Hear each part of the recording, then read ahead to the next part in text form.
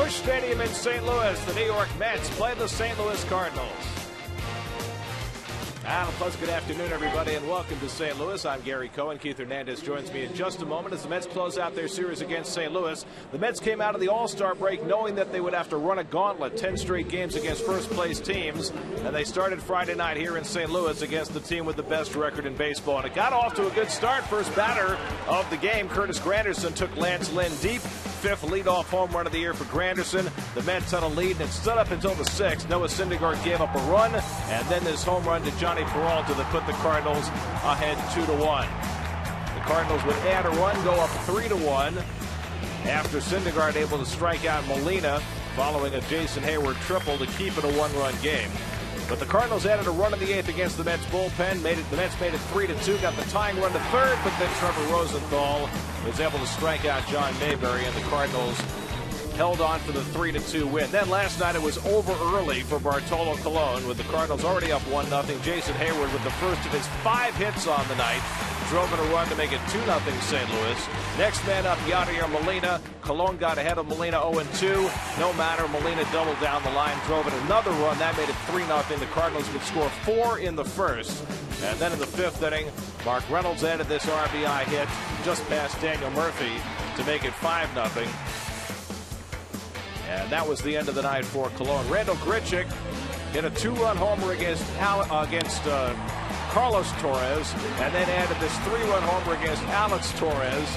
So it was a big night for Grichuk. He drove in 6 runs with a couple of home runs, and the Cardinals had a 12-2 win. Most runs the Mets have given up in a game this year, and so the Mets are put in the position of trying to salvage one here in St. Louis before they head to Washington. Well, this is a very important game here. We talked when this series began. It's the beginning of a very important 10-game stretch against front-running teams. It hasn't gotten off good. The team's not hitting the same old woes here. Even though they got a lot of hits last night, they left a ton of men on base. This is a big game for Jonathan Niese, who has pitched really, really terrific since the beginning of June. If ever there was a game that he has to go out here and really give his ball club a lift, it's today. Niese has put together 7 straight quality starts, but his worst outing of the year came against the Cardinals back in May. But since then, Niese has really given the Mets exactly what they needed, particularly in the wake of the Steven Matz injury. He's become that much more important. Well, I think when the Matz, all the trade rumors started in June, Gary, that's when he picked up his game. I think competition's a good thing. He's really pitched wonderful. And you said those last 7 starts, he's pitched wonderfully. He has. But his record's only 2-3. He's a victim of the lack of run support. Mets will face a left-hander today, Tim Cooney, just his 5th major league start. Well, he won 14 games last year in AAA at Memphis for the Cardinals and was pitching wonderfully. He was called up due to injuries. He's yet to have a win. He's an off-speed type pitcher, not overpowering. It'll be the first time the Mets will see this guy. So the Mets trying to salvage a win before they head off to D.C. for 3 big games with the Nationals starting tomorrow night. It's the Mets and the Cardinals from St. Louis. All the action coming up on SNY.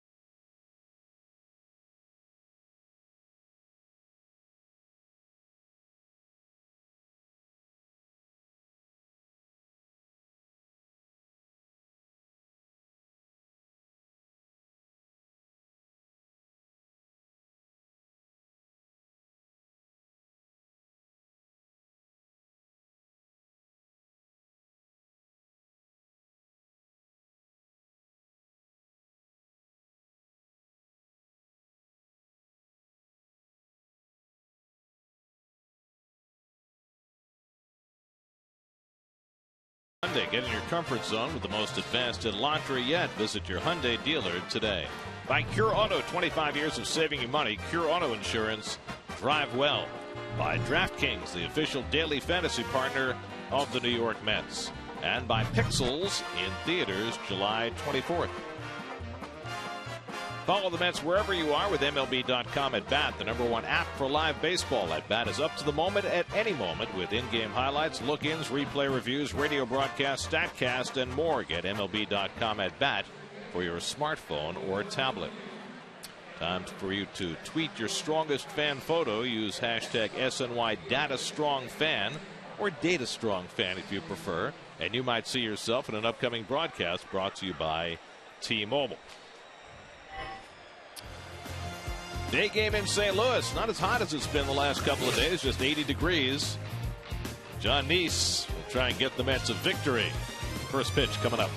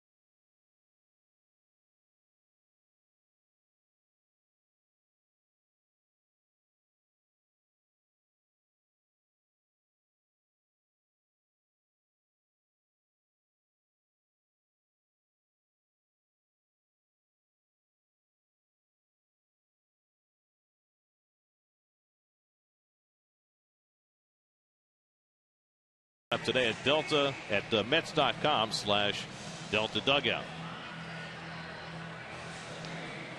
Kids out on the field before the game get autographs. Very distracting for young Tim Cooney. He seemed cool with it. Here's your Geico Mets starting lineup. Curtis Granderson, who has struggled against lefties this year, out of the lineup today. Will he be out of the lineup against Gio Gonzalez tomorrow? I'll bet not. But he's sitting today, and John Mayberry gets the start in right field. And we'll take a look at the starting pitcher today. Called up when Jaime Garcia, the left-handed starter for the Cardinals, went down for a second time. This is his 5th start. I saw him pitch against the Pirates in that series the last game before the All-Star break. He's a control pitcher. As I said in the open, he won 14 games in the Pacific Coast League in Memphis last year. Yet to get a win. Giving up more hits than innings pitched. Something to look at. Walks, okay. You were boning up. Yes, I was. That was the Toyota numbers, too, if I forgot. I don't want them screaming at me. And the Coors Light. Don't want Adolph screaming at me. There's your Coors Light defense. A lot of guys in there. Kozma at third. pretty much the same guys in the infield. The outfield's a little different configuration. I was a little bit slow behind there, and I didn't think Molina would play today, but he's in the lineup. Are you allowed to say Coors Light at Busch Stadium? I can tell you one thing. It was the only competitive beer that Old Man Busch, August, liked. He liked the Coors family with fellow Germans. So he was not happy with the Rheingolds and the Schaefers? He did not like anybody else, and they did not like Miller. Juan Lagares leads off. Tim Cooney's first pitch of the afternoon is inside for ball one, and we're underway. Lagares 0 for 3 in this series, just 1 for his last 12. He's hit better against lefties, 286 against lefties this year, but it's really been a struggle for Juan. Getting the leadoff assignment today with Granderson getting the day off. Tim Cooney, 24 years old, grew up in suburban Philadelphia, went to Wake Forest. Third-round pick by the Cardinals in 2012. And he misses low and away. Throughout Cooney's minor league career, he's had great control. For his minor league career, 1.8 walks per 9 innings. And he's done almost as well control-wise in his brief big league career. And a good changeup to get him even on Lagares, 2-2. This is what I saw out of Cooney in Pittsburgh, that Pittsburgh start where he didn't get very deep in the game. He got to make him get the ball up. And Lagares pops one up into shallow right. Randall Grichuk playing right field today. Squeezes it for the first out of the day.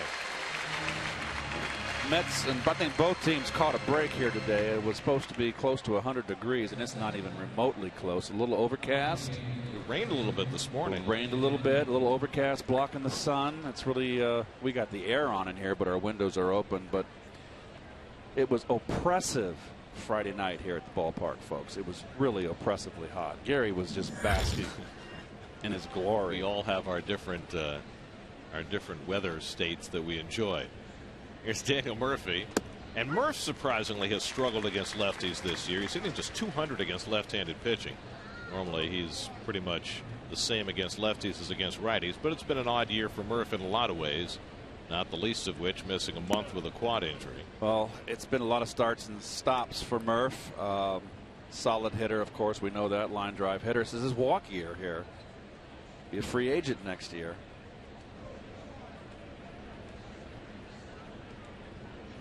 And he pulls one foul.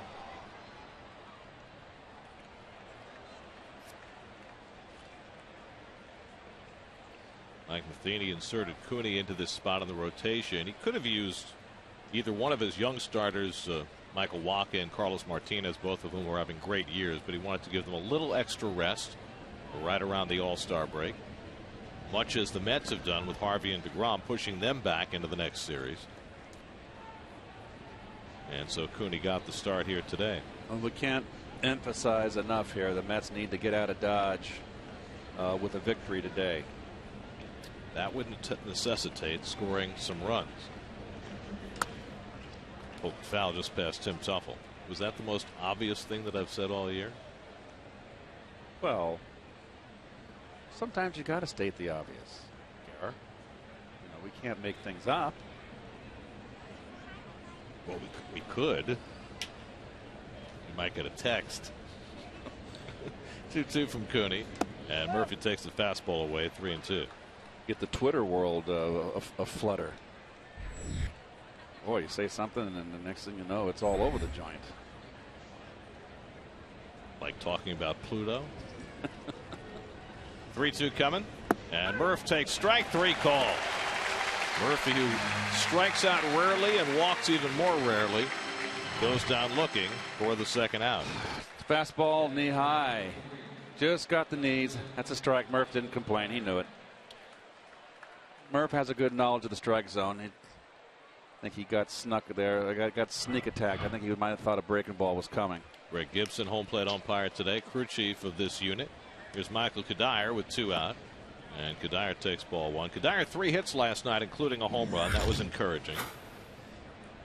His 8th home run of the season. He's got 8 hits in his last 18 at bats as he tries for a second half renaissance. You know, I mentioned on the broadcast last night that it seemed as though Kadire had been going out of the strike zone a lot, and I tried to dive into the numbers today, looked at Fangraphs, and he's always been an aggressive hitter, more so as his career has gone along, as he hits that one to left field.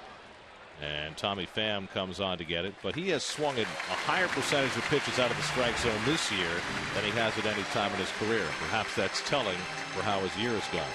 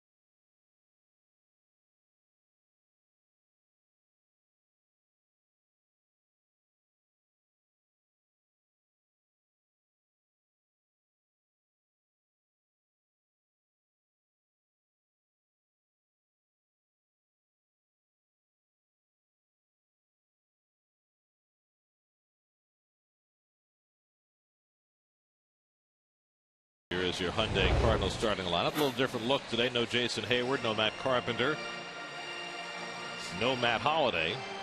Day game after a night game with a lefty on the mound. Only one left-hand position player in the lineup, and that is Wong. As John Neese makes his 18th start. 2-game winning streak, and there's John's Jeep numbers.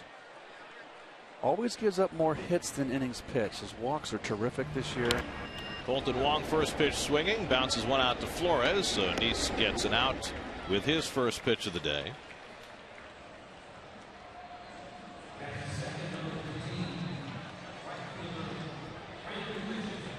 The Cardinals are 25 games over 500 for the season, but they have a losing record when they face a left-handed starting pitcher, just 10-12. They are hitting 38 points lower against left-hand pitching than they are against right-handed pitching. This is one guy who has handled lefties well. One of the few for the Cardinals, Randall Grichuk, hitting .310 against left-handers, and he had a big night last night. 2 home runs, 6 runs driven in. I like this kid. He's got a lot of tools. He can fly. Plays a good defender. Strong. The opposite field home run was impressive last night. It had been 7 years since the Mets had had an opposing player have a 2 home run, 6 RBI game against them. It actually happened twice in less than 3 weeks back in 2008. J. Pierre and Sebia of the Blue Jays, Chris Johnson then with the Astros, both had 2 home run, 6 RBI games, and it didn't happen again until Grichuk did it last night. That's a broken back grounder. Well, there's the one to the opposite field I just talked about. That was way out. That was impressive power. And this one too. He let go with one hand. Deepest part of the ballpark. So nice pickup from them, and acquired him with Burgos, who's the center fielder today from the Angels 2 years ago. The quirky part of Grichuk's night last night is he hit 1 home run against Carlos Torres and hit the other one against Alex Torres. And Elias keeps track of everything, right? So they even knew the last time a player had home runs against 2 different pitchers with the same last name. Really? Yeah. The last guy to do it was Lance Berkman, who hit one against the 2 Bennis brothers, Alan and Andy. Oh, of course. Then we'll take a quick look at the Mets Lexus defense. That's your Metsies. Kadai, Lagares, Mayberry with the start in right field today with the left-hander. Granderson on the pine for a day off. The defense and the infield has been pretty steady. Plawecki back in the lineup behind the plate. Here's Johnny Peralta, 3 for 7 in this series. A home run Friday night, an RBI double yesterday. And Peralta fouls it back. Peralta 5 for 11 in his career against John Neese. John got beat up by the Cardinals back in May. That was that series where the Mets and Cardinals split. And the 2 games in the middle of that series, both Colon and Neese got hammered. Colon suffered another beating from St. Louis last night, and Neese trying to avoid the same fate. Peralta already with 103 hits. That's 4th in the National League, and he rolls one out to Tejada. And so Neese has himself a clean opening inning, sits down the Cardinals 1-2-3. On to the second, no score.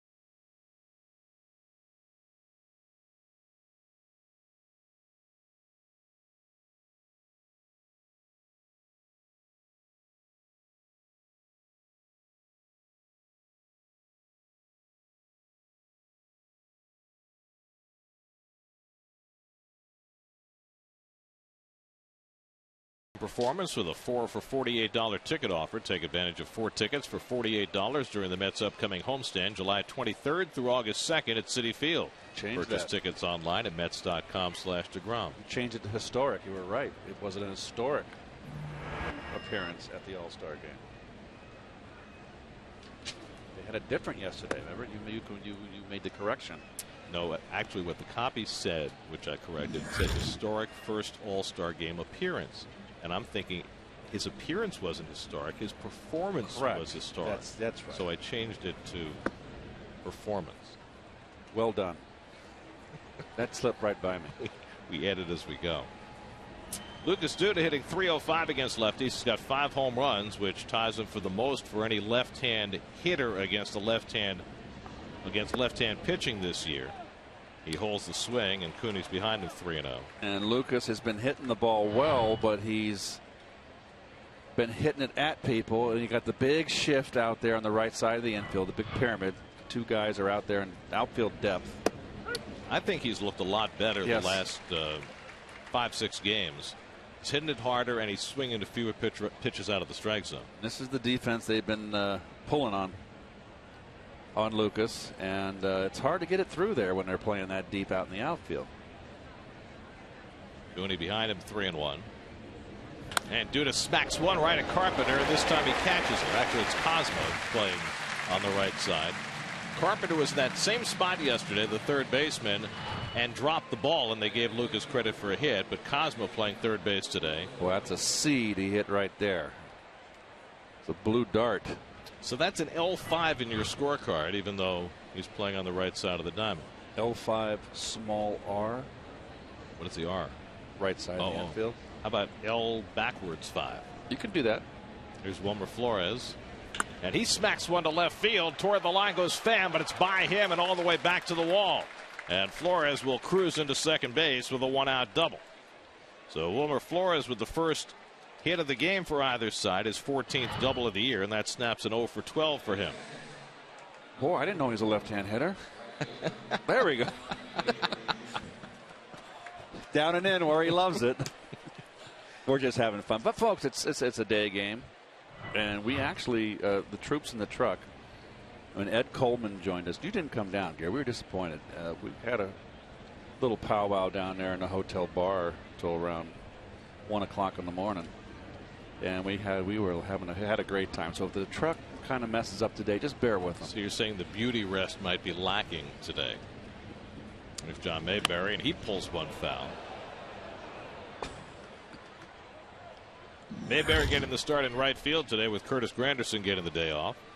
Mayberry has started every game where the Mets have faced a left-hand starter this year. Mets are 9-8 when they face a lefty starter. But Mayberry still trying to figure it out, hitting just 208 against lefties with a couple of home runs. That has been his career value, being that platoon player against lefties.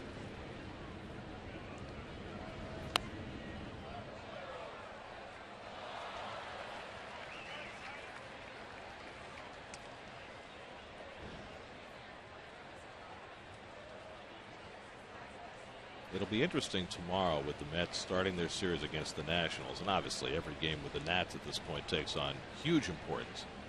And Gio Gonzalez is starting that game for Washington.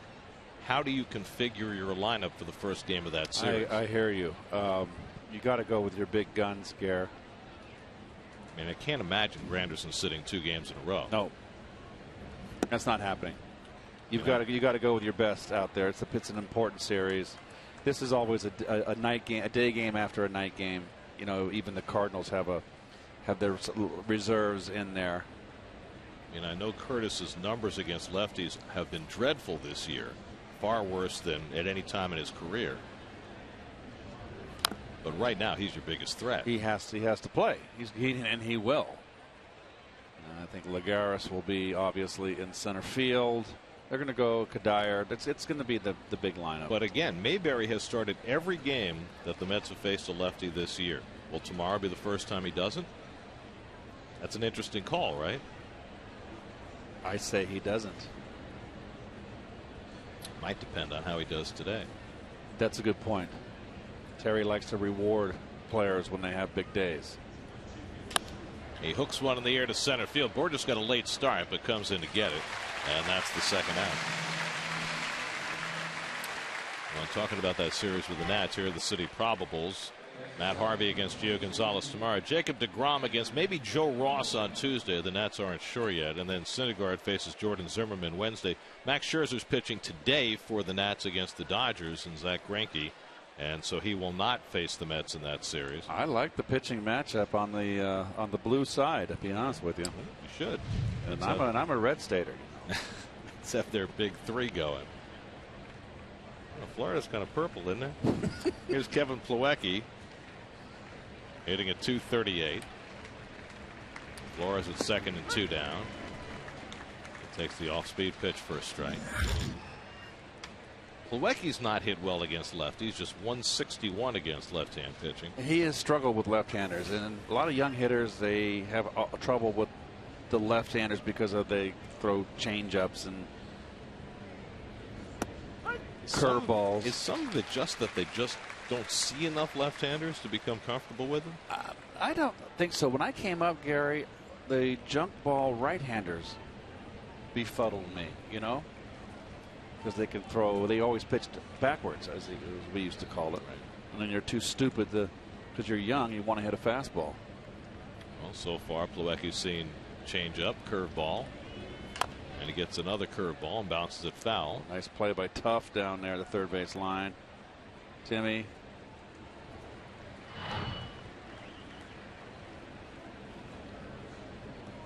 Very nice, Tim.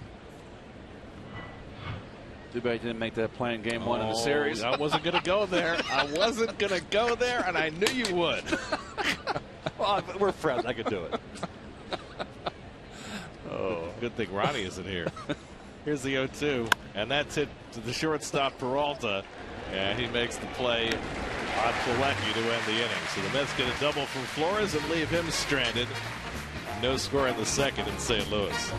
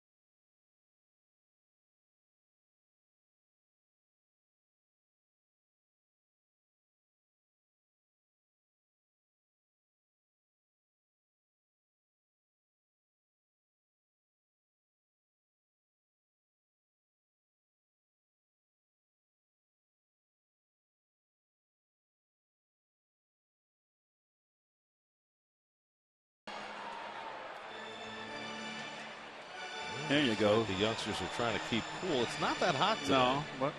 But that would have been a perfect solution yesterday when it was 93 at game time. Friday. Reynolds takes low and away. Friday was the night. It was just hot up. It was smoking up here. See, I think you just had better air conditioning last night. Yeah, okay. It might have been. I just worked as out hot Friday outside. too, so I was a little dehydrated. Oh, I see. So that's why That's all. I drank a lot of water in that Friday night game. Reynolds hits it hard past Murphy and into left field. Kadire over to cut it off before it can get to the line. Reynolds takes a wide turn, and if Flores had realized it, he might have made a throw back to first. But Reynolds settles for a leadoff single. Ball's ripped. Nothing Murph can do there. That ball was just scalded. He did the same thing last night. He moved toward the line, and then a ball was hit back to his left. But totally independent of the other. It's just he was trying to hold the runner on Hayward, kind of deke him back. But why did he do it just there? Maybe it was an off-speed pitch, and it was told by, and he shifted down the line. And let ball. I did that on an off-speed pitch. I wanted to know. Here's Yadier Molina, starting all 3 games in this series. You didn't realize that Murph and I had a lot in common. Well, I knew you worked with him at one point when he was learning first base. That's right. I forgot that one spring training. That's when they shot me in the back head of the post, and I was weighing 250 pounds. It's an embarrassing photo on the back page of the Post. Here it is again. Watch Murph shift. But that inspired me, folks, to lose 30 pounds. Really? So I got to thank the Post for that. Well, you could have just worn longer shorts. You couldn't hide it. I was a big roly-poly. It was like Humpty Dumpty. And I looked at that. I was so embarrassed. It's right on the diet. 10 weeks back down to fight and weight. So you've lost weight. You've taken away the gray. You're like a new man. The mustache is back. And the East falling behind on Molina 3-1.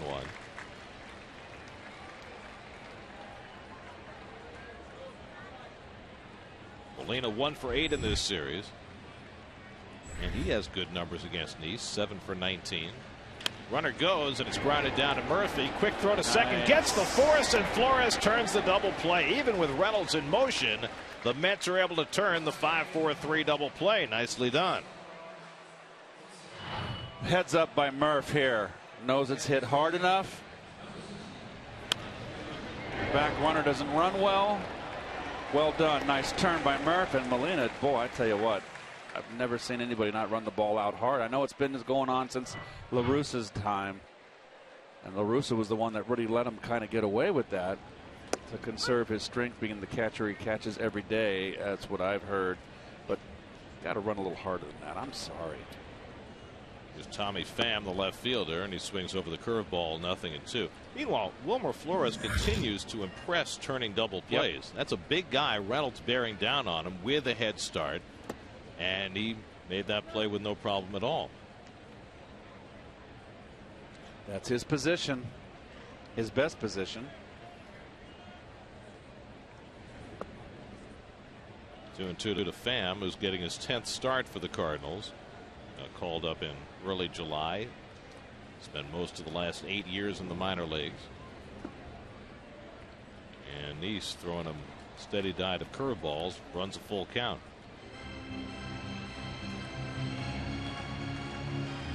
A lot of organ here, I just noticed, the whole series. It's not the fabricated music. And there's ball 4. So Neese issues a 2-out walk. Today's Cold Hard Facts brought to you by Clean Crisp Coors Light. And John Neese has really kicked it in gear the last 7 starts. He had that 4-start span back in May, and the Cardinal game was a big part of that, where he gave up 8 runs, where he just couldn't get anybody out. But he has really hit his stride. And he's even gotten a couple of wins to show for it his last 2 starts. But 2.64 the last 7 starts. Peter Borges sitting 7th in the order, takes a strike. Borges playing center field. His first start in the series. He's 1 for 3 coming off the bench in the first 2 games. Interesting that after Friday night, when Borges hit one over Lagares' head in center field for an RBI double, that Lagares is playing him much deeper today. Oh, wow. Good call, Gare. And I think in general, Juan is starting to play a little bit deeper. That as deep as I've ever seen him play, except for late in the game when no doubles.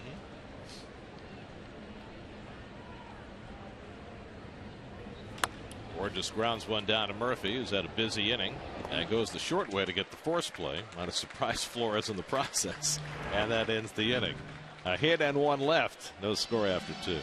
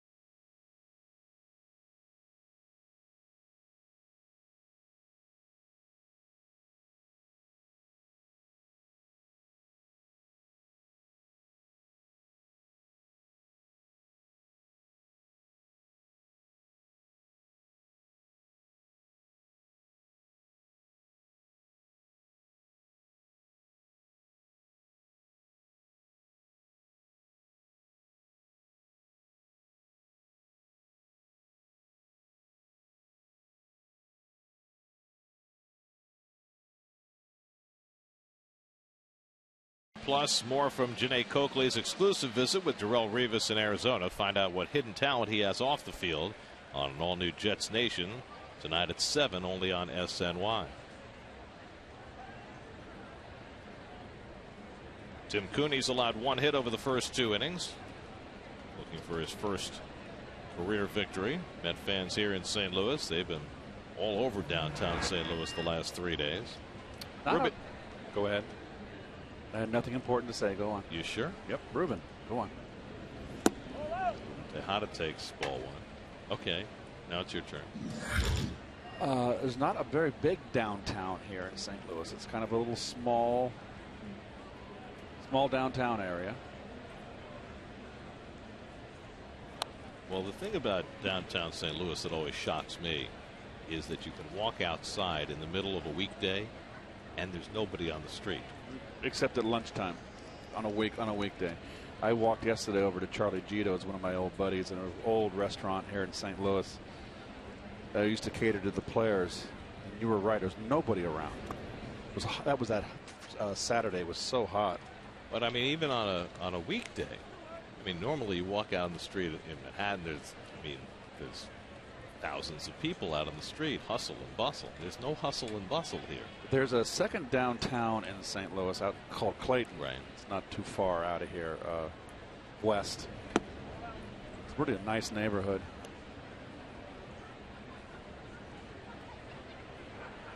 Downtown St. Louis revolves around this ballpark. Yes. It's the most important thing here.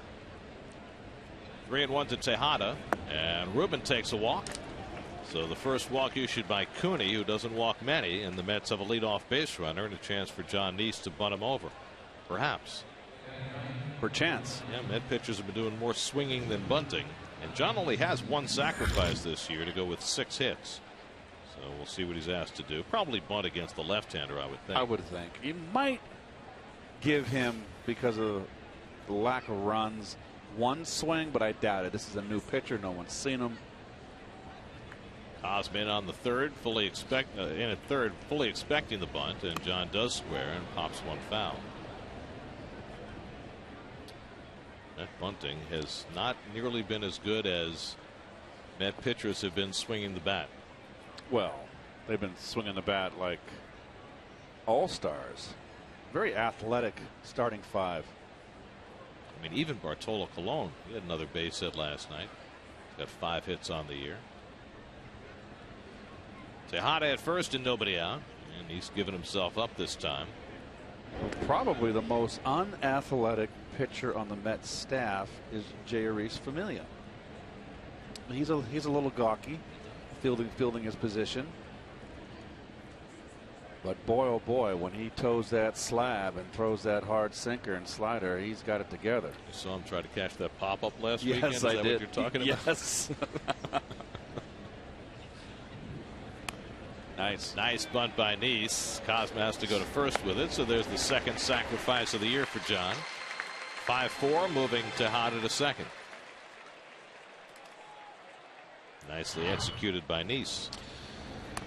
Gets it down, deadens it, because that Cosma was really in aggressively, and he had to deaden it, and he did. Well done. Had the bat out in front, level. I guess Buddy Harrelson smiling somewhere on Long Island. Hi, Buddy. Miss Buddy. Good guy. Threw great BP, Buddy. He used to tune me up good. Great shortstop. Great teacher of infield skills. Just a nice man. One of my favorites. Juan Lagares flied to right his first time up, and he rolls this one. Cosma with a nice reaching grab, and Reynolds stays on the bag for the second out. Not that ball had a chance to get by Cosma, but he made a very nice play. Really ranged to his left. Watch this. He got him in his very nice play. He's a shortstop playing third base, and so you expect him to have range, and he did.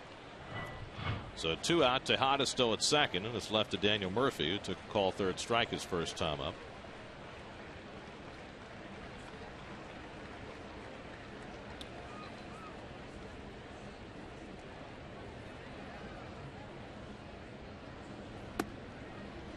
vast majority of the Mets offense over the last week or so has come via the home run.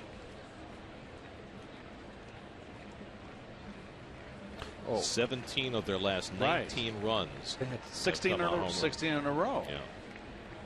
And they scored a run in the 9th inning Friday and a run late in the game yesterday without home runs. But it's been very difficult for the Mets to execute and get runs in without the long ball. And you remember their hot start in April, that glorious April they had. They were getting all the little things done.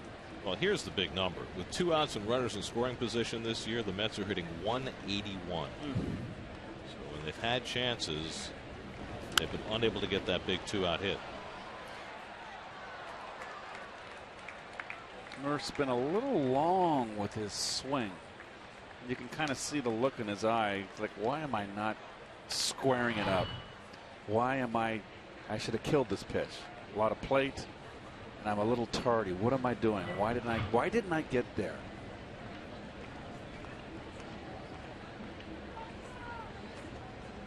One-two from Cooney and the curveball outside. Do you have an answer to that question?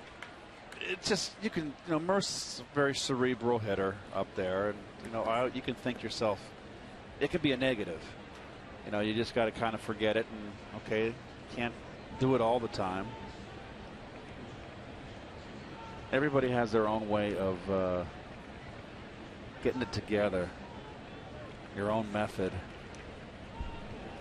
Curveball hit to center field. Borges flips the glasses, finds the baseball, and puts it away to retire the side. Cooney works around to lead off walk.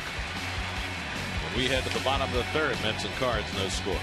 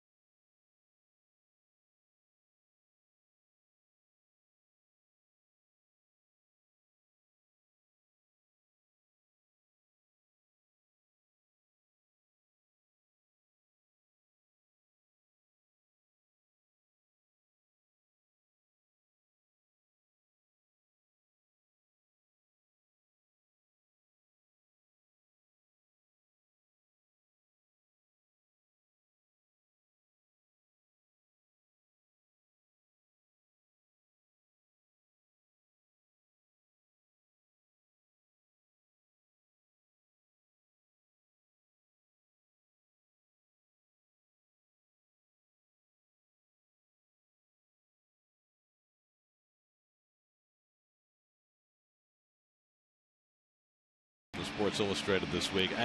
I found this quote from Matt Harvey about John Neese so interesting, and the gist of it is that John has great belief in himself, and even when he has a bad day, he always feels as though he's done a good job, and he says they got lucky or something bad happened. And Matt's point is that confidence goes a long way, that he wishes, as he said, that he could have more of that in himself. It's very interesting. I mean, Matt is presented as the alpha dog of the pitching staff, and he is that. But he has a lot of respect, I think, for John and his ability to have great belief in himself. Well, I take that quote as to the tenacity and the drive for excellence that Harvey has. That if he does have a so-so outing or a bad outing, he's not happy. He's looking to improve it. Right, he'll beat himself up. Yeah, exactly. And I guess what he's saying is that John doesn't beat himself up. He just believes that he's going to get him the next time. Murphy throws out Cosma for the first out. And I think what's interesting about that, and you can speak to this as someone who's spent as much time in clubhouses as you have, that there's so many disparate personalities within a team, and that how they mesh and how they interact and how different guys with different ways of approaching things are able to have success in different ways is part of what makes a team successful. Well, you got 25 different personalities, and that's the most difficult thing for the manager. How do you get the most out of 25 separate personalities, each distinct? Some need a kick in the butt, some want a kick in the butt, some you got to coddle, and it's also that way in interaction with the players. But do you find as a player that if somebody has a unique personality that's very different from yours, that you can learn something from their personality? As Cooney takes one up the middle, and he's got himself a base hit. Cooney's a good hitter in the minor leagues at .259 in his minor league career, so that's not a big surprise. And the Cardinals have their second hit. In answer to that question, I can give you two examples. Lou Brock didn't beat himself up. Did I wish I could have played the game and handled the game like Lou Brock? Yes. Wasn't in my DNA, Gary. I wasn't in my DNA. There was no one more brash that came up than Lenny Dykstra. He exuded confidence, and I'm sitting back going, okay, I've seen a lot of guys that put an exterior or a front up, and what's really underneath? What's underlying?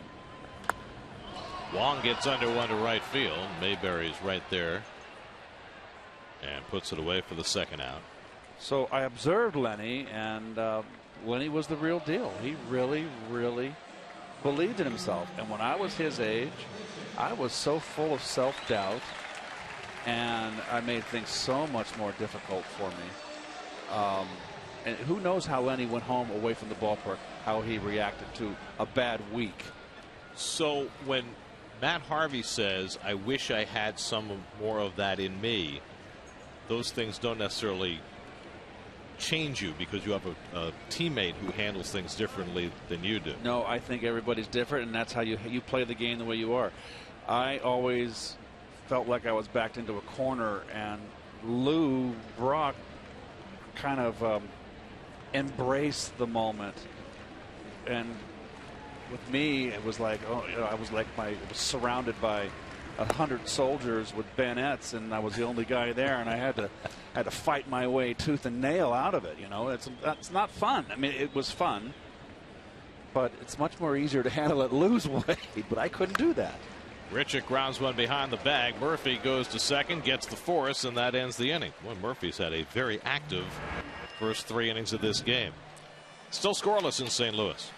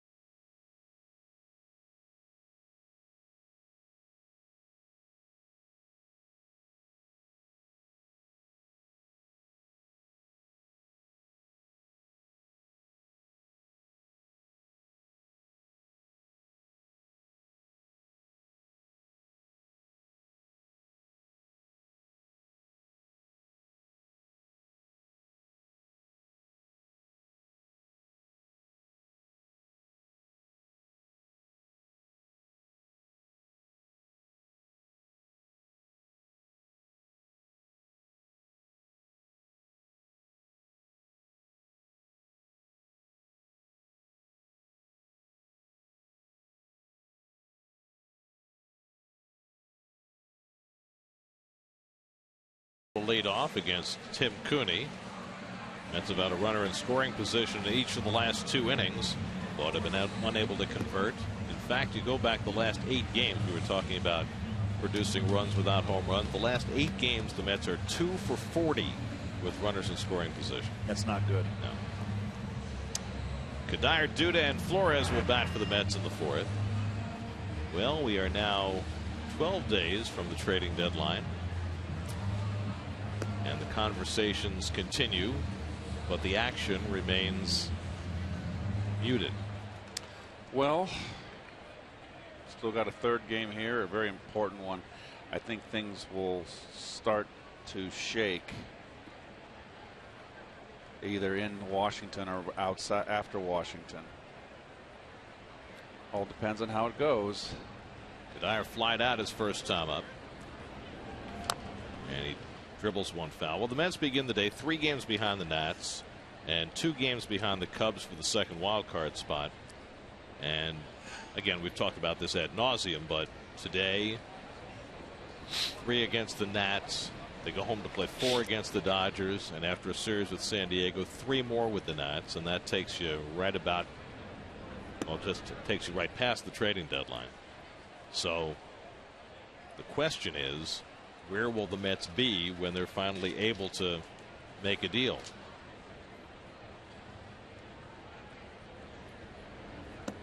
I think balls and a strike to Kadire. An important note. I know we're getting ahead of ourselves, but when the Dodgers come to town, you know, it's one of the first place teams, but the Dodgers are the only first place team with a sub 500 record on the road. They are 19-23 on the road this year. Well,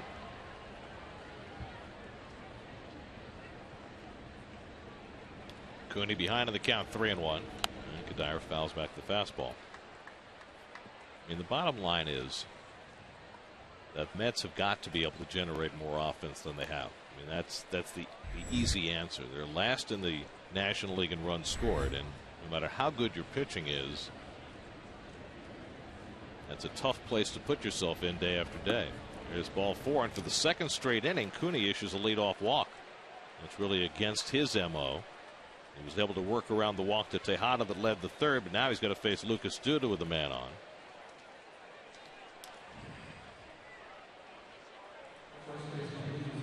Lucas lined out his first time up, and he has hit his share of line drives in this series.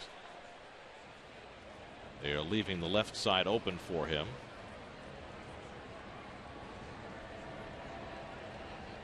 They've got the 3rd baseman Cosmo overlapped to the right of 2nd base. That's where Duda hit it the last time up.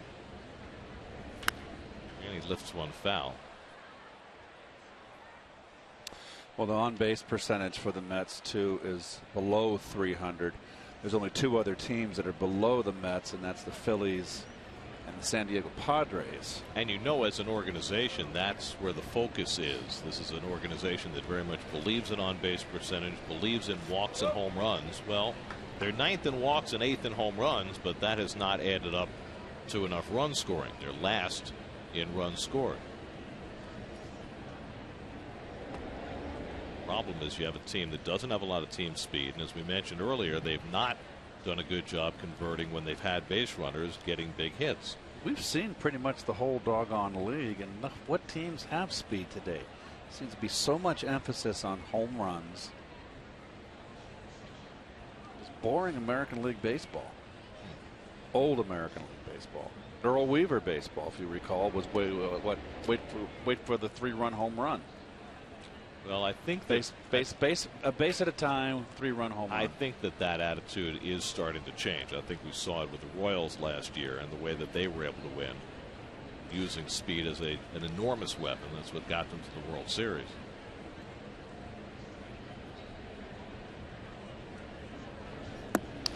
I mean, the athletes today are so much bigger and stronger. And so each generation goes by there.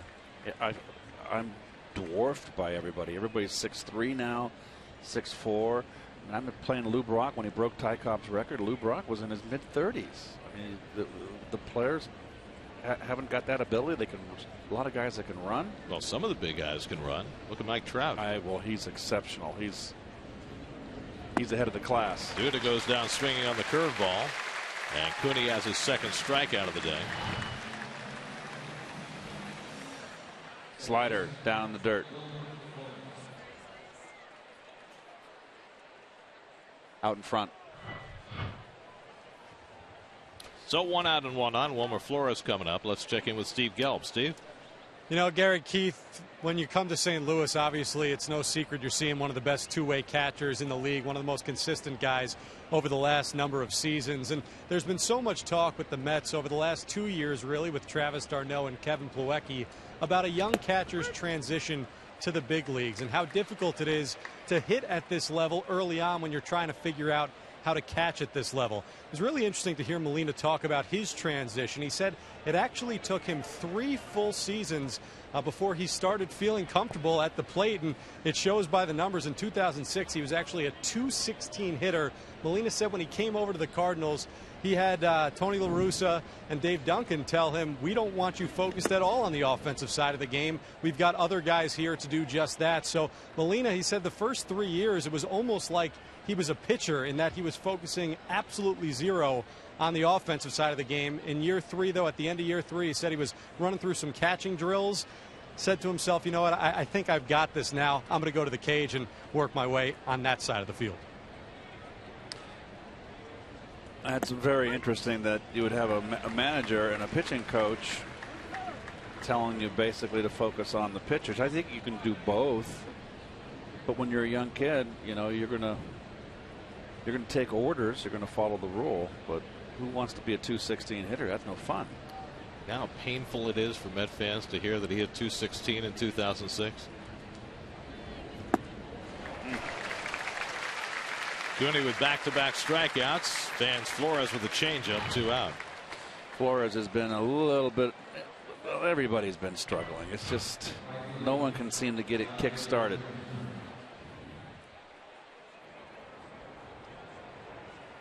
So 2 out now, John Mayberry, who flied to center his first time up. So the Mets have had opportunities early in this game against Tim Cooney, who's making just his 5th big league start. A double from Flores in the second. Leadoff walks each of the last 2 innings.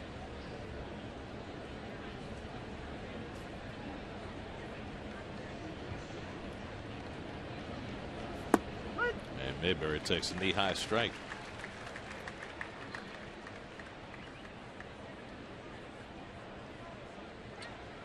Well, it's been as advertised in Washington so far today. Dodgers and Nats through 5. Scherzer against Greinke. 1-0 Washington. Greinke's now gone 40 2/3 innings without allowing a run, which is more than 2/3 of the way to Hershiser's record. 1.39 earned run average coming into today's game.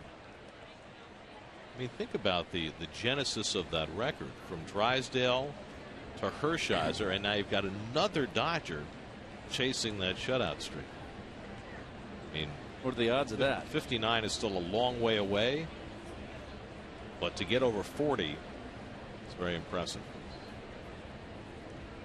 He's not even the top dog on his own staff. He's got to try and match what Kershaw did yesterday. 14 strikeouts and 8 scoreless innings. 0-2 to Mayberry, and John holds the swing on the high fastball. 1-2. Tim Cooney out of Wake Forest. When he was in high school, he was a position player. Was not drafted out of high school. Was recruited by the Ivies, so he's obviously a smart kid, but decided he wanted warmer weather. Went to Wake Forest and became a craftsman on the mound. Who is that? Doesn't throw hard at all, but he's had a very consistent minor league career, getting an opportunity now at the big league level. Keith mentioned a 14-game winner in AAA last year. That's hard to do, given innings limits and shorter schedules. It was 14-6. He had 20 decisions.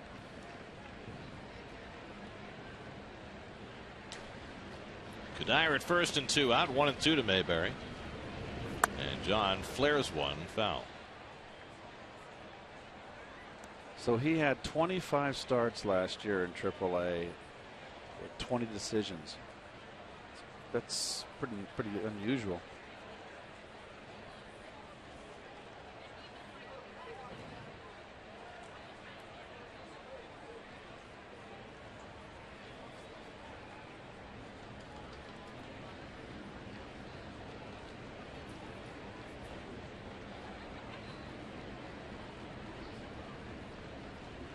1-2. Change up outside. 2-2.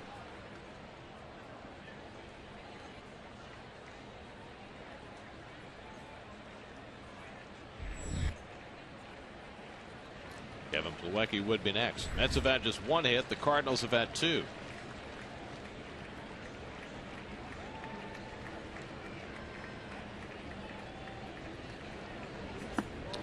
And Mayberry again able to lay off and runs the count full.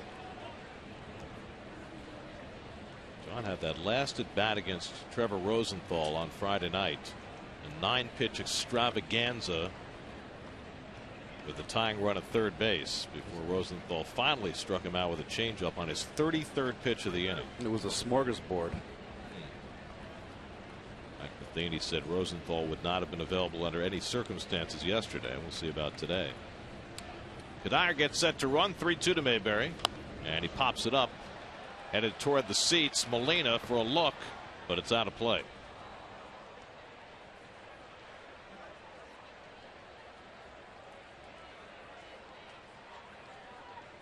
Interesting. The whole series on 3-2 counts, Mark Reynolds, the first baseman, has been holding the runner on, and I never did that.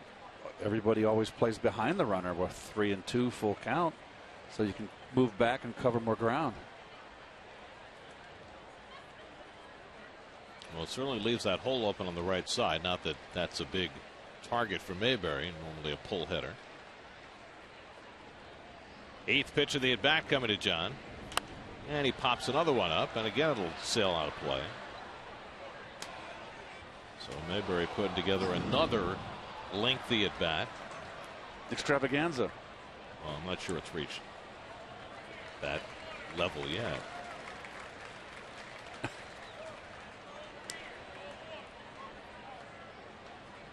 It's been a nice, amusing at bat. He's throwing the kitchen sink at him.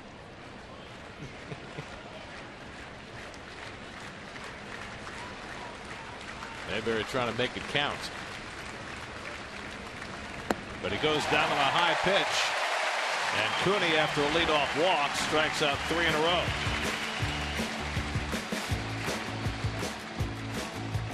Another changeup gets Mayberry.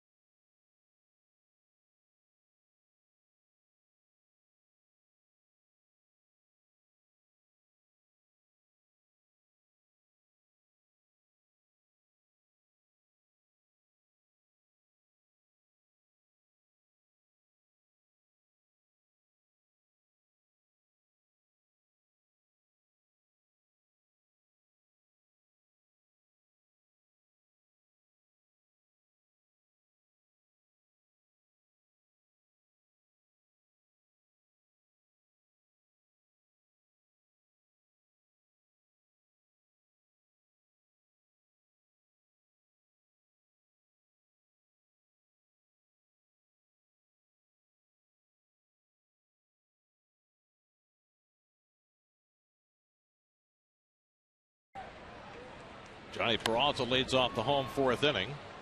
Peralta grounded out to short his first time up. John Neese has allowed 2 hits and walked 1 over the first 3 innings.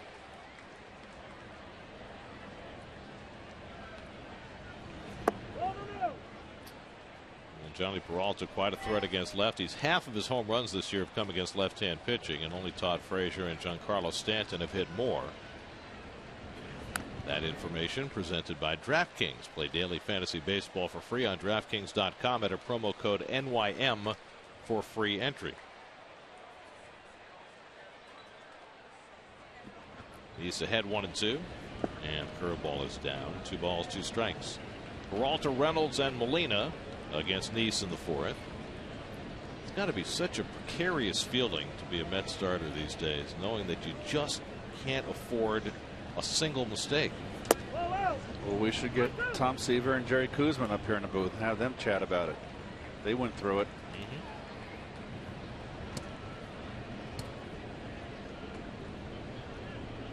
3-2, and the curveball lifted to right. Mayberry doesn't have to move an inch, or maybe 6 inches. 2 steps. And that's the first out.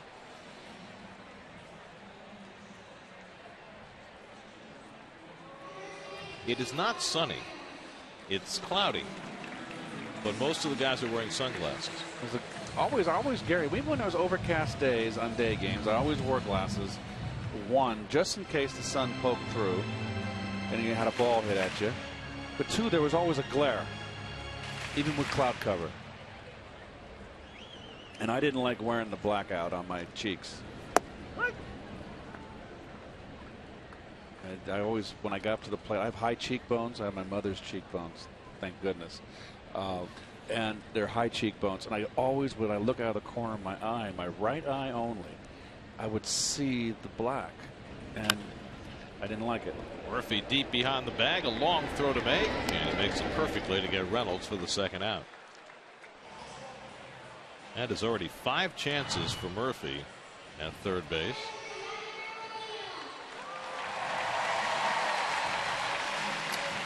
It's always going to be the case when you have a left-hand pitcher on the mound, especially one who doesn't throw overpoweringly hard. Remember when Johan Santana came to the Mets and he told David Wright, look, I'm going to throw a lot of changeups to right-hand hitters. I want you to play on the line. Right.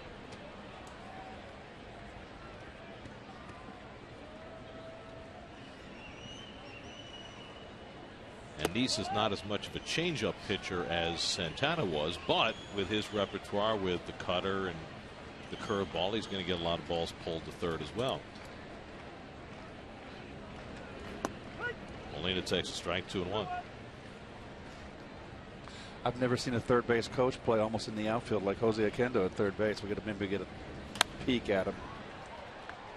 Another chance for Mayberry in right field. And Nice has himself an easy 1-2-3 bottom of the 4th. On to the 5th we go at Busch Stadium. Still no score.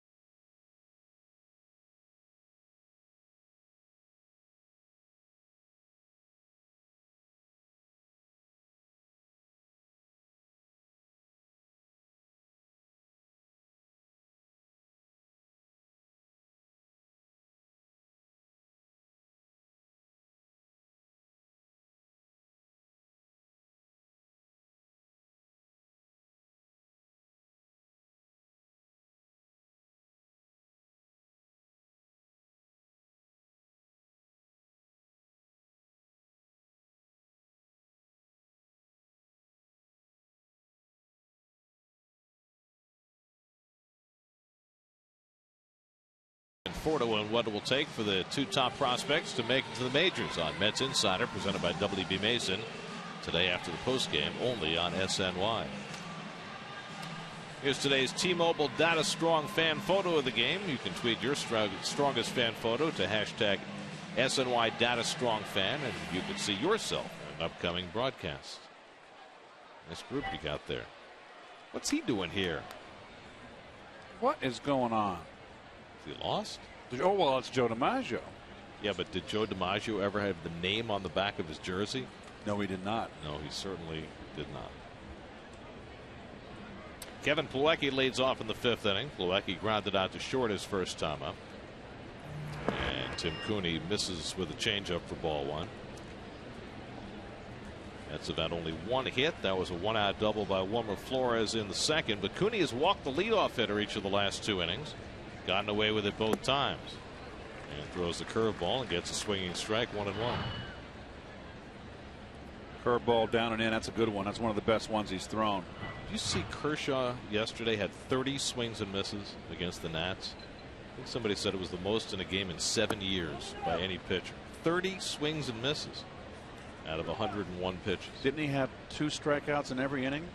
Did he? I think so. Well, 14 and 8. I think he didn't have any in the last inning. He had first 7 innings he had 2 in every inning. Also, did you see how he struck out Harper? The curveball. Plawecki laces one to left with a nice grab by Pham for the first down.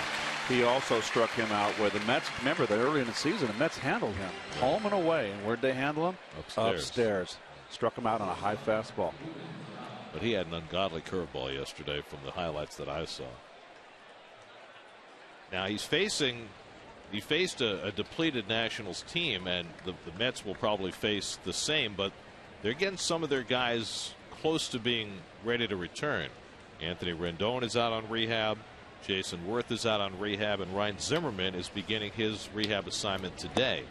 Now, whether any of those guys are going to be ready for the first series coming up Monday, Tuesday, Wednesday, I don't think. But the next series that the Mets will play the Nats at home, they may all be back by then. Of course, they also have Denard Span on the DL. He's not quite ready for a rehab assignment coming back from a bad back. I really think the one guy they miss the most, and I really think he's a professional, knows how to play the game, is Jason Worth. I'm very impressed with him. I think he's the leader of that team. Tejada walked his first time up, and he drives one toward the gap in left center field. That's down for a base hit. It'll go to the wall. Tejada into second base with his second double in this series. Ruben right now is as hot a bat as the Mets have. He's 5 for 9 now in this 3-game series. Hanging curve. Nicely done, Ruben. I haven't seen a gapper off a Met bat in a while.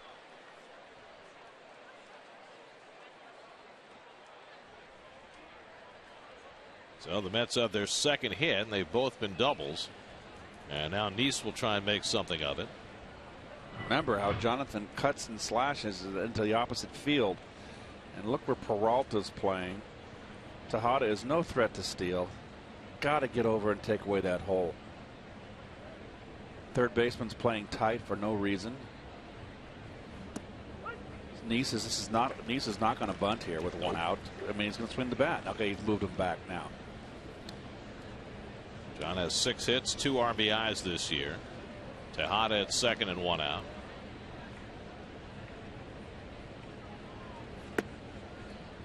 Ball and a strike to John. I would not give that hole between short and third to Nice. We mentioned that number before. 2 for their last 40 with runners in scoring position. Maybe it's up to the pitcher to break that.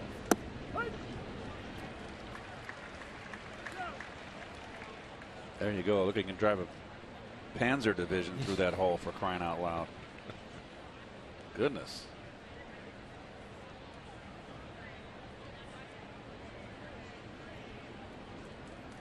Cooney ahead 1-2. And he got the curveball over, strike 3 call. 5 strikeouts for Tim Cooney. Big sweeping hook here. Perfect spot. Lefty Grove out there.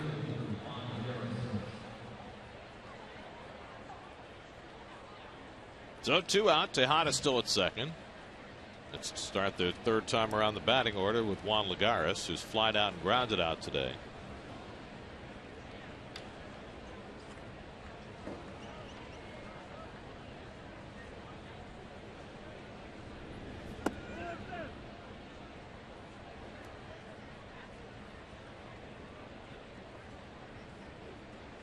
See Cooney up to 77 pitches. The most he's thrown in his 4 major league starts is 89, and he's never gone further than 6 innings. He gets the off-speed pitch over. 1-1.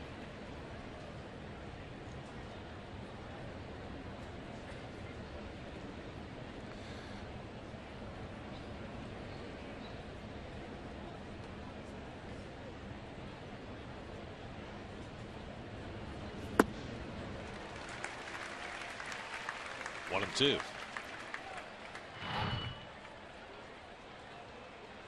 Out of the strike zone.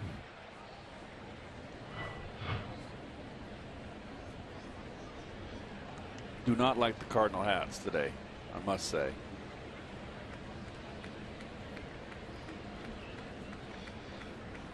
One, two. And he got him with a curveball. Molina makes the toss. Side retired. 6 strikeouts for Cooney, 5 in the last 2 innings. And the Mets waste Tejada's double. Halfway through, Mets and Cards, no score.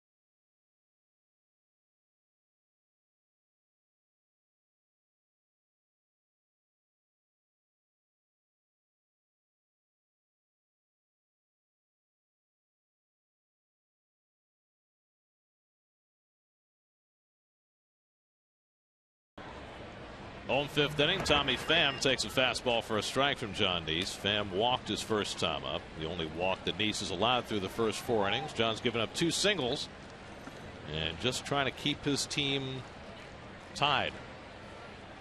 I mean, what can you do? You pitch a shutout, you're guaranteed at least a tie. There's a strike, 1-2.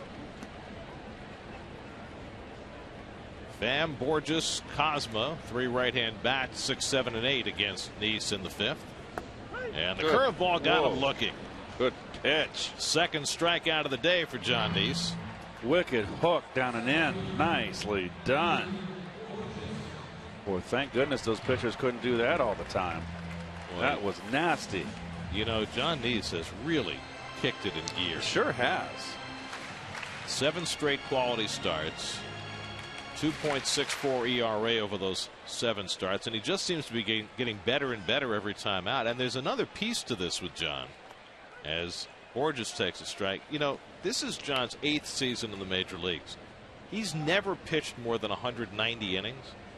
because he's always had some kind of injury thing. As Borges hooks one to the left field for a base hit. Third hit of the day for the Cardinals. But here he is this year. He's up to 110 innings.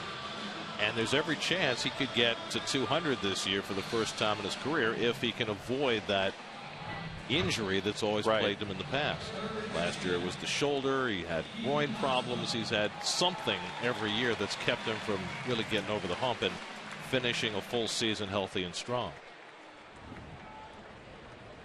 5 stolen bases on the year for Borges. Caught 6 times. Yeah, he's fast, but he's not as fast as he once was. As Cosma takes low and in. Borges had 1 year in his career when he was a full-time player with the Angels. He had 11 triples that year, 12 home runs, stole 22 bases, but they decided that he was not an everyday player, and that's also when Mike Trout arrived on the scene. And that pushed Borges into a subsidiary role, and he's really been in that ever since, both with the Angels and now with the Cardinals.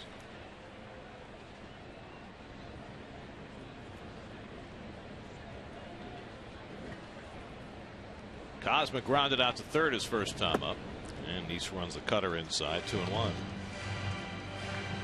Got the pitcher Cooney, who has already shown he can swing the bat a little bit, waiting on deck.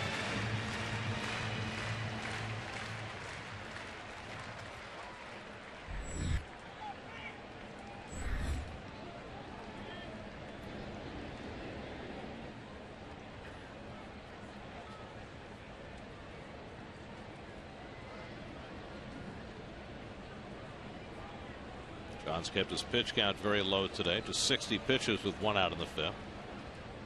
There goes Borges. Cosma hits one weakly foul. So Borges was on his way.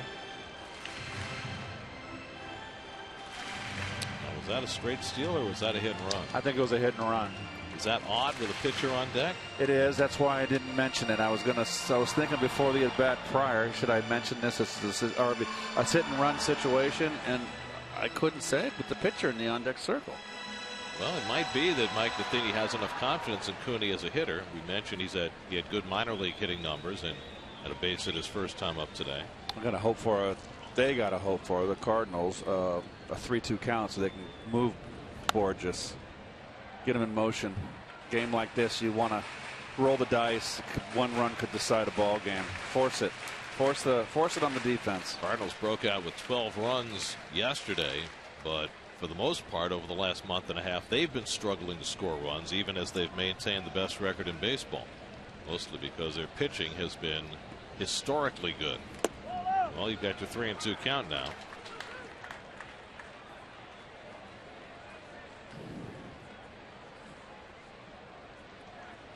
Third full count of the afternoon for Nice, who's walked 1 and struck out 2. He's running, and Cosma hits it out to right center, and Lagares is there, and Borges retreats to first, 2 out. So 2-way, Cooney coming up. Let's look at today's Verizon trivia question. 5 players with 300 or more hits for both the Mets and the Cardinals. Well, one of them sitting next to me, I know that. The question is, who are the other 4? Got a handle on this one? Did Beltran play here long enough? Yes. Torrey didn't play long enough as a Met. He might have. I've got one who I know is certain. Guy who holds the Met record for doubles in a season. Oh, I forgot to tell you. He was in the bar last night. Really? Came in to say hello. Oh, I wish I'd seen it. He said say hello to you. He must have been hanging out with Ed. He was by himself. Really? Yeah. 2-0 to Cooney, who had a base hit his first time up, and there's a strike. So let's think. Mets and Cardinals, 300 hits. So it has to be a guy who was with each team at least 2 or 3 full seasons. That's it sharply, and that finds a hole. Borges going first to third. Mayberry's throw not in time. And the Cardinals get a runner to third base for the first time today. So Tim Cooney really looking like a hitter. He's 2 for 2. Well, can swing the bat, can he not? And Gary, I'm going to have to correct you. I think you were wrong on your assessment of Borges. Borges was flying first to third. When he rounded second, look at this. I'm not saying he's slow, Keith. I'm just saying he's not. He used to be the fastest man in baseball. I'd like to run like that. That's still pretty fast. Here's Colton Wong, and he goes after a first pitch cutter, 0-1. Wong has grounded out and flied out. He's been very aggressive. He has swung at everything he's seen today. Borges at third, Cooney at first with 2 out. And Neese quickly ahead on Wong, 0-2. Good. I like what I see from John here, going right after the hitter. Getting ahead 0-2, just challenging him. Put a little something extra on that last fastball.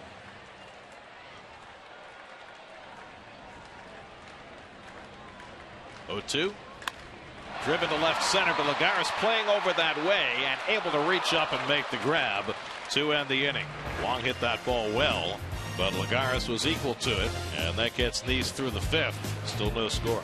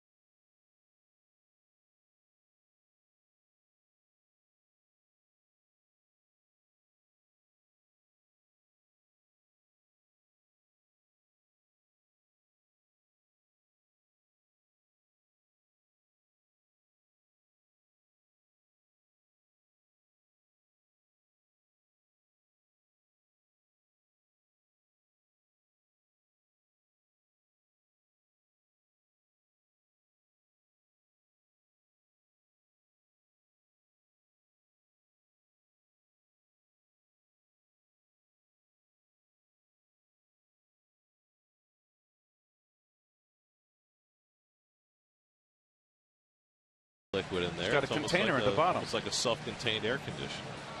Well what done. will they think of next? Everybody in summer garb.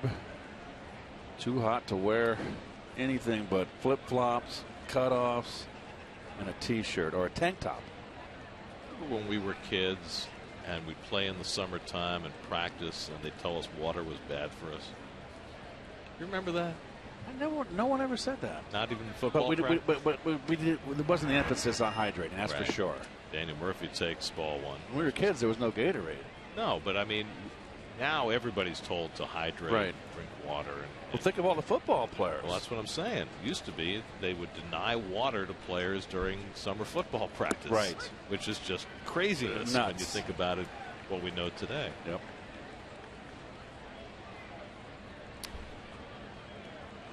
great line from what's the movie with Denzel Washington?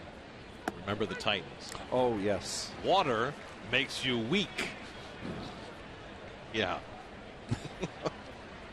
It's the essence of life, is it not? I believe it is. I believe we are 90-something% water. Are we not? 1-2 to Murphy, and he bounces one foul. Reminds me of the great character in Dr. Strangelove, played by Sterling Hayden, was the crazy general that sent off the bombers to Russia. General Jack Ripper, great name. Fluoridation. People try to steal my bodily fluids. It was a little whack job.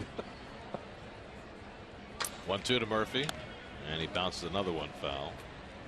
Murphy, Kadire, and Duda as the Mets try and get something working in the sixth. Mets are now 0 for their last 42 with runners in scoring position after Cooney struck out Neese and Lagares following Tejada's double in the fifth. Cooney up to 85 pitches. His high through his first 4 starts was 89. Murphy able to stay alive. 90 miles an hour. If it's not the first, it's one of the rare times today that Cooney has touched 90. But he's done just fine with 88 and an outstanding changeup and curveball.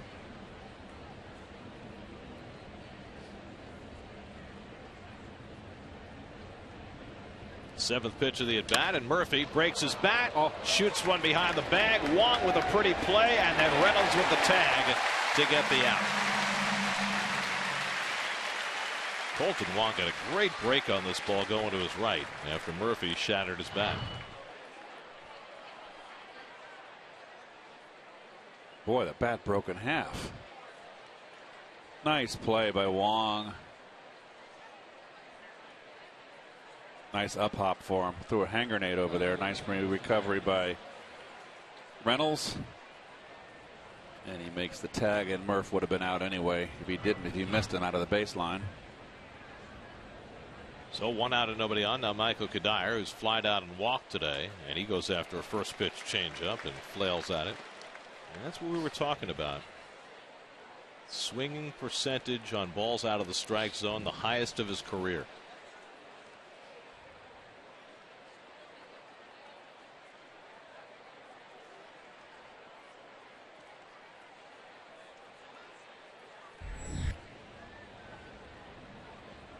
Cooney about to throw his 90th pitch in a big league game for the first time.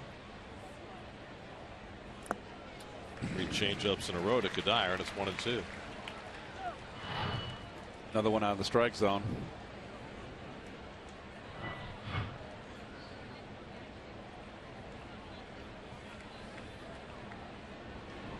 And the curveball got him.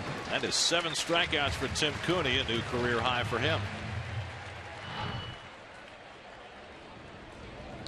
Didn't swing out a strike that at bat. And that's why his strikeout percentage is the highest of his career. So Cooney has struck out 6 of the last 9 batters. He only had 1 strikeout in the first 3 innings, but he has had the Mets flailing these last 3 innings. 2 out and nobody on for Lucas Duda. 0 for 2, lined out and struck out. Mets have had just 2 hits today, and they both were doubles. Flores doubled down the left field line, and Tejada double to left center, and each time Cooney was able to work around it. Should be a good matchup for Lucas here. Guy left-hander that keeps the ball down where Lucas likes it.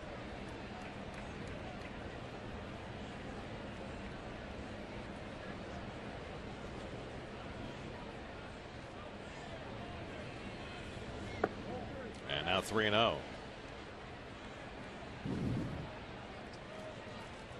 Wilmer Flores would be next. Cardinals adjust even more into a shift now with a 3-0 count. And there's ball 4, and so Duda's on base. 3rd walk given up by Cooney, and the Mets have a 2-out base runner. Oh, it's Keith's favorite, cotton candy.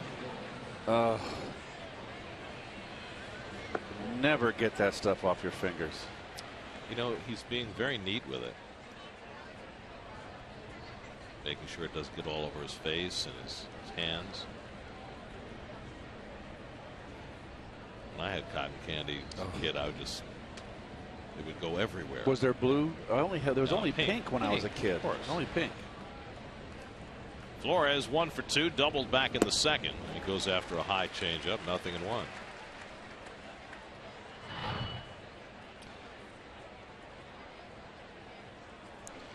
Well, he's had a few of those where he's left the changeup up and still gotten a swinging strike. He struck out Mayberry on that pitch back in the fourth.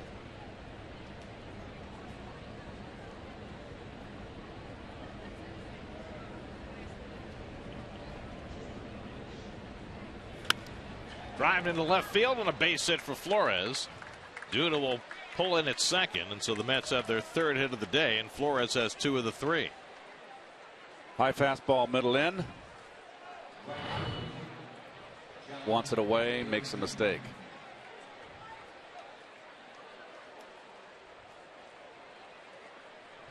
So Flores, who was 0 for his last 12 coming into the day, 2 for 3 in this game. Derek Lilliquist, the Cardinals pitching coach, will make his first trip to the mound in this series. That's how good the Cardinals pitching has been.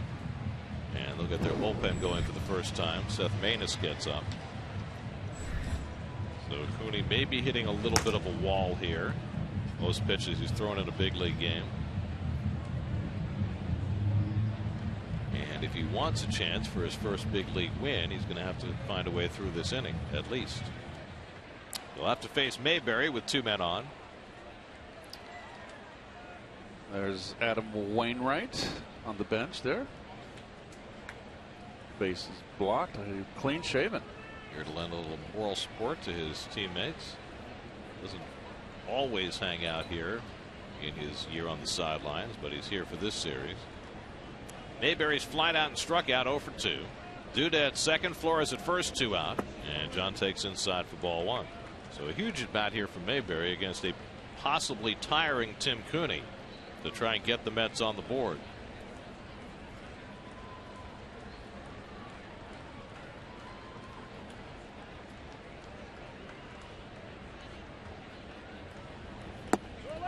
And he takes the changeup outside, and now Cooney behind 2-0.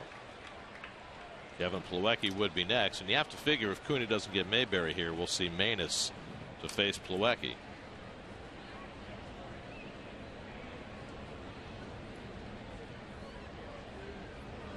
And Mayberry attacks, but a little too quick, and he yanked it foul.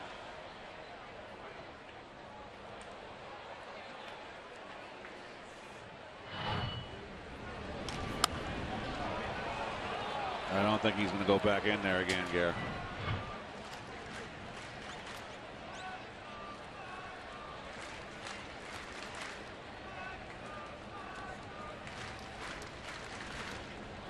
Two and 1 to Mayberry. And the off speed misses. So now Mayberry finds himself in another positive count. Able to lay off a couple of changeups out of the strike zone in this at bat. 3-1 coming. And he walked him to load the bases. And we'll see if Mike Matheny pulls the plug, and he will. Yes, he will. He will bring in Seth Maness to try and clean up the mess. Mets have the bases loaded and 2 out. Stalwart outing for Tim Cooney, but once again he will not get his first big league win as he goes 5 2/3, and he'll exit in favor of Maness. Call to the bullpen brought to you by Verizon. Mets looking to break through in the top of the 6th with no score.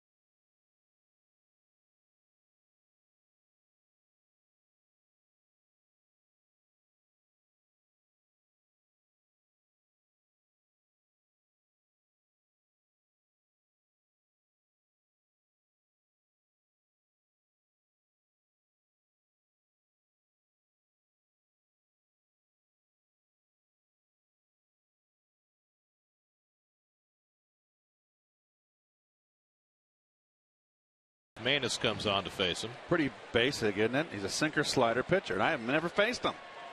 Well, Plawecki has. He's had 2 at-bats against Maness. Sinker slider, come on. And he throws a changeup, too. What do you want to know? Bases loaded, 2 out. Mets trying to break through in the 6th. And Maness gets ahead 0-1. Well, there's Maness' numbers. He's a guy they like to work. Middle innings in the game. He and Villanueva. 3rd year in the big leagues for Maness. And Plawecki now down in the count 0-2.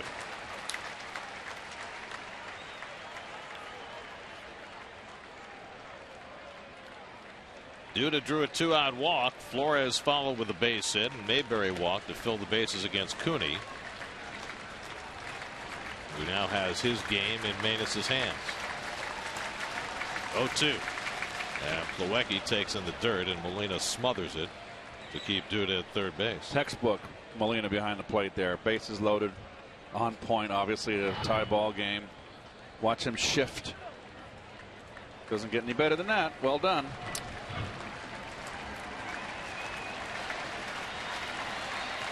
Plawecki's grounded out and lined out 0 for 2. And he nubs one foul to keep himself alive.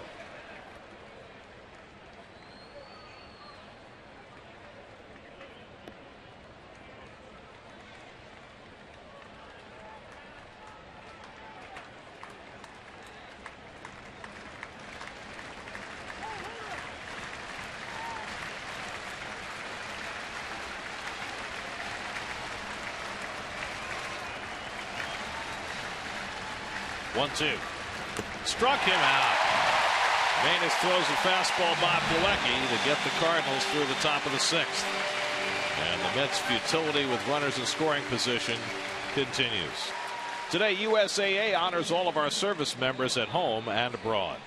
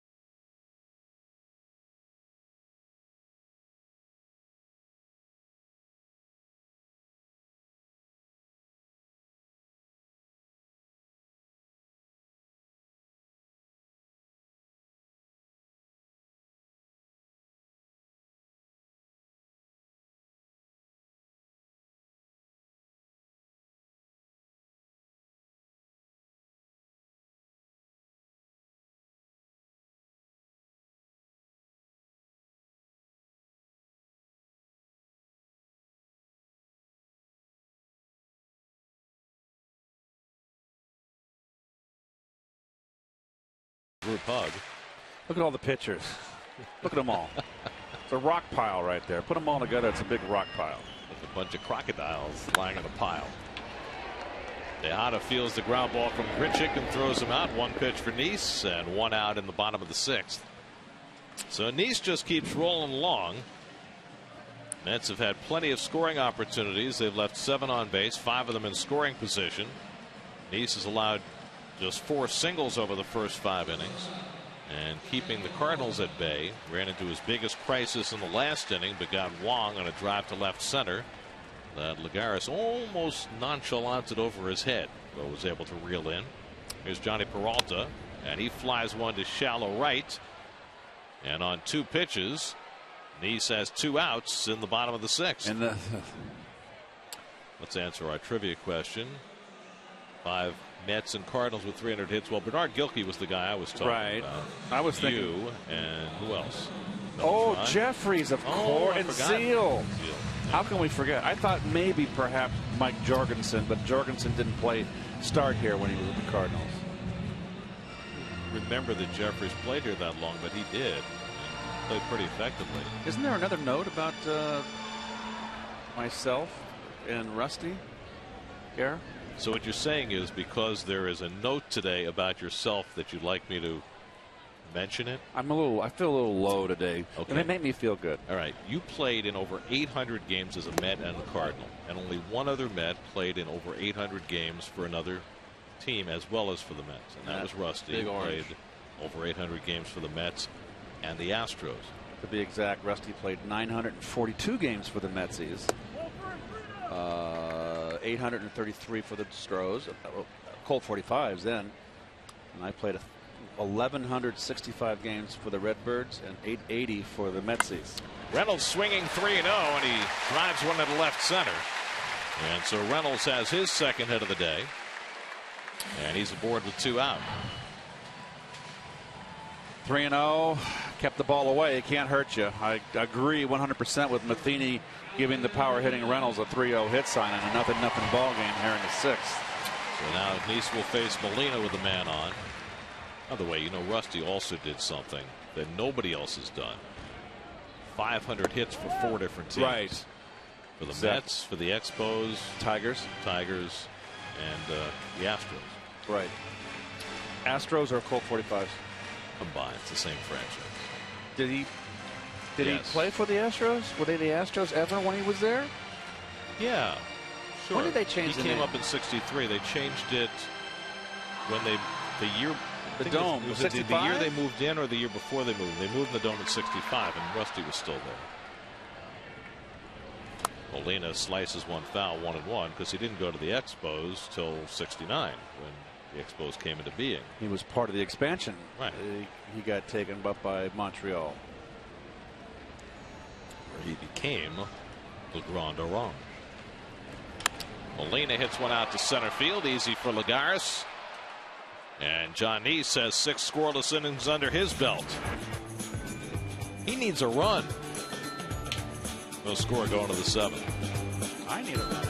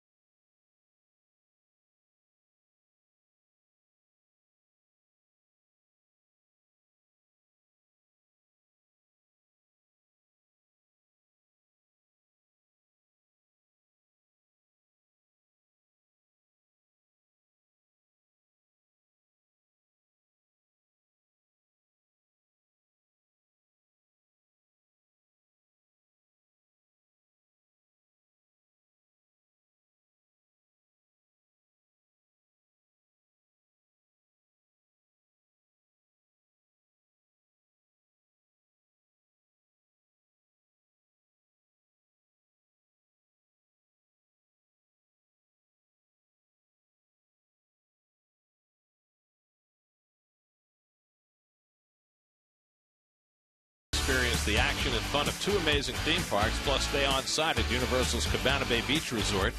Just go to sny.tv/Toyota and enter the Toyota Fan Flyway Sweepstakes for your chance to win. A cloudy day here in St. Louis. Temperature in the 80s. Fortunately. No score as we go to the 7th. Ruben Tejada has been on base twice with a walk and a double. John Neese is on deck. Why not? He's been tremendous today. And then Juan Lagares. And Ruben flies one out to right, chasing Grichuk back a few strides. Right to the edge of the track to grab it. 1 out. Meanwhile, in Washington, Zach Greinke, 7 scoreless innings. He's now at 42 2/3 consecutive scoreless innings. Dodgers lead the Nats 1-0. Just for reference, the Mets club record for consecutive scoreless innings, R.A. Dickey set that at 32 2/3. So Greinke's already gone 10 innings past that. Think about all the great pitching the Mets have had over the years. And Greinke's been a guy all year where they haven't given him a lot of a lot of runs. No, they haven't. They've given him 1 today against Max Scherzer, and so far that's been enough.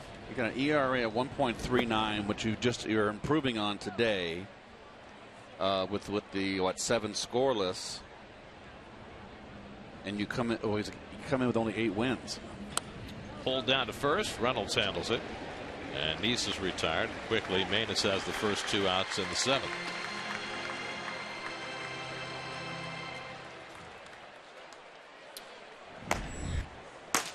Randy Choate, the left-hander. Sam Tuivailala up in the Cardinal bullpen.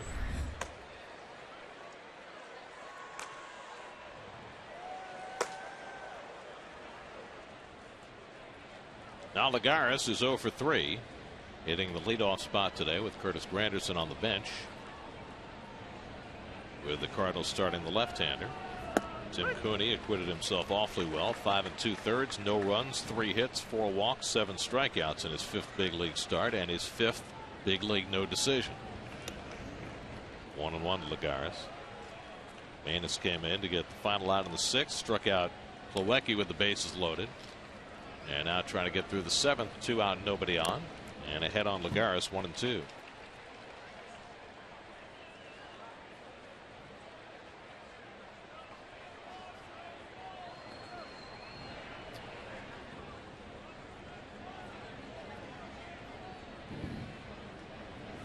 Lagares hits it sharply and right past Peralta, and Lagares is aboard. Might ate up Peralta. Like a ball he should have had, but did not. Ball's hit, it's scalded, but he gets there. Just a little loose. That ball was smoked, though. Waiting to see how they score it. Oh, it came up on him. Came up. Little up hop. It's got to be a base hit, I think. And they do score it that way. So a base hit for Lagares, just his 2nd hit in his last 16 at bats.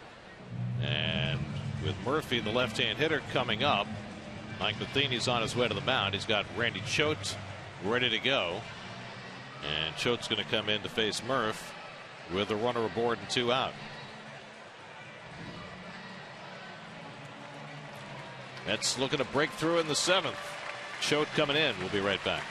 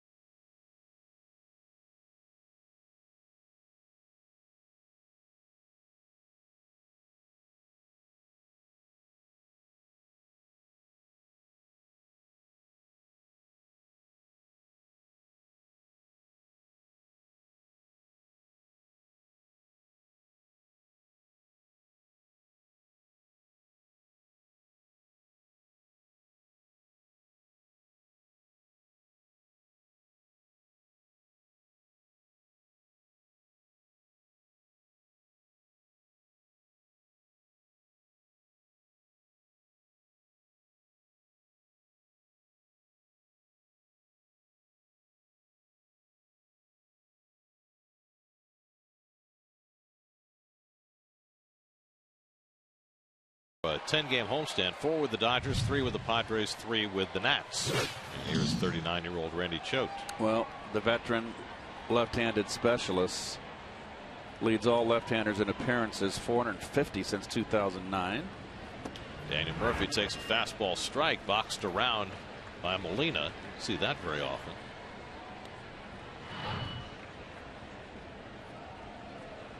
Wow, off the heel of his glove. I'm not sure I've ever seen that before. No matter, didn't go far away, so Lagares still at first. You'd love to be able to steal a base here, but with Choate on the mound and Molina behind the plate, is that even possible? Oh, Murph is just a little bit off. He's had a couple breaking balls from the left-handers to drive. That's a fastball. He's just kind of a little bit of a. He's got a little bit of a bow in his swing right now. A little arc, like a smiley face when he swings. That's why he's been getting under it. Would you prefer the frowny face? Yes, that's line drives. Just off the play with the slider, 1-2. It's like the guys with the bayonets. Yes. You'd prefer the frowny face to the smiley face. I think that says a lot. I'm in a very negative mood today. I think you've been very upbeat considering everything. Lagares at first and 2 out. Murphy 0 for 3 today, 1 for 11 in this series. And Choate gets him with a slider to end the inning. So Randy Choate comes in and gets his man and keeps it a scoreless game as we get to the 7th inning stretch in St. Louis.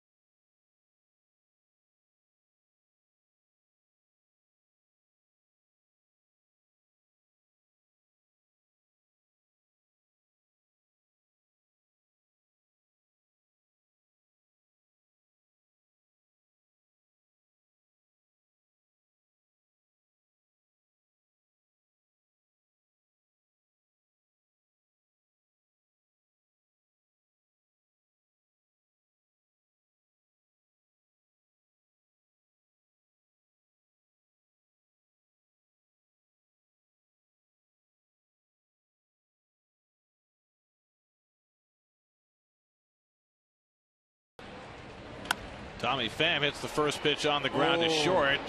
Tejada misplayed it a bit, and the spinorama tag play by Duda, and the Mets, I'm sure, will challenge this. Very close play at first base. Good recovery by Tejada, but it's thrown a little offline, and let's see if Duda got the tag on Pham in time. Oh, Tejada backpedaled on this. Watch him move back. Nice play. He certainly looked like he got him, didn't he? He did get him, but just when. He's out. He's out. As long as he made contact on the tag, which I'm almost certain he did. Yeah, he did. He's out. Clint Fagan, the first base umpire, and the Mets have challenged, and they will go to the replay. Got him. And I'm sure the Mets will get the call in their favor. That's a good angle right there. Yep. In the replay center in New York, Ted Barrett's crew and Mike Winter's crew are working this week. And those gentlemen and their cohort will make the decision. Play under review brought to you by Mazda. Driving matters. Did you see how quickly Terry got to the top step of the dugout after that play? I mean, he raced up there like he was running the Empire State Building run-up. And a very quick review results in an overturned call, as we were pretty certain it would. So Pham is out on the challenge, and the Mets retain their challenge. Clearly out.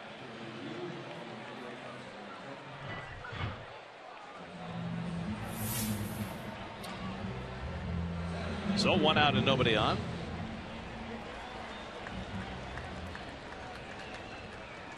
And now Peter Borges, who's 1 for 2. And thinking about a bunt. Murph was playing in, but not that far in. And Duda was back at first base. Borges singled, got to third on Tim Cooney's hit. The only Cardinal who's been in scoring position all day against John Neese. Neese was able to wiggle out of that jam by getting Colton Wong on a drive to left center that Lagares caught. There's a strike at the knees, 2-1. Henry Mejia, first man up in the Mets bullpen today.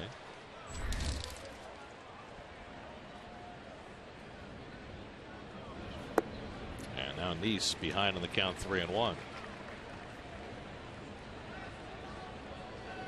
Borges at the plate, the number 8 hitter Cosma on deck, and then the pitcher spot. And Borges lines one right to Tejada, 2 out. 2 hot smashes in a row at Ruben. Up to the task. Bullet right here.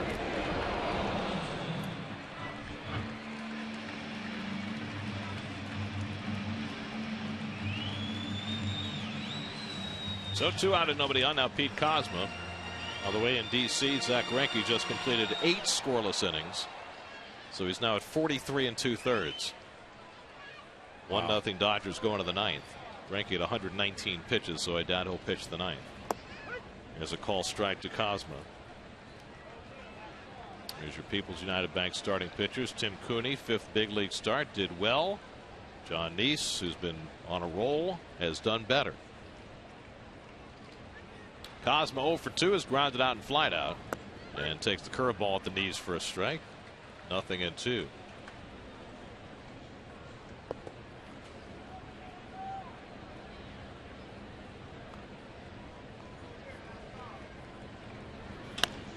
Out to right field, and Mayberry is there. And John Neese throws a 1-2-3, bottom of the 7th, and on we go. Still scoreless heading to the 8th.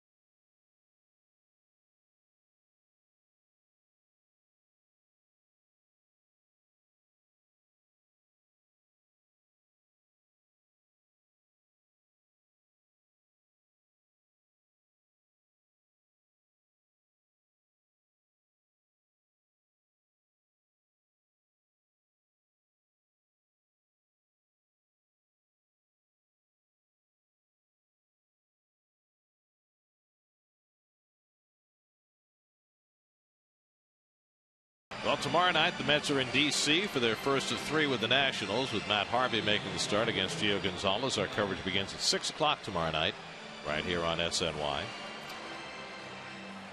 Sam Tuivailala comes on to pitch in the top of the 8th inning. Big, strong young man with a terrific arm and good breaking ball. Tuivailala pitched last night, issued a leadoff walk to Eric Campbell, but then got a pop up and a double play to finish off the Cardinals' 12-2 win. Michael Kadire leads off for the Mets in the 8th. Michael's 0 for 2 and a walk today. Kadire, Duda, and Flores 3, 4, and 5 in the order for the Mets, who've had just 4 hits in the first 7 innings. And Kadire takes a strike. Tuivailala is from my neck of the woods, San Mateo County. Went to Aragon High School. It was in my league, the Aragon Dons. We, of course, were the Cappuccino Mustangs. Decaf?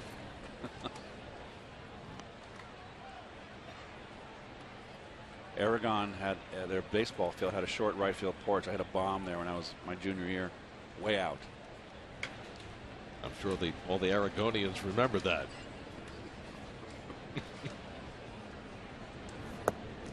And Kadire takes that fastball at the knees for a strike, 1 and 2.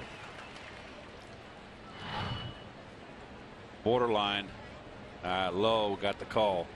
Nice framing by Molina.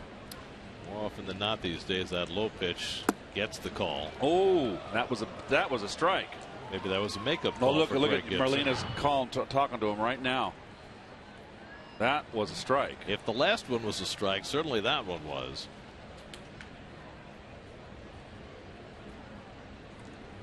Two and 2 now to Kadire with Duda on deck.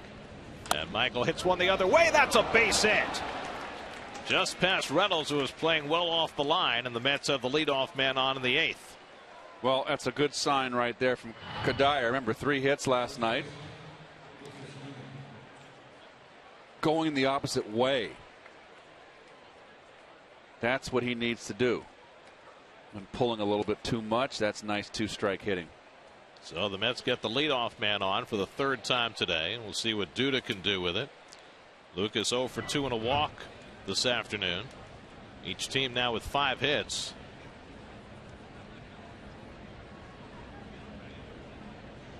Duda faced Tuivailala last night and grounded into a game-ending double play, and he takes a strike.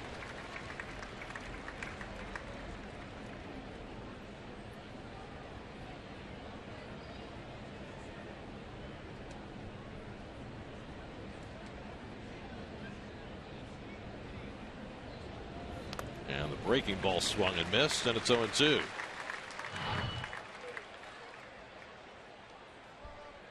Out of the strike zone. Pretty good breaking ball, though. I like this kid's stuff. He's got those 2 different breaking balls. He's got the slider and the curve. He's got good stuff. Good arm. Now he's ahead on Duda, 0-2. And Lucas takes the fastball away. Wilmer Flores, who has swung the bat well today, is waiting on deck.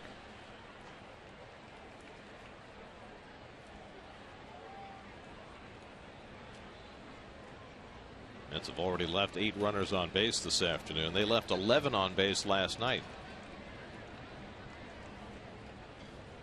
Mets have had 17 hits in the last 2 games, but only 2 runs. It has been an exercise in futility to a large degree. It's got to be very frustrating. A source of great frustration. Duda stays alive.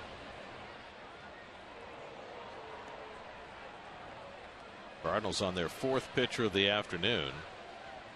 Cooney, Manus, Choate, and now Tuivailala. Generally, Kevin Segrist has been the 8th inning guy for Mike Matheny, but he might be trying to back off his 2 best relievers, Segrist and Rosenthal. Surprised so heavily used. He hasn't used Villanueva in this series. I thought it was been his turn to kind of come in here.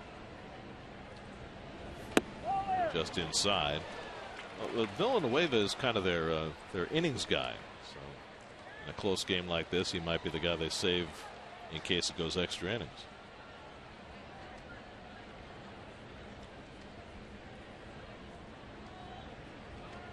Dyer at first and nobody out. And Duda swings and misses at the curveball, and Tuivailala has his first out. 10 strikeouts for Cardinal pitching today. Breaking ball out of down in the dirt.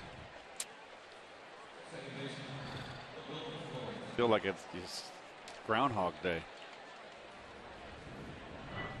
It's going to that same old bad movie. It's reruns. I like Groundhog Day. It's a good flick. It was.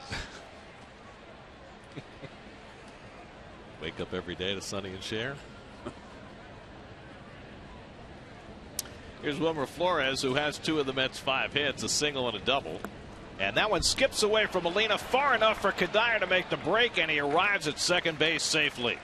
A short, wild pitch, and Kadire running on that bad knee, wincing as he gets to second base. Well, this will be a wild pitch, but Molina didn't really have much anticipation there. Remember, the catcher knows what the pitch is. When that pitch starts, he knows it's going to be a curveball. It's going to break. And he might be a little tired, who knows, but it was a little bit lazy. So the Mets have another runner in scoring position.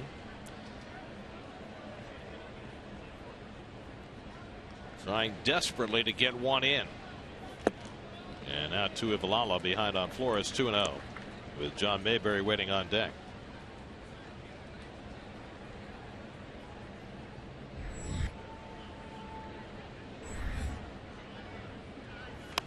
Dubbed back past the mound. Wong right near the bag and able to make the play on Flores. That was not easy at all, because Wong, the bag, and the ball all came to the same place at the same time. That is a terrific play by Wong, because if he doesn't come get it, it's going to get off the bag. Had a chance to hit the bag at second base. And he comes in and realizes that and gets it before. Really heads up. So 2 out, and now Curtis Granderson is going to bat for John Mayberry, and we'll see how the Cardinals decide to play this with Kevin Plawecki on deck. And they're going to walk Granderson intentionally. They've already made that decision. So Curtis, who was held out of the lineup today against the left-hander, called upon to pinch hit, and the Cardinals, in what I guess is a no-brainer move, will walk him and face Plawecki instead.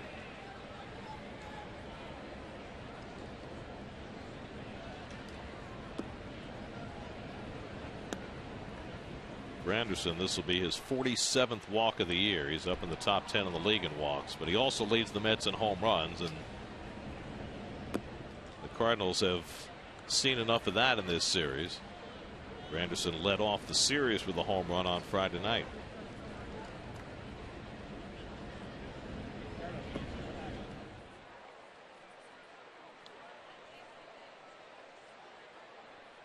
I don't think that Curtis realized that was ball 4.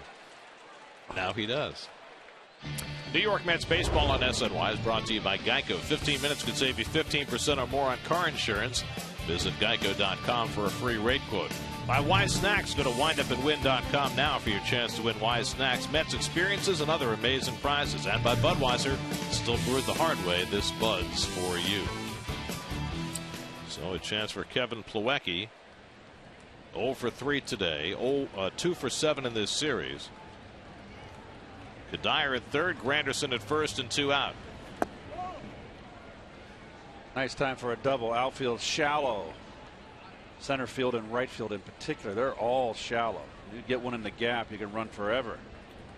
Mets are 0 for 8 with runners in scoring position today. 2 for their last 44. Granderson runs. Molina fakes the throw, and the Mets have runners at second and third. So Granderson picks up his 6th stolen base of the year. Now a base hit. 2 runs. And someone come through. Now is the time. Well done, Curtis. Ball and a strike to Plawecki. He fouls back the fastball, 1 and 2. It looked like when Curtis hesitated on that replay, if Molina was going to throw, he wasn't getting a rundown. Right. Trying to steal a run, delayed double steal. There's the fake throw, and he was going to get caught in a pickle. Problem is, you got Kadire at third, who's not fast at all, so it's hard to pull off that play. 1 and 2 now to Plawecki. And Molina stops that one, 2 and 2. It's already been one wild pitch in the inning.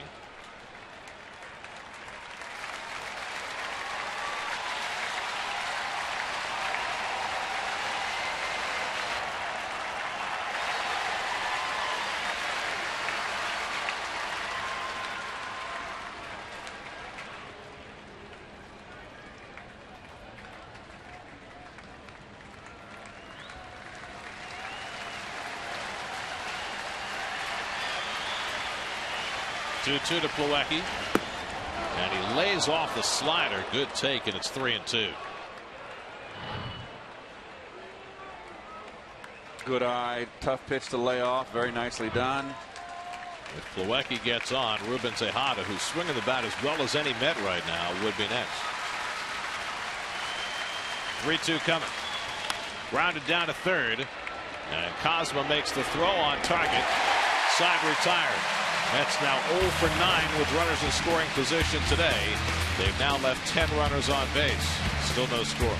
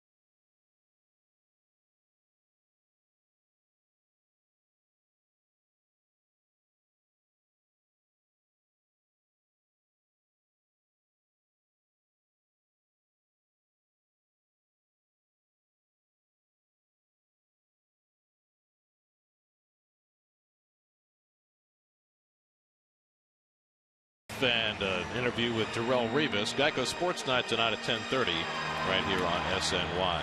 Curtis Granderson, who pinch hit, stays in the game in right field as we go to the bottom of the 8th, and Matt Carpenter is going to bat for the pitcher.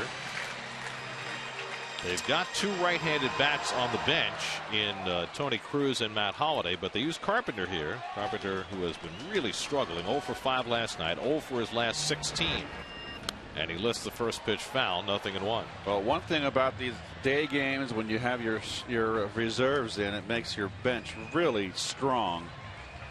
Well, they've got Carpenter, they've got Hayward, they've got Holliday, all sitting out today. Neese persevering through 91 pitches, still without a run on his side, but none on the other side either. It has been another terrific game for John, who has scattered 5 singles today. Walked only 1, but finds himself in a scoreless tie. And he bounces the curveball, 2-1 to Carpenter. Dalton Wong on deck, then Randall Grichuk for the Cardinals in the home 8th. Devin Segrist getting ready in the Cardinal bullpen. That tells you that Rosenthal may not be available again today. Check swing, and Carpenter takes a strike, and it's 2-2.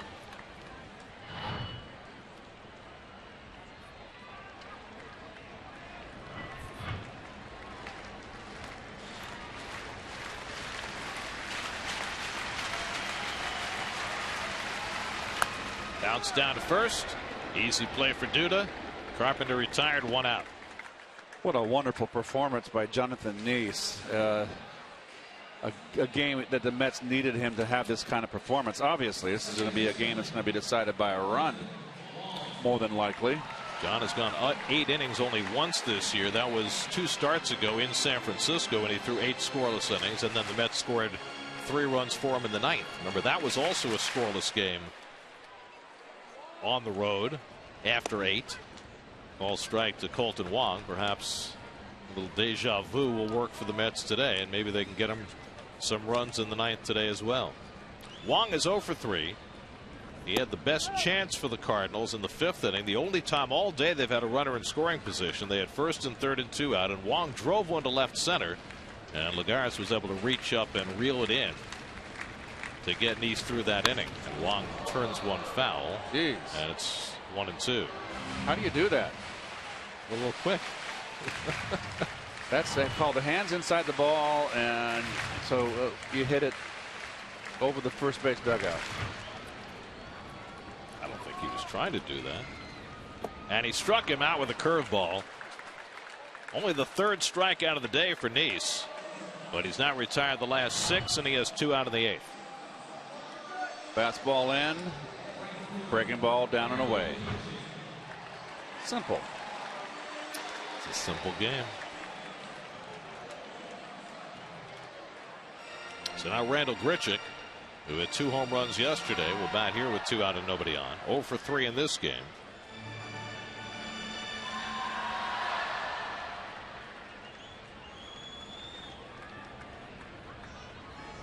And Grichuk launches one down the line, but it'll hook and go foul. Boy, he's strong. Got a quick bat. Well, on Nice's 100th pitch, a little bit of heart stop.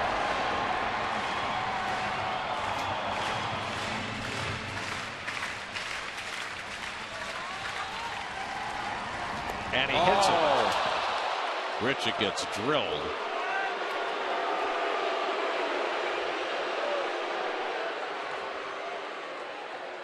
And that might be all for John Nice.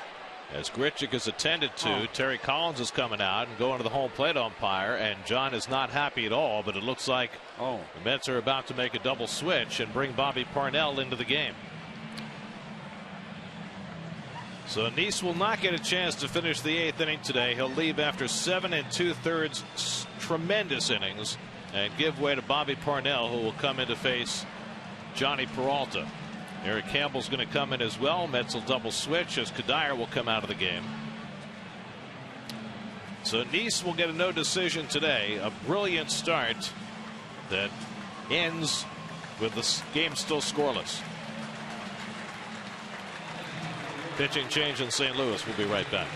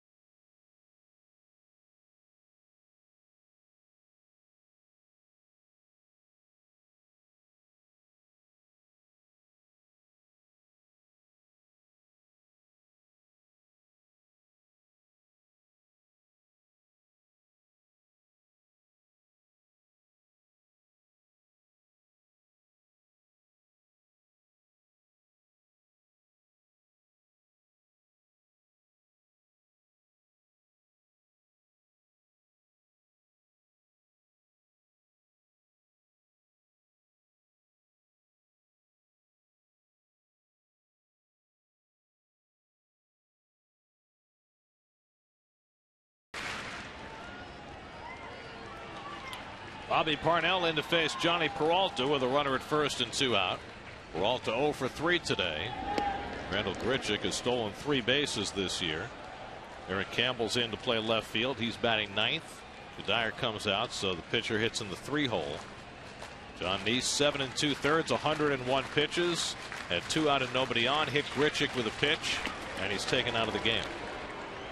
It's a tough call for the manager, but this game is just too important. You got the hottest hitter in Peralta, a right-hand hitter, as good as John has been. I can't second guess this move.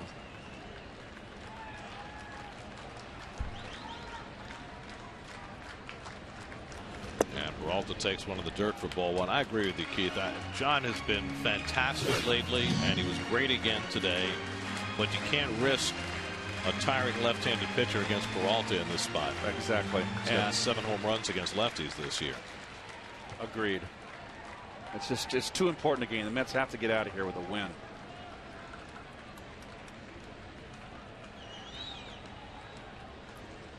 Long hold for Parnell. And Peralta takes the strike. 1-1. Bobby, his first outing since the All-Star break. He last pitched a week ago today, a scoreless inning against Arizona.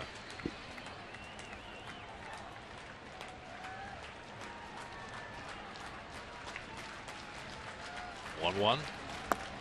Knee-high strike. 1-2. Well, home plate umpire Greg Gibson has been a little erratic with that low strike. And if you're a hitter in a pressure situation, the critical part of the game, not pressure, you sure want that call. Now you're 1-2. You got to go to hitting. Grichuk at first and 2 out. Well, it's a call we see more and more in the game today. That pitch that appears to be a little below the knees gets called a strike. That's playing no doubles as deep as they can in the outfield against Peralta.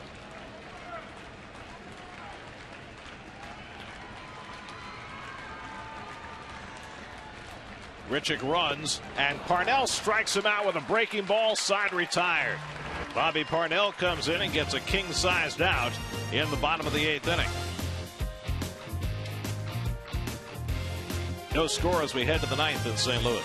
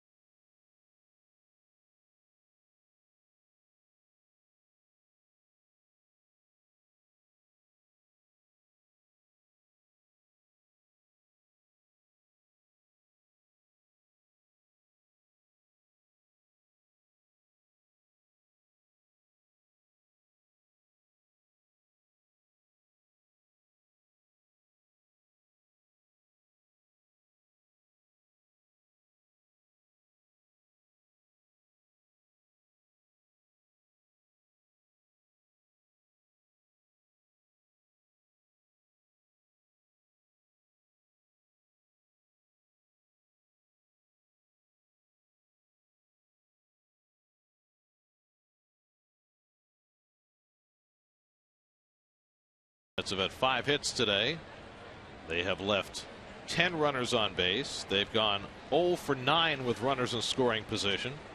And now they'll face the 5th St. Louis pitcher of the afternoon, lefty Kevin Segras. Well, they left 11 men on base last night.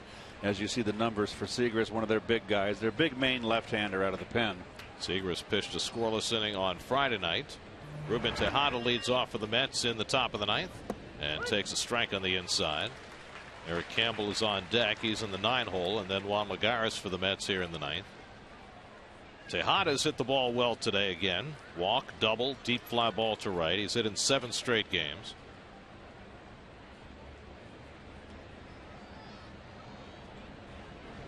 And Ruben drives this one out to right field, but right at Grichuk, and that's the first out. So 1 away. Now Eric Campbell will make his first plate appearance in this series, and an appearance as a pinch runner on Friday night.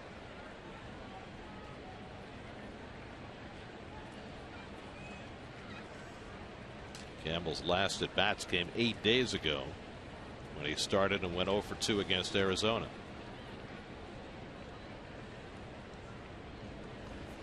And Eric takes one at the knees for a strike.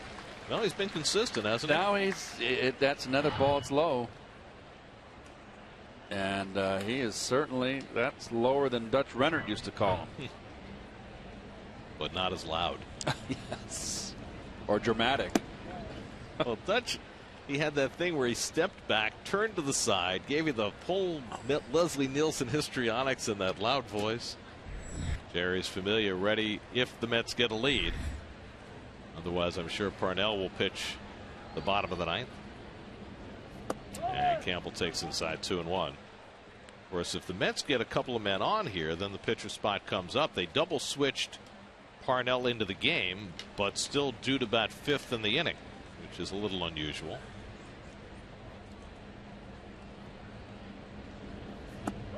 And now Segras falls behind on Campbell 3-1 with Juan Lagares waiting on deck. And Lagares hit the ball very hard his last time up.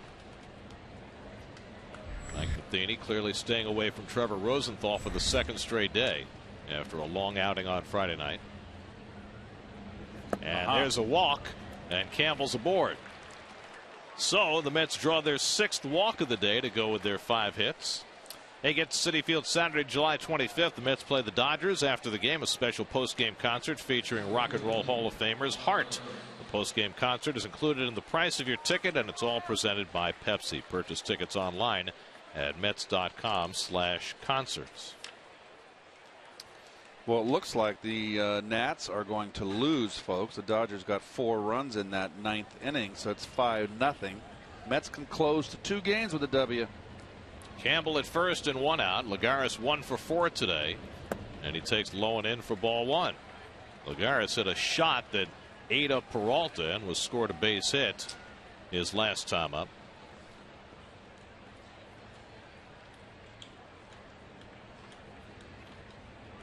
Campbell's got 5 steals. Would the Mets think about trying to run in this spot with a lefty on the mound and Molina behind the plate? Well, Campbell has been known to sneak him, but the trouble is you got a left-hander out there. And they're very much keen to that possibility. You could hit and run with Lagares. Even though as much as he's been struggling, he naturally goes the other way. And he's got a big hole to shoot out on that right side, with Wong shading toward the bag at second at double play depth. Pretty apt to get a nice pitch here, to get a strike. And he tries to drop down a bunt with the third baseman Cosma playing back. Something that Juan used to do very effectively, but every time he tries to bunt these days, it seems like he's a little bit off. Hasn't been able to get one down. Got Murphy waiting on deck. Just seems as though at this point you would want to try something to try and make something happen. Yes, I agree.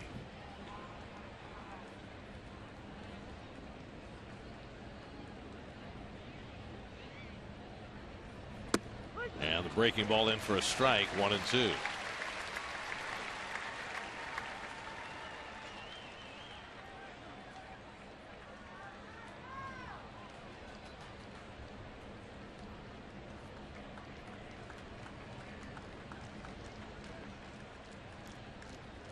Campbell at first and 1 out. And Lagares fouls one into the ground. Still 1-2. He's fortunate to get his bat on that ball. That was a very defensive swing.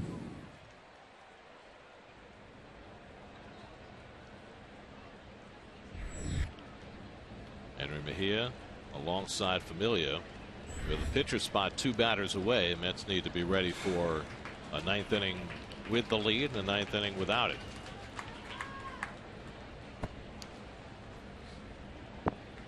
Segrist ahead 1-2. And Lagares flies one to left center. Borges makes the call and the catch. 2 out.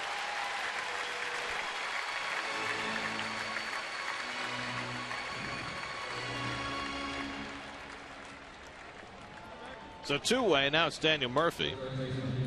Murphy is 0 for 4 today, 1 for 12 in this series. And now facing the lefty Segrist, against whom he has 1 hit in his only career at bat. Mets need a gap. Big gap in left field. If Murph keeps the inning going, Danny Muno is on deck to bat for the pitcher. Left field hugging the line. Center fielder playing Murph slightly to pull. Big left center field gap. Campbell at first, 2 out, and Segrist keeps an eye on him. There's the big gap right there.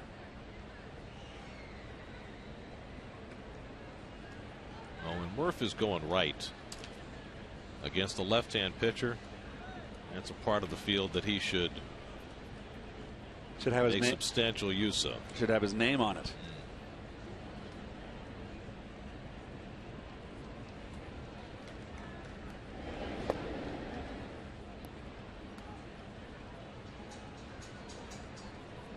Five-year-old Kevin Segrist, who was born in Buffalo.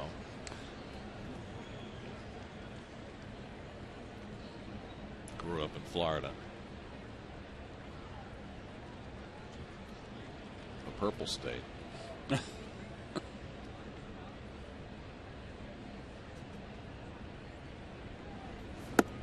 And Murph takes a strike. 94 on the black. 0-1.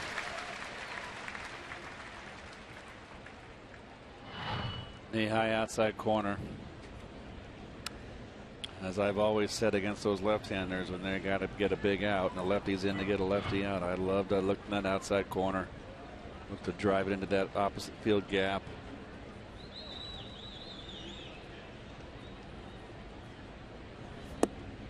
And now Murph down in the count 0-2. Looking for something else and getting fastballs.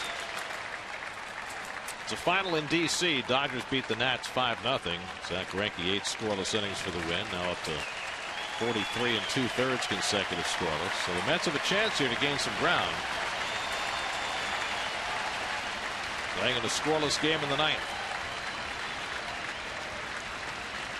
0-2 from Segrist. Campbell takes off. Segrist picks him off. Reynolds' throw is on the money, and Campbell's out to end the inning. 1-3-6 on the caught stealing. And the Mets are turned aside at the top of the 9th.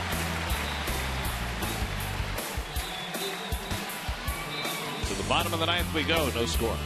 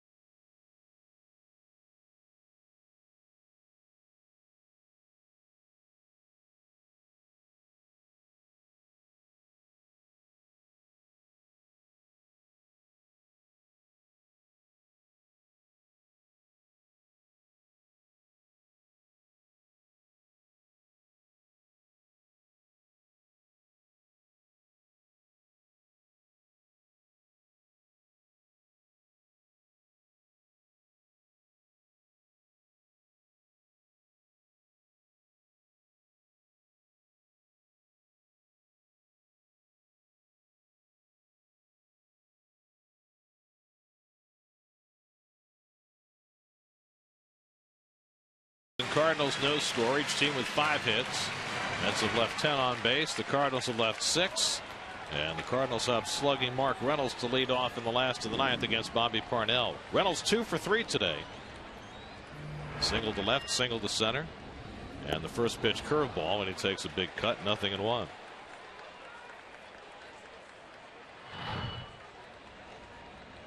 Parnell, it's the best I've seen him pitch. He has been just really mixing his pitches up and been very precise. Curveballs to start off Reynolds, and it's 1-1. Yadier Molina on deck, then Tommy Pham. All right-hand hitters due up. Keep in mind they still have Jason Hayward, who had 5 hits last night, sitting on the bench.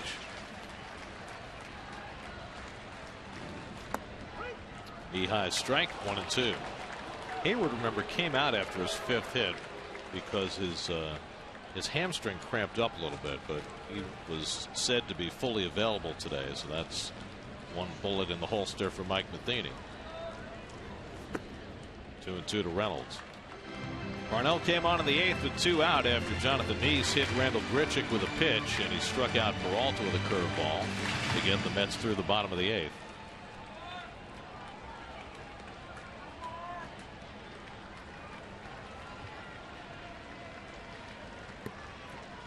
Now the 2-2.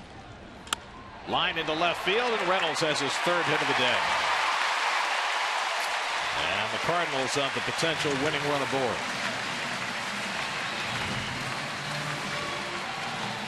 Didn't get the fastball in enough. Too much plate. Reynolds having himself a nice day.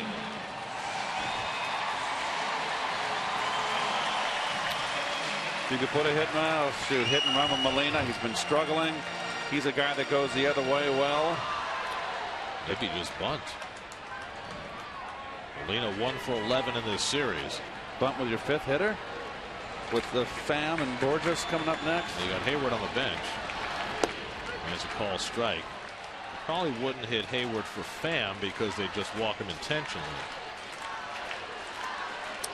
I don't know. Anyway, Molina up there to swing the bat.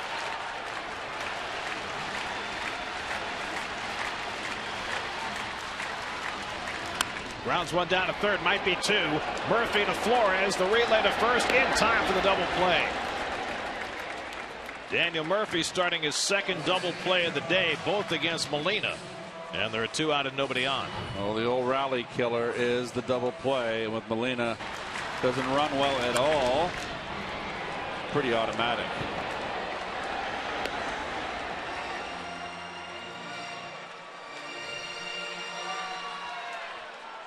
So now Tommy Pham will take the time at bat. Pham is 0 for 2 and a walk today. And he takes a strike at the knees.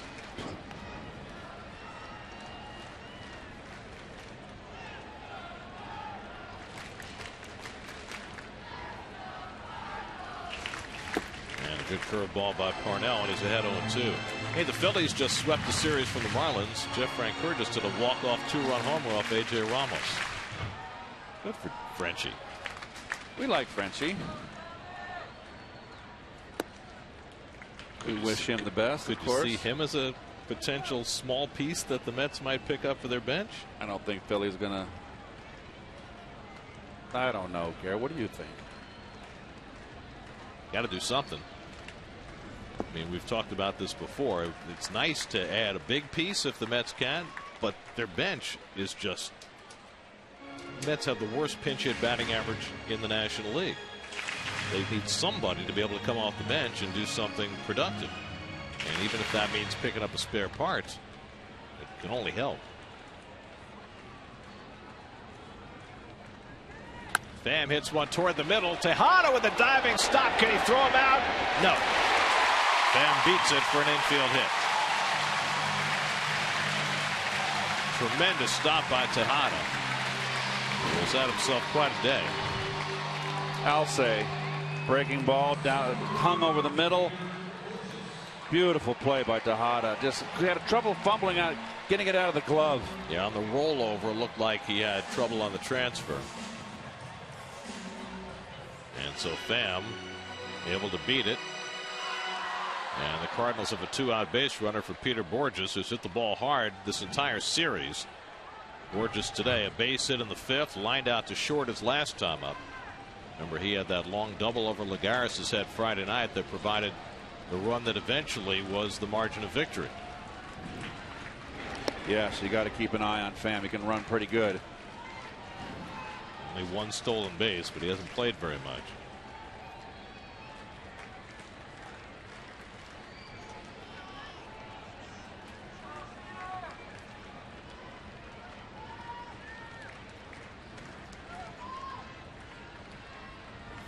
And Borges takes a fastball strike, 0-1. Murph is hugging the line at third. The outfield playing no doubles.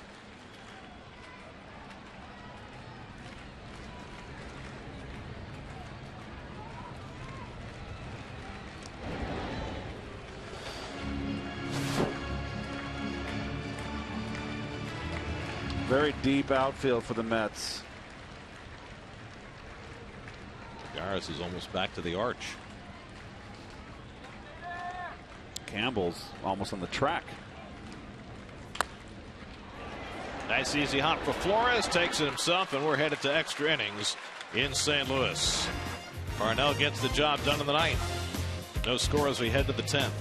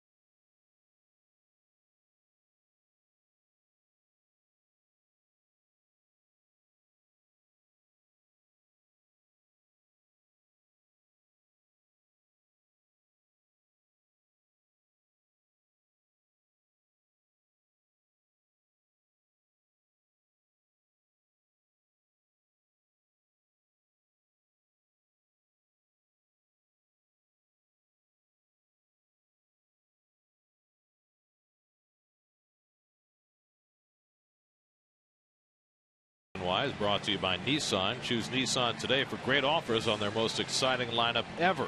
Shop ChooseNissan.com. Miguel Sokolovic, who was in the Mets farm system last year, will pitch for the 2nd straight day as we go to the 10th. Gave up a run in yesterday's game. In relief, 2/3 of an inning, 2 hits. Gave up a single to Neuenhuis, a double to Tejada to produce that run. Daniel Murphy was at the plate when Campbell got thrown out to end the top of the 9th. So Murph gets a fresh turn at bat. 0 for 4 today. And he goes after the changeup, 0-1. Kirk Neuenhuis is out on deck to bat for the pitchers in the 3-hole, and behind Neuenhuis is Lucas Duda. So the Mets with 3 left-handed bats lined up against Sokolovic. Nobody up in the Cardinal bullpen. They're already on their 6th pitcher of the afternoon. Mets have used only 2. And Murphy flares one foul. And it's 0-2. Tim Cooney started for the Cardinals. The rookie left-hander went 5 2/3, allowed no runs, 3 hits. Seth Maness, Randy Choate, Sam Tuivailala, and Kevin Segrist have combined for 3 1/3 scoreless innings. The Cardinals are already playing their 14th extra inning game this year. They are 6-7 in extra innings. The Mets are 4-2. And Murphy lines one into left field for a leadoff hit. So Murph, behind in the count, picks up his first hit of the day and only his second of the series. And the Mets have the go-ahead run aboard. Like it when Murph goes the other way. Belt high fastball on the outside corner. And now the Mets will switch up, and rather than Neuenhuis, they'll send up Danny Muno in a bunting situation.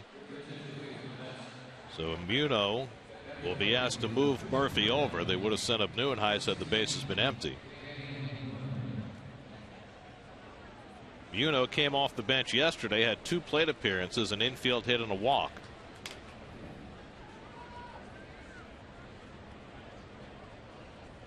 That's now with 6 hits on the afternoon. They've also drawn 6 walks. Muno giving himself up. Pulls back, and it's out of the strike zone. Kozma very in tight at third base, as he should. It is almost incomprehensible to say this, but the Mets this entire season have had 2 sacrifice bunts from their position players in 91 games. They're both credited to Wilmer Flores. Muno trying to break that streak. And now Sokolovic falls behind him 2-0. Do you flip to a hit and run here? Boy, it's tempting, isn't it? It sure is. Muno's the kind of guy that makes contact, and he can fly. Taking a long look down at Tim Teufel to see if Terry Collins has changed his mind here. You got Duda standing on deck, Flores behind him. 2-0 is not a count to do it, but certainly 2-1 is a hit and run count. Again, he shows bunt. And gets it down to first. Reynolds will put the tag on Muno, so a successful sacrifice from a Mets position player. It's like the dodo bird. Explain. Very rare. Aren't they extinct? And almost extinct. Bunts it over to the first baseman. Third baseman tight, as you see, so that's the right way. First baseman has to hold a runner on.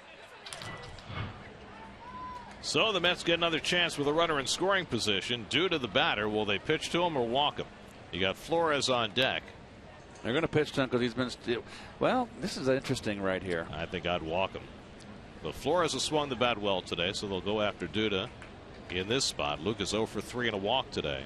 Not the big shift on the infield here. Peralta behind the runner up the middle. Murphy creeping off second. You know Murph, he might have designs on trying to steal third here, and he's got to restrain himself.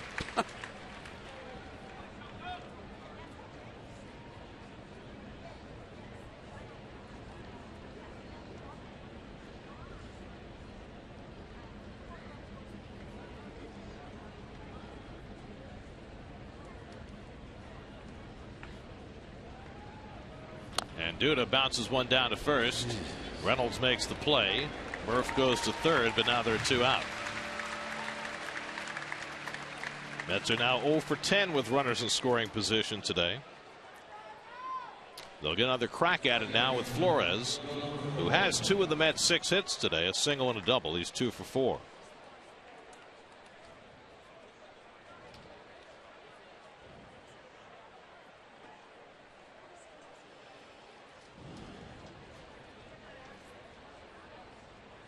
Sokolovic faced Flores last night, got him on a comebacker after falling behind him.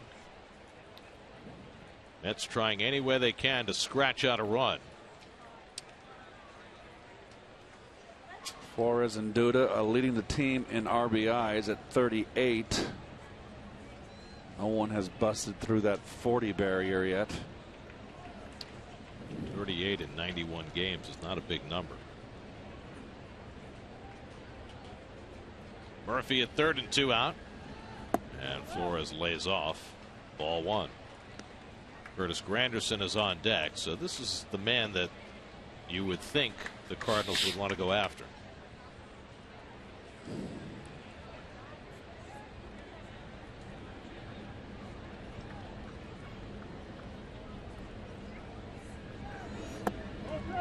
away from Flores. 2-0. Pirates have lost again. Milwaukee beat them today 6-1 behind Taylor Youngman, who's now 5-1. The rookies pitched very well for the Brewers. So the Cardinals have a chance to gain a game on their lead.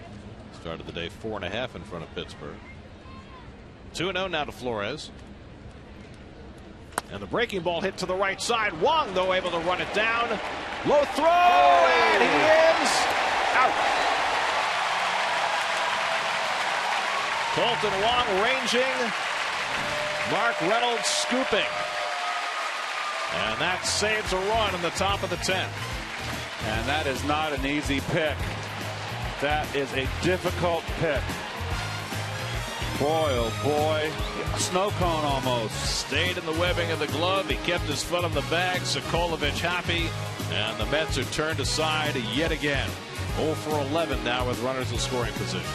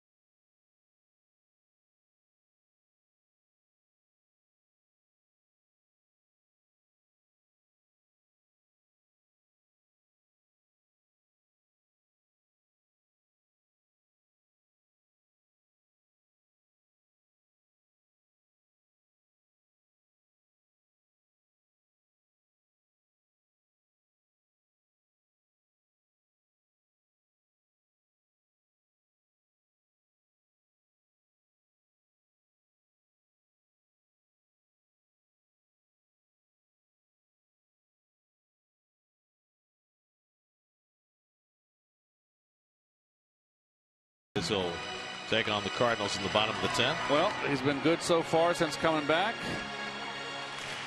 Got the short locks. His return has further strengthened that Met bullpen. Remember, it's a bullpen without Blevins, without Vic Black, and we all forget about Josh Edgin, who just started to throw today, by the way, coming back from Tommy John surgery. Pete Cosmo will lead off the bottom of the 10th. Matt Holliday has come out on deck to pinch hit. And then Colton Wong for the Cardinals in the 10th. And Mejia bounces his first pitch. 1-0.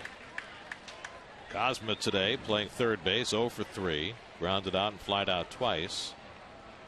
Mejia pitched the 7th inning last night, gave up a hit to Grichuk, and then retired his next 3 hitters.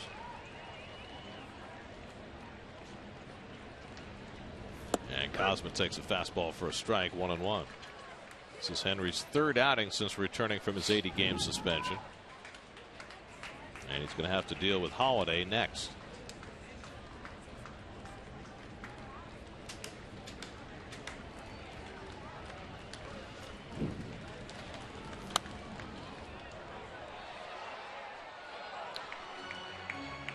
Another great pitching performance today for the Houston Astros by Dallas Keuchel, the American League All-Star Game starter. 7 innings, no runs, 2 hits, no walks, 13 strikeouts. A W. He's 12-4. Cy Young.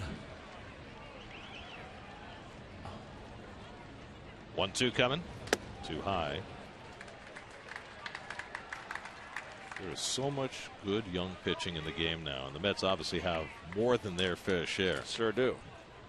Mets have the dominant power pitching, youthful pitching. It's finding those dominant bats that's hard. 2-2. Swing and a miss. He got him with a breaking ball. Mejia strikes out Cosma for the first out. Fastball up and in, bad, and then he throws him the slider and gets Cosma to chase. So 1 out and nobody on, and now the big bat of Matt Holliday to pinch hit. Holliday just got back from the disabled list on Friday, and Mike Matheny has said he's going to go slow with him, and he has. He pulled him out early the first 2 days he was back, put him on the bench today. Holliday's gone 1 for 6 since his return.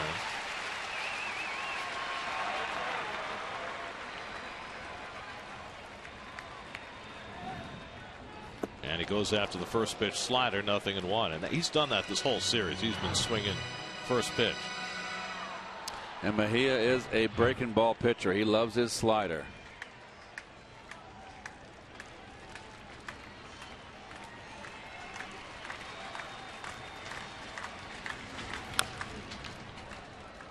And Henry gets ahead 0-2.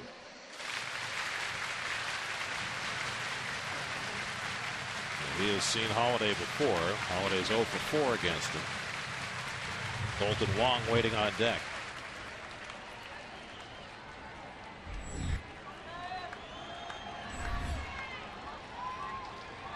Oh, 2 coming. Waits the fastball high, 1-2.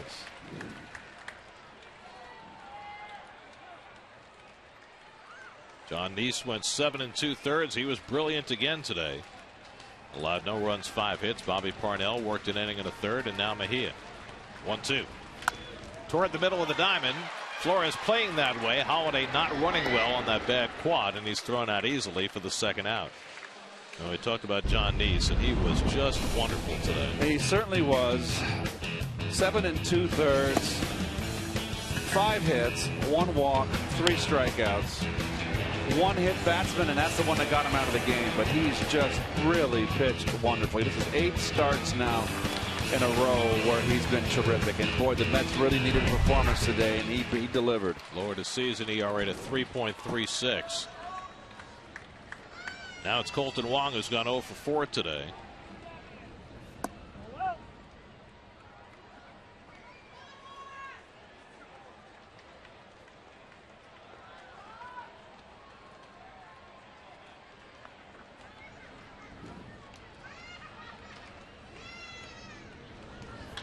Grounded down to first, and Duda makes the play to Mejia.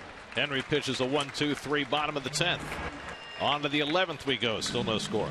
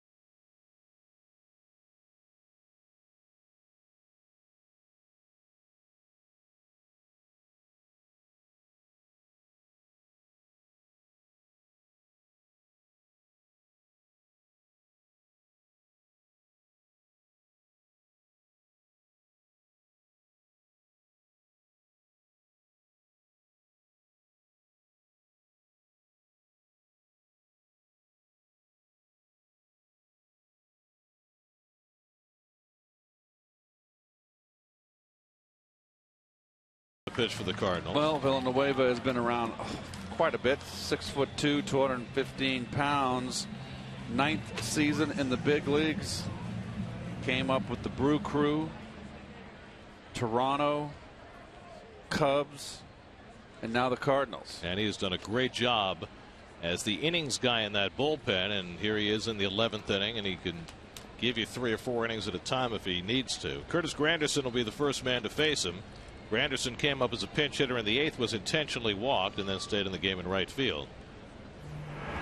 Granderson, Plawecki, and Tejada in the 11th. And Curtis takes a strike.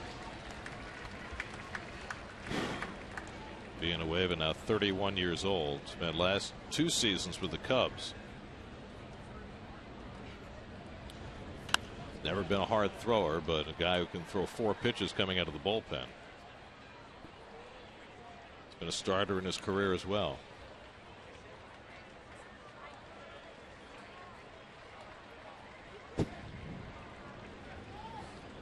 0-2 to Granderson.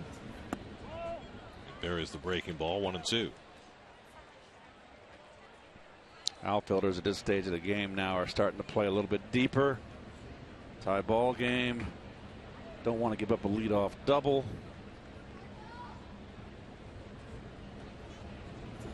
Off speed, hit deep to center field. Borges, though, with room as he flips the glasses onto the warning track to get it for the first out. So Curtis makes a bid and comes up shy, 1 away.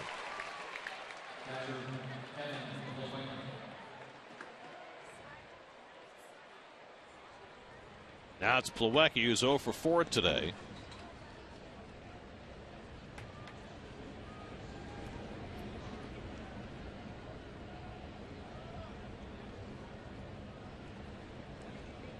It's been a funny year for Villanueva. You look at his numbers, his walks are up, his strikeouts are down, but he's never pitched better.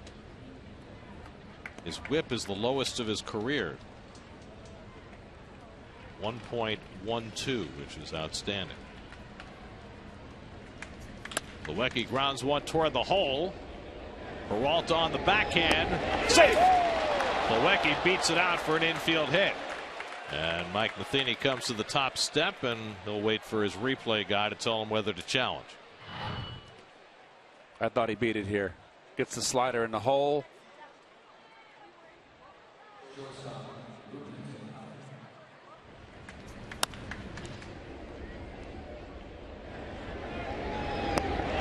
Close.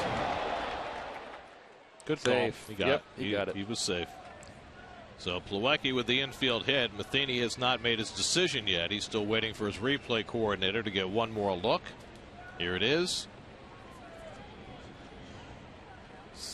Well, you have to make your decision within a certain period of time, and the umpires are waiting far too long for Matheny to decide. And finally he gives up and heads back down the steps. You're supposed to have, what, 10 seconds? Yep. It's a proper call. Safe call. So the Mets have a 1-out base runner. That's their 7th hit of the game. And now Ruben Tejada, who had a double back in the 5th inning. 1 for 3 and a walk today. And still have 2 players left on their bench, Neuenhuis and Manel. Got Campbell hitting in the 9 hole behind Tejada. And Ruben takes a strike.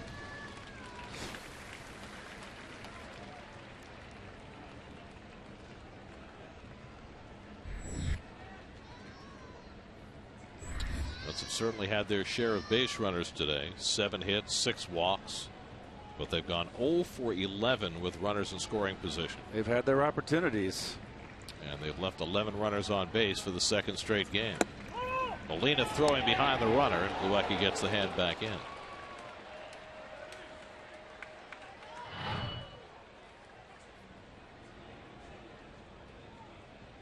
Snap throw. Not close.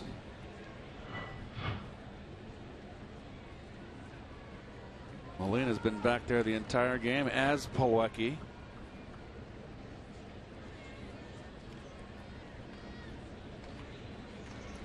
One and one to Tejada. And he lays off the slider. Did he swing? He did not.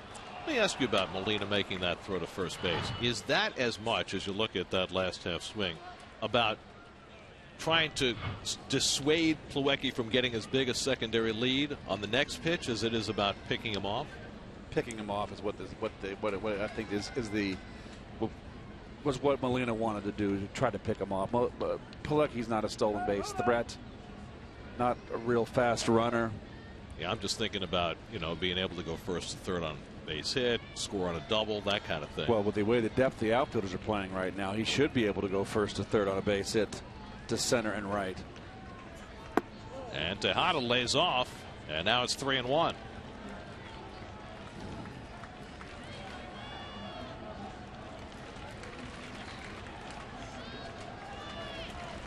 Ruben right now is swinging the bat as well as any Met. 5 for 11 in this series. And looking to make something happen in the 11th inning.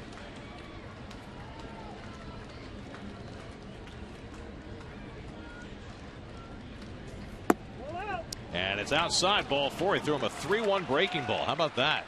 And the Mets have 2 men on. Well, how about that? It's got him in a little bit of trouble. So now Eric Campbell will come up with 2 men on. And the Mets get yet another runner in scoring position opportunity. Campbell came in on a double switch. He's had 1 at bat, or 1 plate appearance, and drew a walk, and then was caught stealing to end the 9th. So Villanueva has found trouble here in the 11th. An infield hit for Plawecki, a walk to Tejada. Cardinal pitchers have now walked 7 in this game.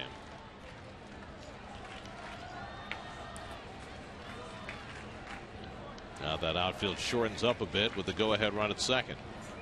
Boy, he likes his slider. That's all he's throwing. But not throwing strikes with it.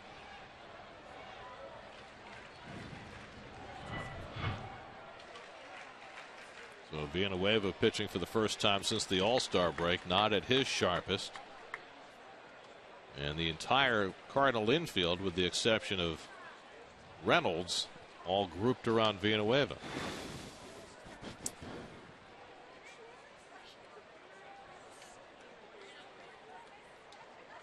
Looks like a lot of people went home, huh, Gary?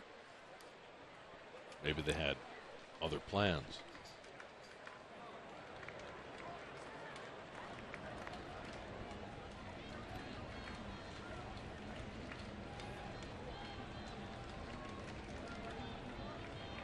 One and 0 to Campbell. And Eric lays off yet another slider, and it's 2-0. Goodness. Boy.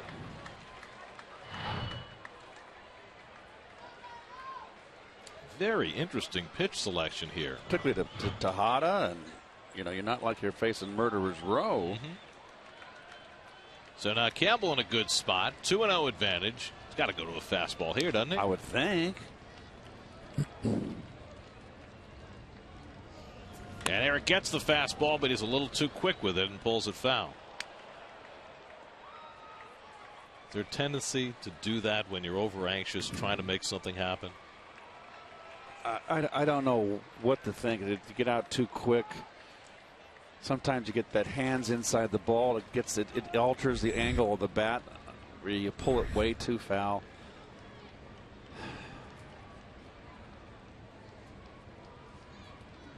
2-1 coming. And he goes right back to the slider and throws it for a strike. 2-2. And got that low strike again, too. But Gibson has been the low ball umpire. It's borderline low. I didn't think it was a strike. He's called a lot of those today. Yes, he has. Villanueva, the 7th St. Louis pitcher of the afternoon. 2-2 to Campbell with 2 men on.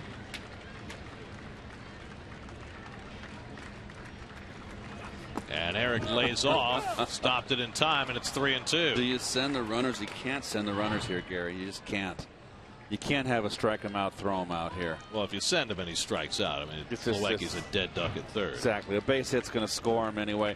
Outfielders have come in dramatically with the base hit now, putting the runners ahead.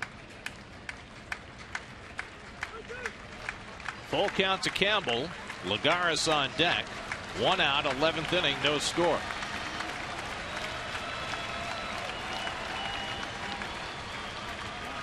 3-2. Struck him out with a breaking ball. Hanger. Now Villanueva bullheaded with his slider, and it worked for him. And he hung it too. It's right there to hit.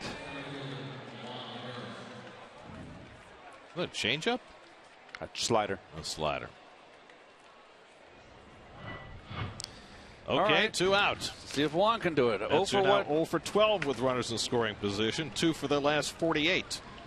And the count continues. Lagares trying to break it up. 1 for 5 on the day. Had a base hit back in the 7th. And Juan takes a fastball for a strike. Must have been the last thing he was expecting. That covers the last 8 games for the Mets, including their 3-game sweep of the Diamondbacks. But remember, they scored all their runs in that series on home runs. Who needs hits with runners in scoring position when you're hitting the ball out of the ballpark? Tap the other way, right down to the first baseman Reynolds, and the Mets bypass yet another opportunity. They've now left 13 runners on base. Still no score.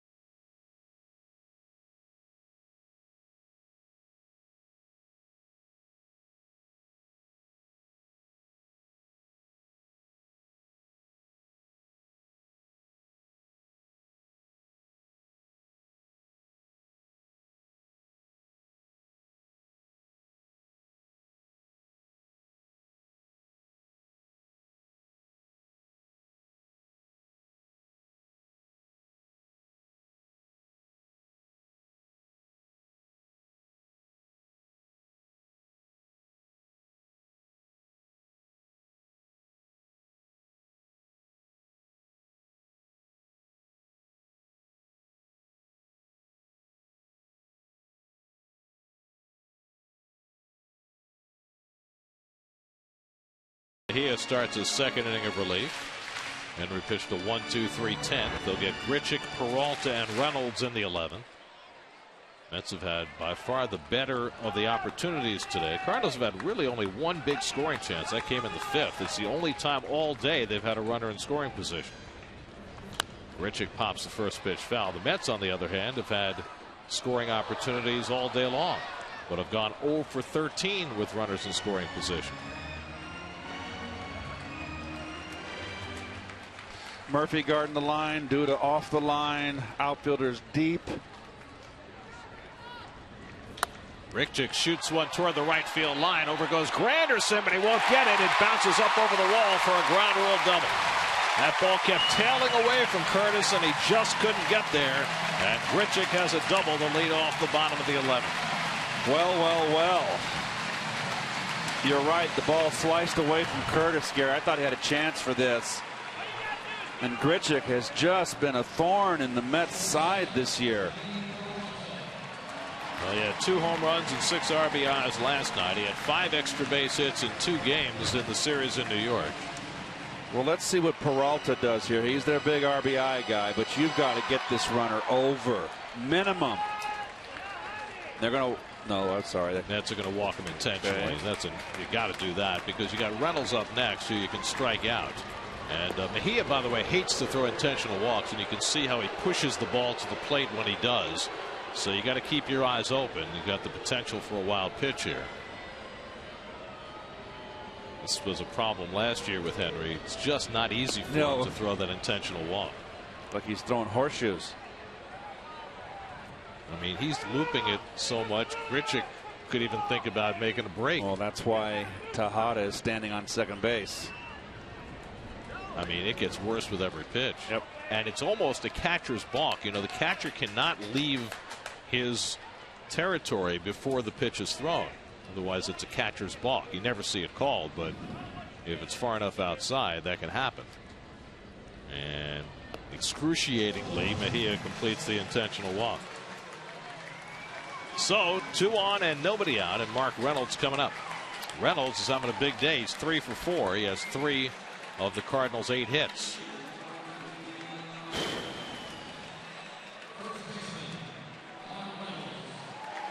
That's bullpen is quiet. This is on Mejia to get through this inning.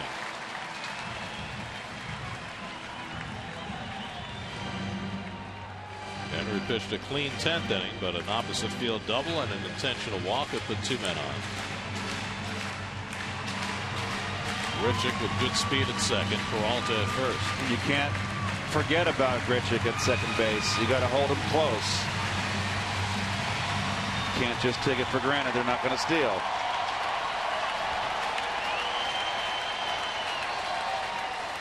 Only the second time all day the Cardinals have had a runner in scoring position. And Reynolds up there to bunt. I don't think anybody expected that. Well, as much as anything, that's about trying to stay out of the double play, but we'll see whether that was just a 1-pitch deal or if he's still bunting. He's got Murphy on the cutout at third now. Due to not buying it, he's staying back a little bit at first. Yeah, but they got Murphy in close enough. And he's ready to swing. Ball and a strike. These are always dicey situations for corner infielders, Gary. You don't know. I mean, what are the odds of Reynolds bunting? He's a power hitter. You're kind of got to play in a little bit, which opens up the hole for a base hit. Grichuk, the potential winning run at second. And Reynolds flies one to center field. Lagares back. Grichuk will tag. Lagares does not have his best arm right now, and so Grichuk able to make it to third base with ease. And now the winning run at third with 1 out. You know, the scouting reports have gotten around. Everybody knows that Lagares' elbow is a problem, and that was one of his better throws, but it was no chance to get Grichuk. The ball was too deep. Now, do you walk the bases loaded? What's your pick your poison? You want to pitch to Molina? I don't. As bad as he's been, Gary, he's also a double play guy. See, that's why I would pitch to Molina. Or do you want to pitch to the Pham is a lot faster. I understand. This is pick your poison here. I think Molina gives you a chance to play your infield back at double play depth, and he's already grounded into 2 of them today.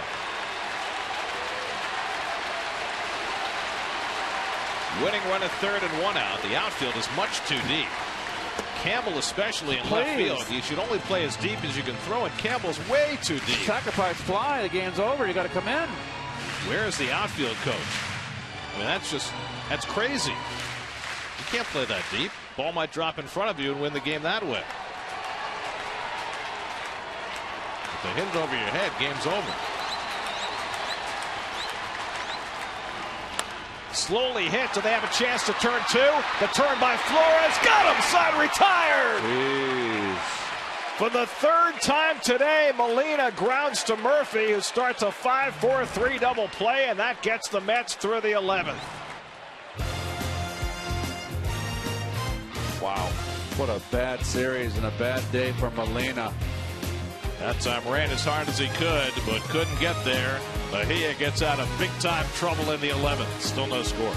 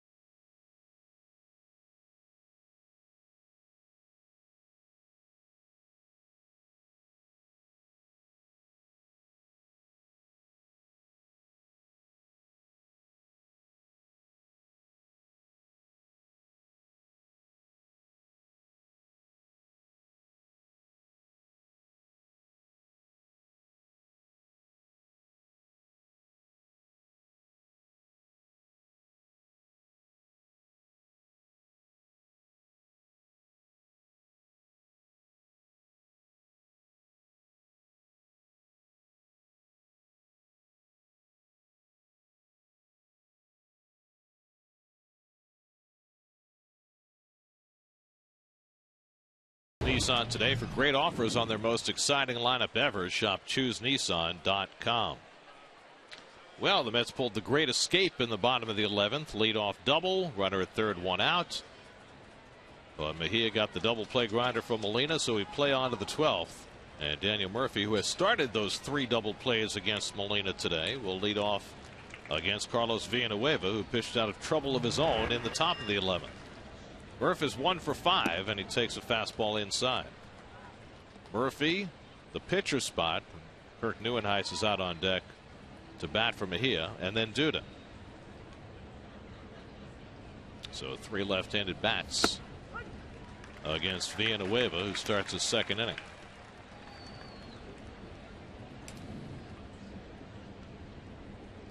Cardinals are on their 7th pitcher of the day.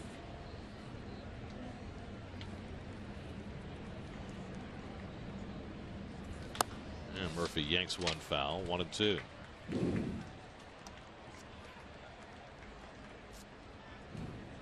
The only pitcher left in the Cardinal bullpen is their closer, Trevor Rosenthal, whom Mike Matheny is trying to give a second straight day off. It may or may not work out that way.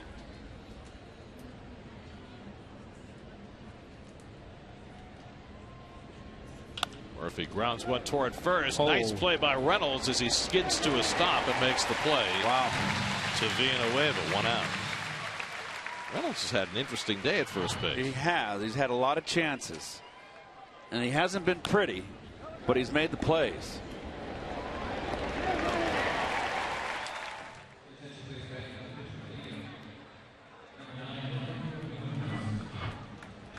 Now Kirk Neuenhuis will bat for Mejia, who threw 2 scoreless innings in relief. Neuenhuis started the first 2 games of this series, had base hits his last 2 at bats yesterday.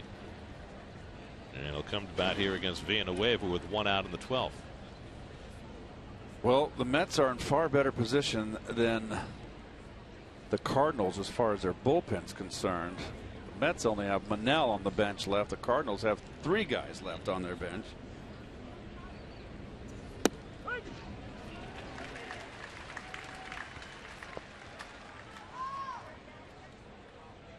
Hansel Robles getting ready for the bottom of the 12th, although if the Mets are able to get a run, they'll get Familia up quickly, one would suspect. Although when the Mets were threatening in the last inning, I did not see Familia get up, which tells you maybe that when he got up in the 9th,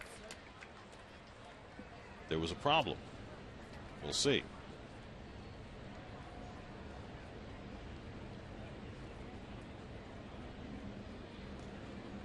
0-2 to Neuenhuis. And Kirk takes just off the plate, 1-2. There is Familia. I mean, normally in these extra inning games, once you get a guy in scoring position, that closer on the road starts getting himself ready. Familia's done that once today, but not since. Neuenhuis drives one toward the right field corner. That's down for an extra base hit.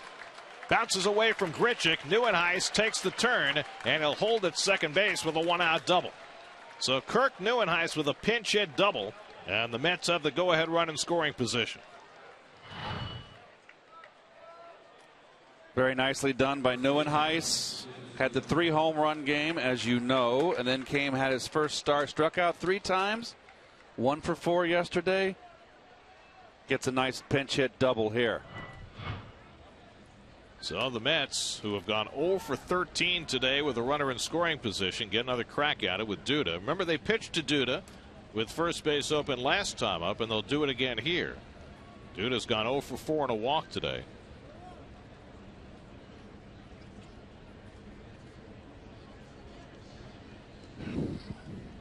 Wilmer Flores on deck.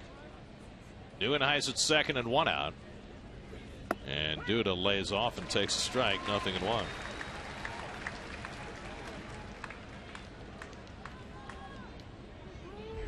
And now Familia is getting up. Not throwing as of yet. He's going to wait for that run to cross the plate before he starts getting loose for real.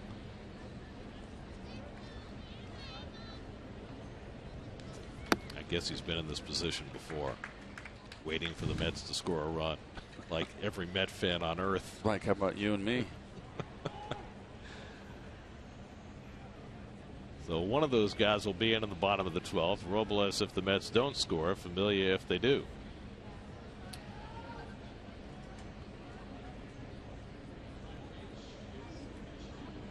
And Duda takes a fastball just off the plate. 2-1.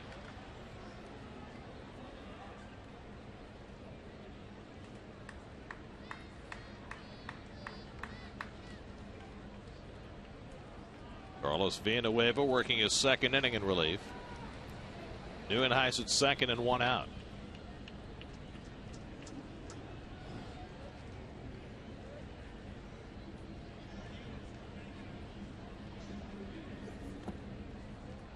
And Duda now ahead on the count 3-1.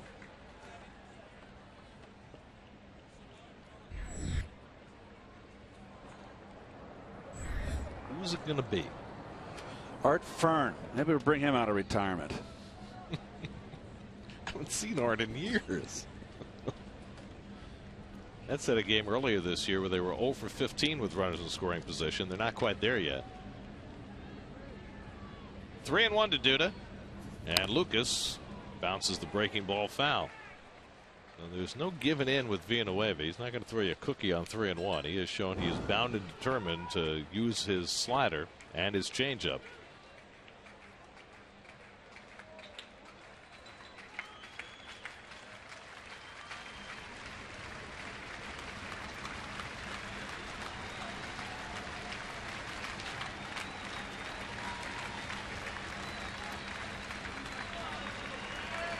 Three and 2 to Lucas Duda.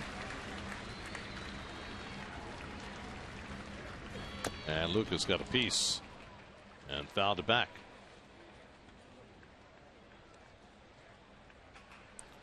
Duda is 0 for 4 today, 2 for 13 in this series. And if you take it back the last month, 13 for his last 95. So it has been a long dry spell for Duda. A hit here could assuage a lot of ill feeling. He's got a big hole up the middle, doesn't he, Gary? Drive a freight train through it.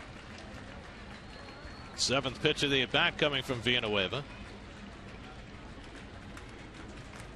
And Duda goes down swinging. 2 out. That's 12 strikeouts for Cardinal pitching today. Well, it's the slider down and in that he's having a hard time laying off. All right, Mr. Flores. I feel like I want to get a Stratomatic card in front of me and just get 3 dice and roll. And roll a 1-7. Got a single on it with a double asterisk, which means the run scores. Flores is 2 for 5 today, and he takes low and away for ball 1. How do you get to the 7? There's more opportunities to roll 6, 7, and 8. The combinations are more. 3-3, 4-2, 5-1. You realize that 90% of us have no idea what you're talking about. Well, you know what Stratomatic is. I do. All the good hitters have the base hits on the 3 columns. 1, 2, 3 is a hitter's column. 2 through 12. I got a better idea, Keith. I'm rolling the dice right now. I got a better idea. Why don't you grab a bat, put on a uniform, take your number 17 down there, and go get a hit? Oh.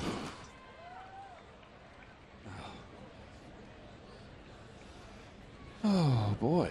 This has just been, both sides have had opportunities to win this game.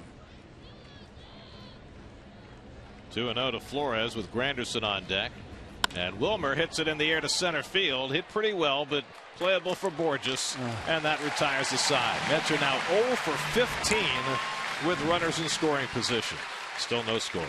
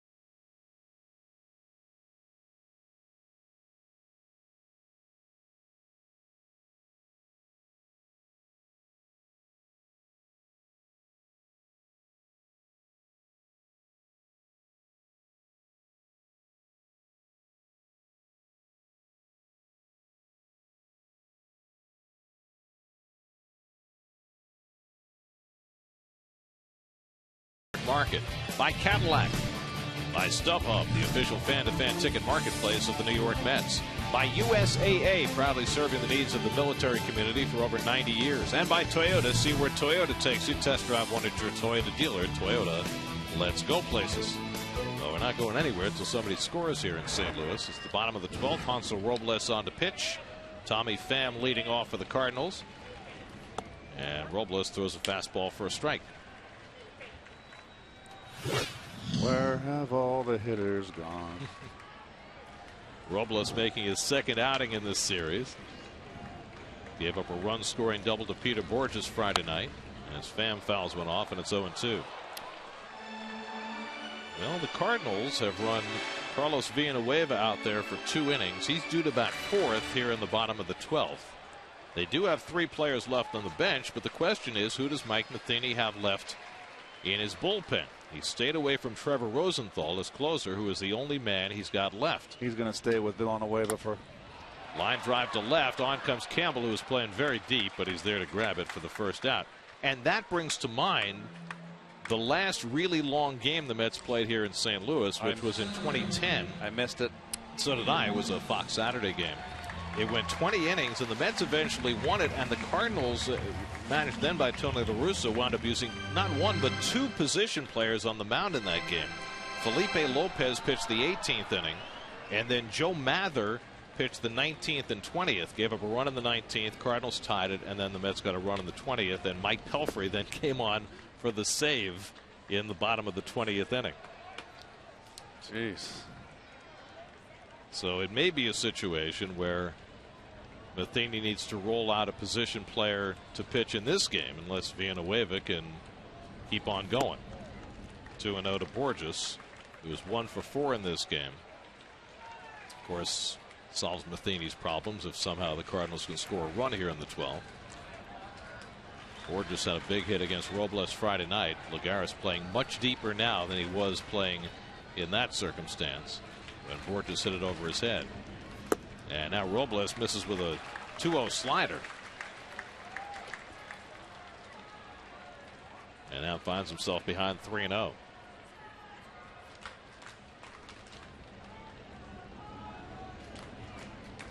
Pete Kozma waiting on deck. And a 4-pitch walk to Borges. That is not what the doctor ordered for Robles. Now you got a fast man at first with 1 out. That's only the 3rd walk given up by Met pitching in this game. Cardinal pitchers have walked 7. And now Kozma with 1 out and 1 on. Boy, oh boy. And let's see. And Villanueva is getting in the on-deck circle. So it looks like they are going to ride him as far as he can go. They've still got Jason Hayward, Tony Cruz, and Dan Johnson left on the bench. But with nobody else available out of that bullpen, Villanueva will come out on deck. First, it's Kozma, and he takes a fastball for a strike. Henry Mejia worked 2 scoreless innings in relief after Bobby Parnell took the Mets an inning and a third. John Neese started, went 7 2/3. He was terrific.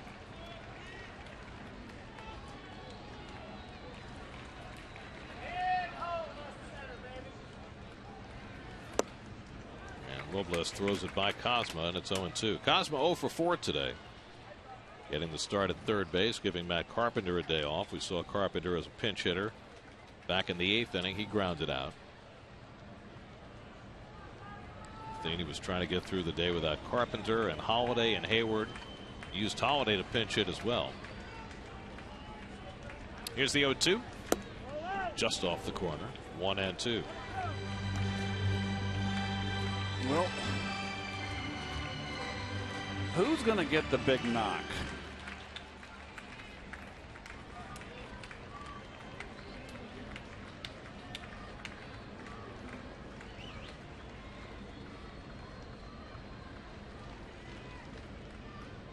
One, 2 coming. Popped up. And Duda takes charge of it. 2 out.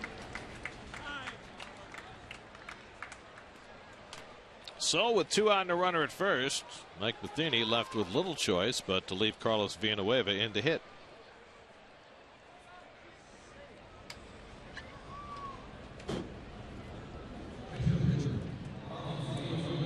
is 0 for 4 at the plate this year.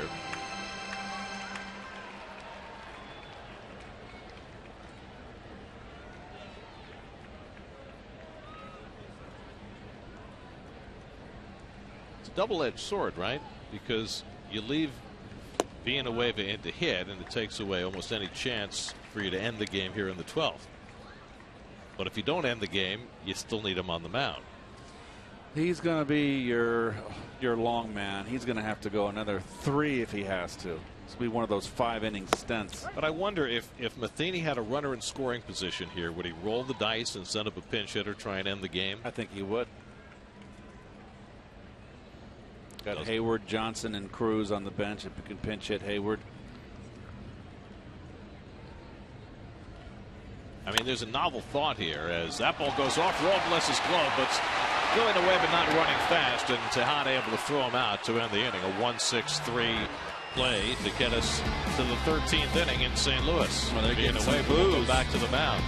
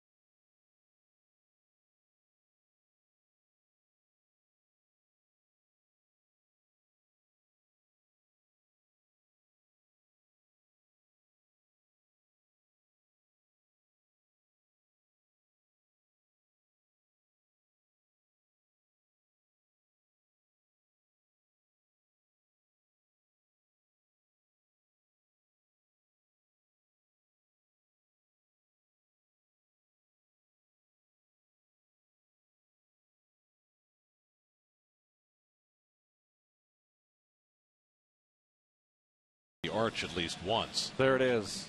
Okay. Creeping Thank you. behind the tree. If you want a sense of place in St. Louis, there's the arch, and there's not much else. I do advocate, as I did the other day, you could show the toasted ravioli. That is a St. Louis specialty. You can go to Grant's Farm. It's very nice. Is that near Maggie's Farm? Because I ain't going to go to Maggie's Farm. How about someone like in a blue uniform get a run across? Well, Curtis Granderson will try and do that. Curtis's third plate appearance. He pinch hit in the 8th, was intentionally walked, flied out to the warning track in left center in the 11th, and now he'll lead off in the 13th against Carlos Villanueva, back on the mound after being booed lustily by his hometown fans for not running hard to first base.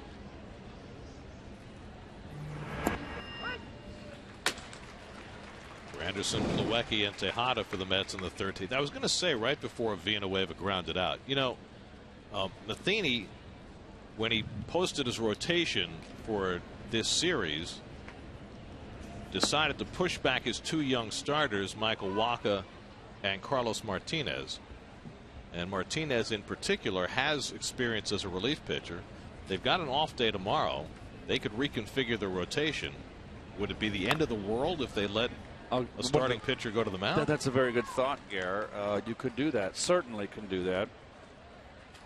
I mean, I know that these days Managers are very reluctant to gamble at all with young pitching, the same way that Terry won't use his pitchers as pinch hitters. Well, how about the 4th of July game when Ron Darling came in and got the save? Right.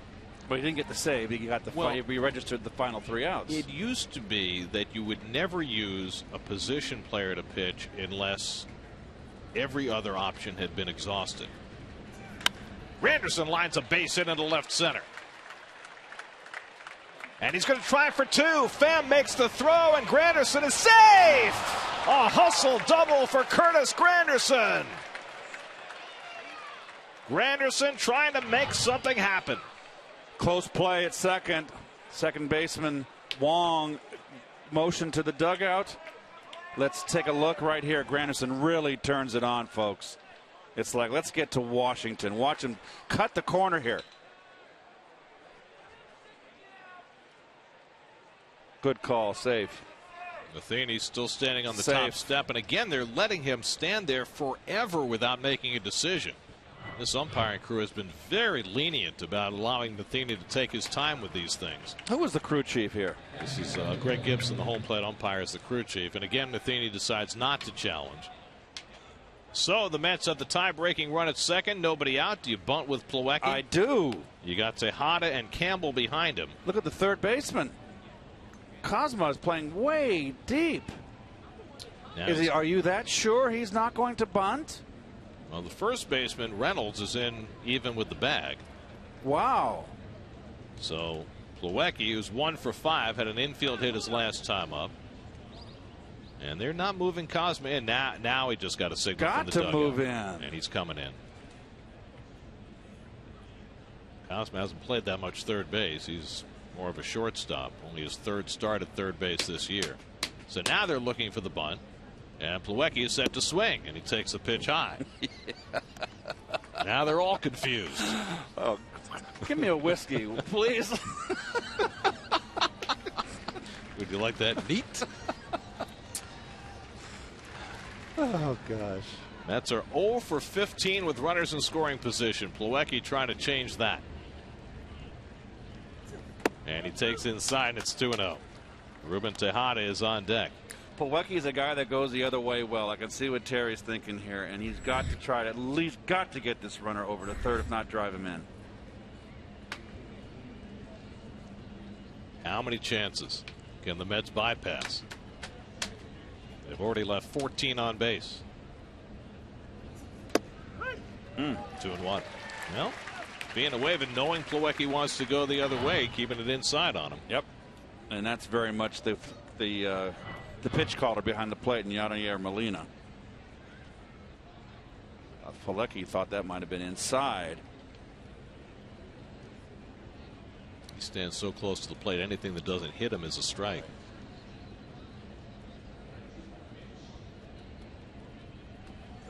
And he takes one the other way, a base hit. Granderson to third. He's being waved around. Here comes the throw by Grichuk to the plate. Not in time, and the Mets have the lead. Kevin Plawecki comes through with the RBI single, and the Mets lead 1-0 in the 13th inning. There you go. Nicely done. Finally got his slider. Tim Tuffle aggressively waving Granderson home on a hard hit base hit by Plawecki. Beautiful hitting by Plawecki here. And Granderson can fly. Yes, send him. You could have played safety first and third with nobody out. This run was all about the aggressiveness of Curtis Granderson, hustling a single into a double, scoring on the base hit, and now the Mets finally have themselves a lead. And now Tejada, who's been on base 3 times today with a double and 2 walks, with Plawecki at first and still nobody out, and the Mets will get Jeurys Familia up in the bullpen to get ready for a save opportunity. You could bunt here too. Now sacrifice Plawecki to second, or hit and run. Tejada's been swinging a pretty good bat. Got Campbell on deck, Lagares behind him. And Tejada takes it high for ball 1. Well, on the 16th try, it was the charm. After the Mets had gone 0 for 15 with runners in scoring position, 2 for 51 over the last 8 games. Kevin Plawecki finally comes through. More runs to pick up. Top of the order for the Cardinals next inning. There goes Plawecki, hit and run, and Tejada dumps it into right field for a base hit. Plawecki going first to third. And the Mets have runners at the corners with nobody out. Tejada on a hit and run play comes through with his second hit of the day. Nicely done, Terry. Well done by Ruben. Kind of crowded with him with a slider. Now the Mets are in big time business. And Plawecki read it nicely. Saw where knew where the right fielder was. Now the Cardinals have to bring their infield in. Already down a run in the 13th. First and third and nobody out. Eric Campbell at the plate. Campbell has walked and struck out in his 2 plate appearances. There's no safety net behind Villanueva. He's in there for the duration. So they gave him the turn at bat in the last half inning. Kept him in the game for a third go-round. And it has not worked for Mike Matheny. 3 straight Met hits to start this 13th inning. And Campbell hits it in the air to right field. Not very deep. Tagging at third, Plawecki. He is not going to try it, as Grichuk gets it to the plate on a bounce. And that's the first out. Got to get this run in. You could squeeze with Lagares. Terry has lots of options.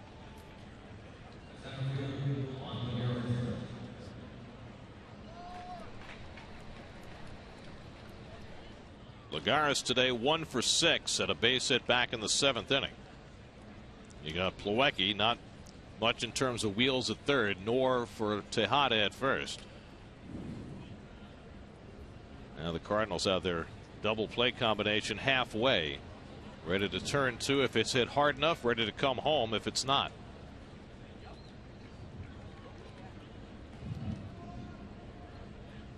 And Lagares takes a strike.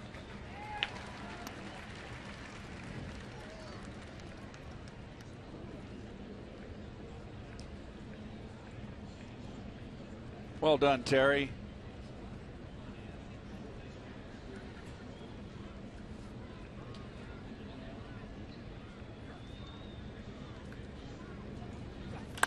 And Lagares pops it up. Oh my. Wong squeezes it for the second out. So the Mets with a run home had a runner at third and nobody out, and he's still there now with 2 out. And now Daniel Murphy will come to bat. 1 for 18. That's a tough day. You think? Are they going to walk Murphy intentionally? Apparently they are, with the pitcher spot due up next. Johnny Manel is still left on the bench, and he's going to pinch hit. But they'd rather face Manel than face Murphy in this spot. I'm inclined to agree. Murph has had a rough go of it in this series. 1 for 6 today, 2 for 14 in the 3 games. But they're going to load him up, put another runner into scoring position, and face Manel. This will be the second intentional walk issued by the Cardinals today. They intentionally walked Granderson back in the 8th. That worked out for them. Granderson coming through with the leadoff double here in the 13th, scoring the only run of this game to date. And now the Mets have the bases loaded. Familia getting ready for the save chance. But first, Johnny Manel will try and add to the Mets' lead. Manel, who got the start behind the plate yesterday, went 0 for 3. And a chance for a game-breaking hit here.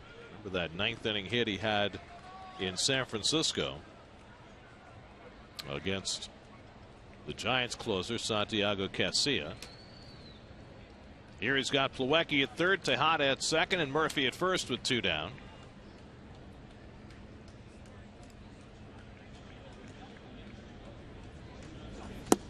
And Manel takes ball 1.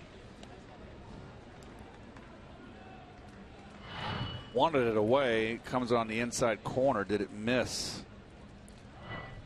Molina had to reach so far for that. Yep. 1-0 to Manel. And Johnny swinging at the changeup, 1-1. Nice change.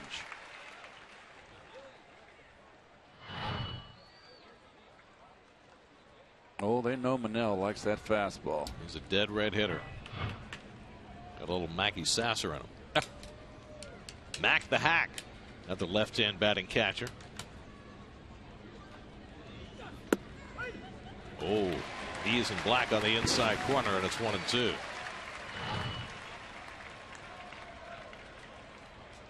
Good pitch.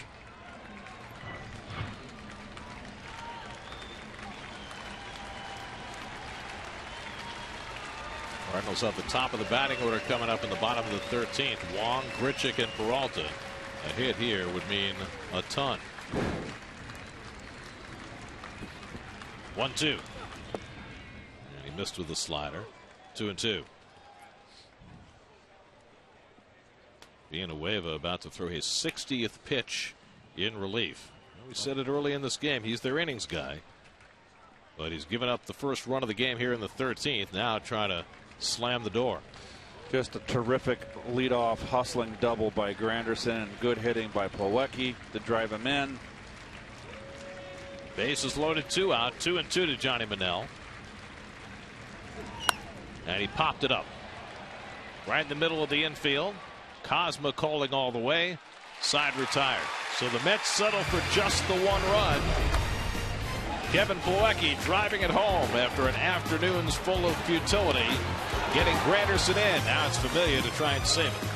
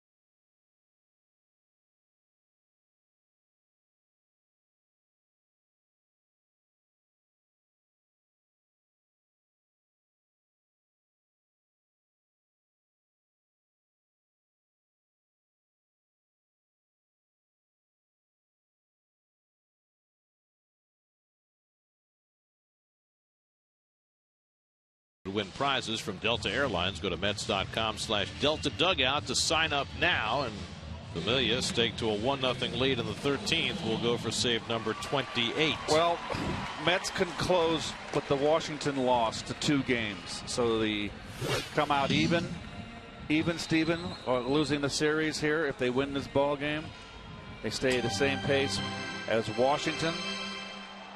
So all good here. It's a big 3 outs right here for this young man. Top of the batting order for St. Louis: Wong, Grichuk, and Peralta.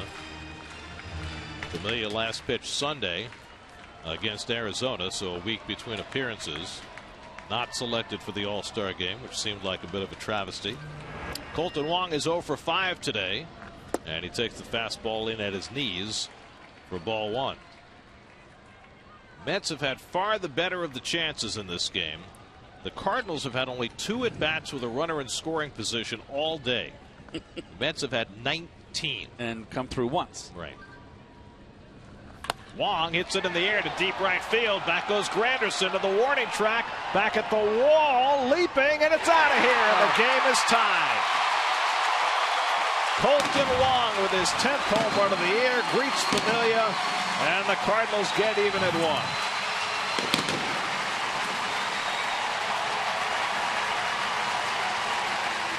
Jeez. Fastball in. You never want a one-run lead. You want to run that hard sinker up there. Hard to hit a home run on that hard sinker, and he did a four-seamer in. And Wong, of all people. 10th home run for Wong. 3rd blown save of the season for Familia. Wong gets a curtain call. And just like that, after all the hard work that the Mets put in to get a lead, it's gone. Here's Randall Grichuk. It's the 4th home run Familia has given up this season. And just his 3rd blown save in 30 tries. All that runners on third base. Yeah. Well, left there, you know what I mean? And you got nobody out, first and third, and you can't get a darn run in. Grichuk is 1 for 4 today. Doubled his last time up in the 11th against Mejia, who was able to get through that inning unscathed. And Grichuk goes after the slider. 1-1.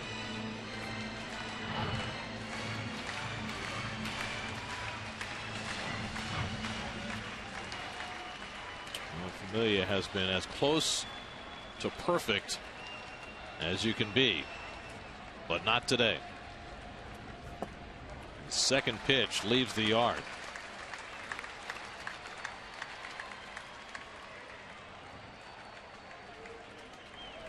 And an afternoon's worth of frustration that appeared to be relieved by the Mets finally getting a run becomes that much more frustrating.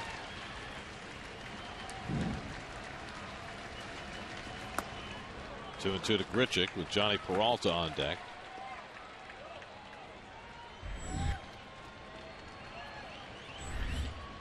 Mets 1 run, 11 hits. The Cardinals 1 run, 9 hits.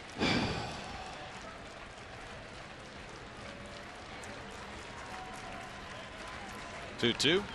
And Grichuk goes down swinging. That's the first out.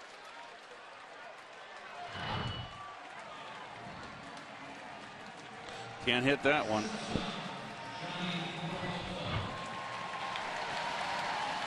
So 1 out and nobody on. Now Johnny Peralta. Well, Terry Collins figured he had it set up once he got the lead.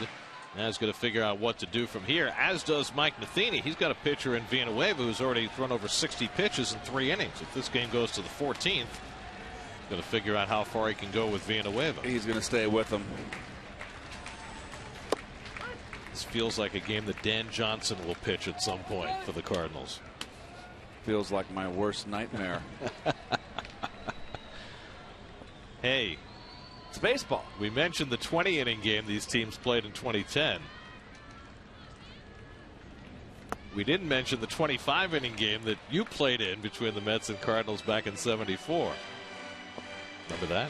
Oh, I do. I pinch hit in that game off Harry Parker. We're just about halfway there. I'm not amused. I'm trying to keep you amused.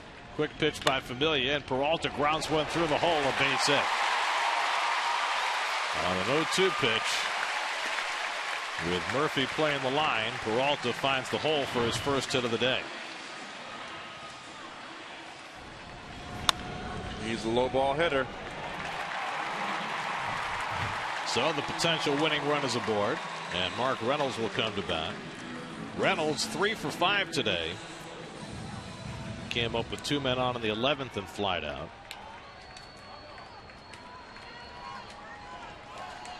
So Familia proving human today. Has to find his way through this. With Peralta at first and 1 out. And a good slider to start him off. 0-1. He's got a wicked slide ball.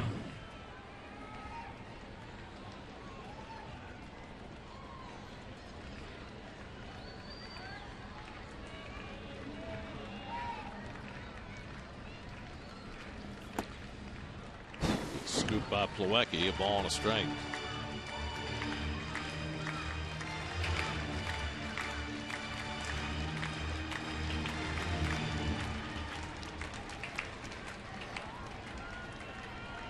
Colton Wong with the leadoff home run against Familia to tie the game. Peralta at first and 1 out.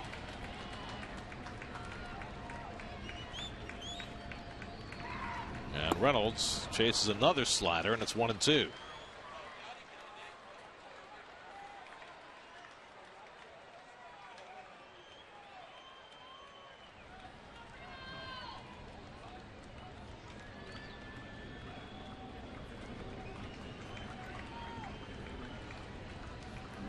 Struck him out. 95-mile-an-hour sinker takes care of Reynolds. 2 strikeouts for Familia. He took Reynolds, didn't have it prayer. Totally overmatched.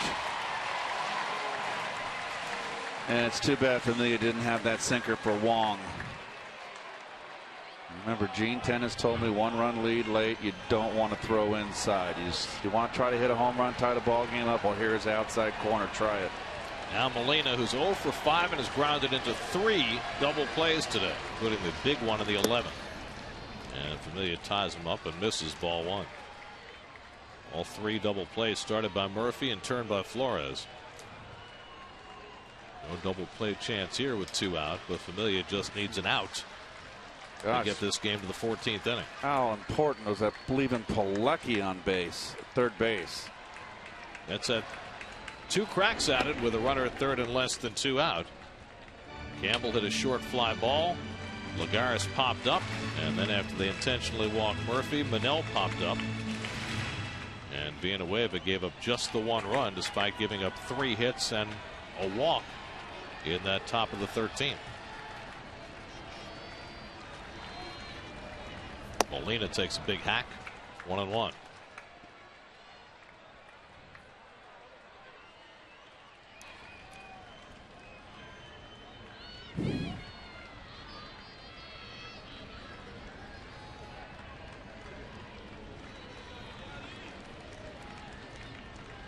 One from Familia, and Molina drives one to left. That's down for a hit. It bounces off the wall. Peralta to third, and he's going to be stopped there. Now the throw behind him. Murphy with a tag, and he gets back safely. A lot of indecision there. Oquendo was waving Peralta. I think he wanted him to try it and just challenge Tejada's arm. Yep. But Peralta knew he would have been a dead duck at home, so he stopped. Well, also, Oquendo knew he was a dead duck and gave him a late hold sign. Nicely played off the wall by Campbell. Hits the cutoff man, most importantly. We're going to score that a single for Molina, second on the throw. Molina was hesitating between first and second, you can see there. It's got to be a double, doesn't it? Well, I think because Molina hesitated and didn't advance until the play was over. Anyway, winning run at third with 2 out. Tommy Pham is the batter. That's will pitch to him with first base open, and Pham takes a knee-high strike. It's a great umpire for. I'm sorry, Gary. It's a great umpire for Jerry Reed's low ball umpire. Well, Familia trying to work around a day when things are not going right for him. He's given up 3 hits and a run here in the 13th. 0-1 to Pham. And he lines one foul. And now it's 0-2. Pham is 1 for 4 and a walk today. Got the start in left field with Matt Holliday getting the day off. Holliday pinch hit back in the 10th inning. Peralta carrying the winning run at third with 2 out. Familia ahead 0-2. And he steps off as Peralta was edging down the line.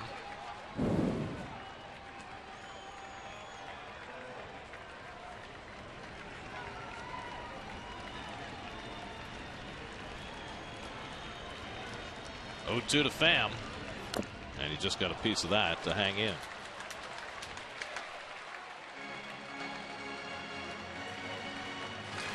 Mets have gotten 4 1/3 scoreless innings out of their bullpen. Parnell, Mejia, Robles.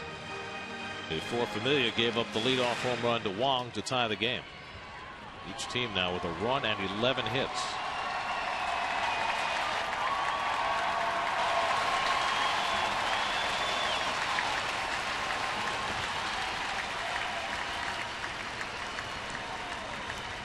Again, the 0-2. Struck him out and will go to the 14th.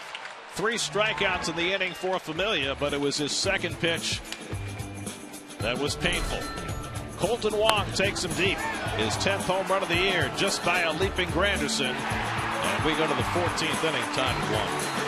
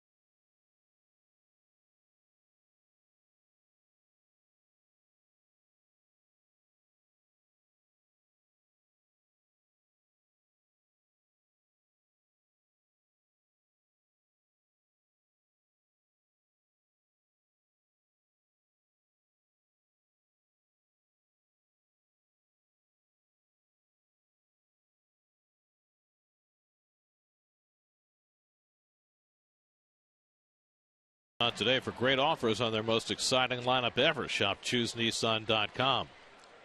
I could be reading that a few more times today. Have at it. Waldo is here. Well, Colton Wong sent this game to the 14th inning with his tying home run against Jerry's Familia after the Mets struggled for a run in the 13th. Now the Mets will start all over again against Carlos Villanueva, who starts his 4th inning of relief. Lucas Duda 0 for 5 on a walk today, and he takes a strike from Villanueva, who is being pushed into extra service. Gave up a run in the 13th, but managed to squirm his way out of further trouble, and now gets to pitch on. 0-2 to Duda with Flores and Granderson to follow. Sean Gilmartin is up in the Mets bullpen. Let's see whether Terry is inclined to go a second inning with Familia, who threw over 20 pitches in that 13th inning.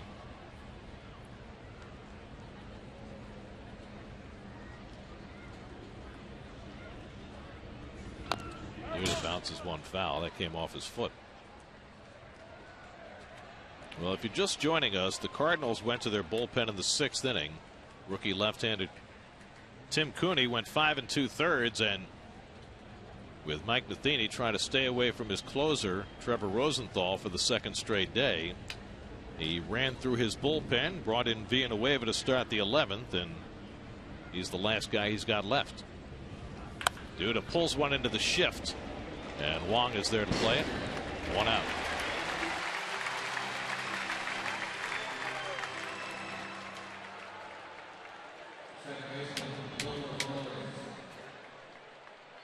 Now Wilmer Flores, who is 2 for 6 today, a single and a double.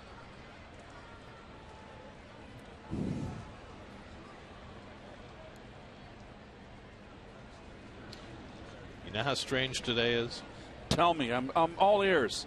There's a rain delay in San Diego. Oh. A rain delay in San Diego. A bad portent. Something. I mean, come on. Oh, I hear you. I mean, Colorado brings bad weather wherever they go. They've had more rain delays than anybody this year. And even in San Diego. Curveball outside to Flores, 1-1. I mean, that's beyond the pale. Curtis Granderson on deck. He scored the Mets run in the 13th after hustling out a double. Flores fouls it away. Let's see. Wilmer has now gone 116 at bats since his last home run. Don't you think this would be a fortuitous time for him to snap that streak? Gary, anything you put on my plate, I'll take right now. Swiss chard. I'm just still a little hot over leading Pilecki getting left on, but nobody out at third base. Line toward the middle, but right there is Wong to grab it for the second out.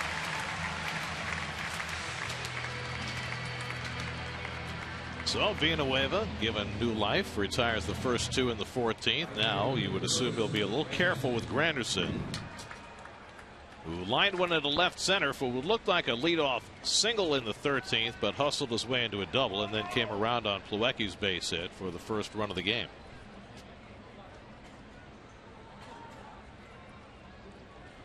And he's got to be thinking about hitting one where Colton Wong hit one.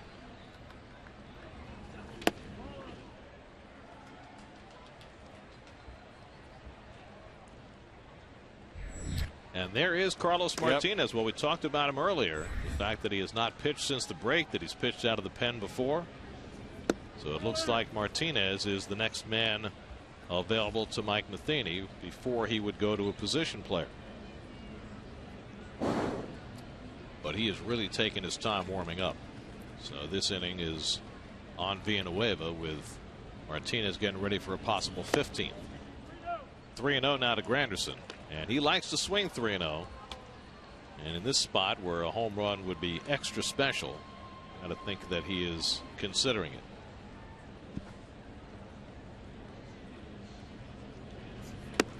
But he takes ball 4 and he's on base for the third time in 4 plate appearances. So the Mets have a 2-out base runner.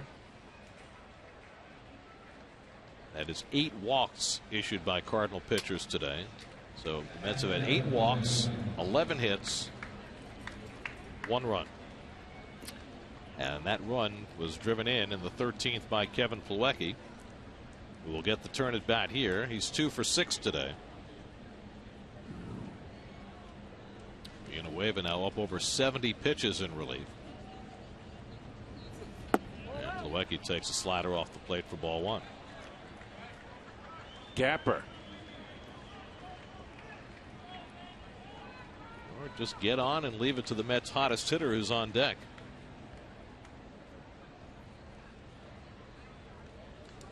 Gapper.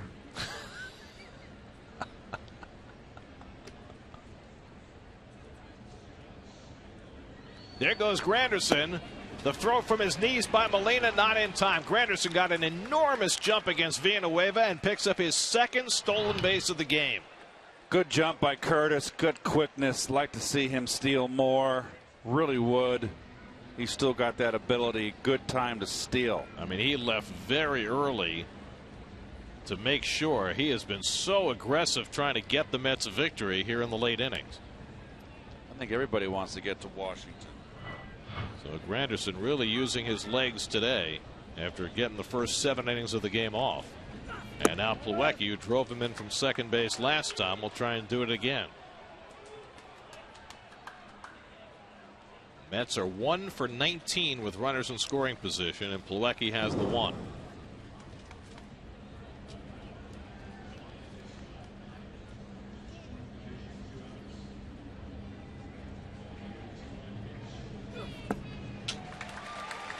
Two and 2. A little bit too anxious.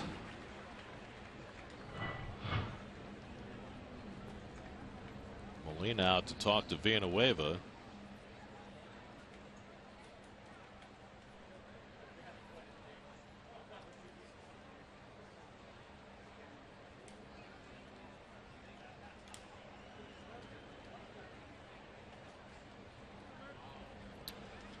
Plate umpire Greg Gibson's so tired he's not even going out to chase him away.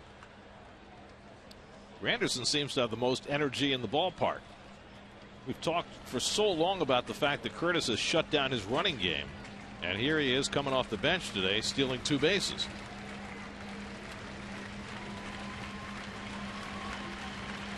Maybe that is a portent of things to come. Portent of a base hit somewhere. 2-2 to Plawecki. And Kevin goes down swinging to end the inning. 3rd strikeout for Villanueva. Mets are now 1 for 20 with runners in scoring position. 14th inning stretch.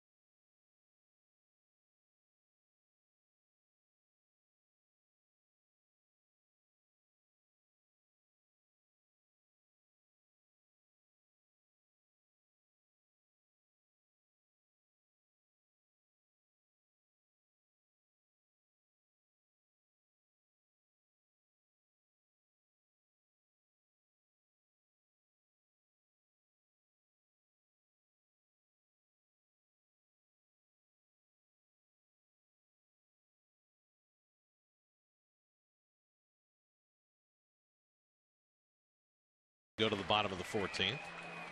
That leaves Terry with 2 left, and you see Gil Martin's numbers.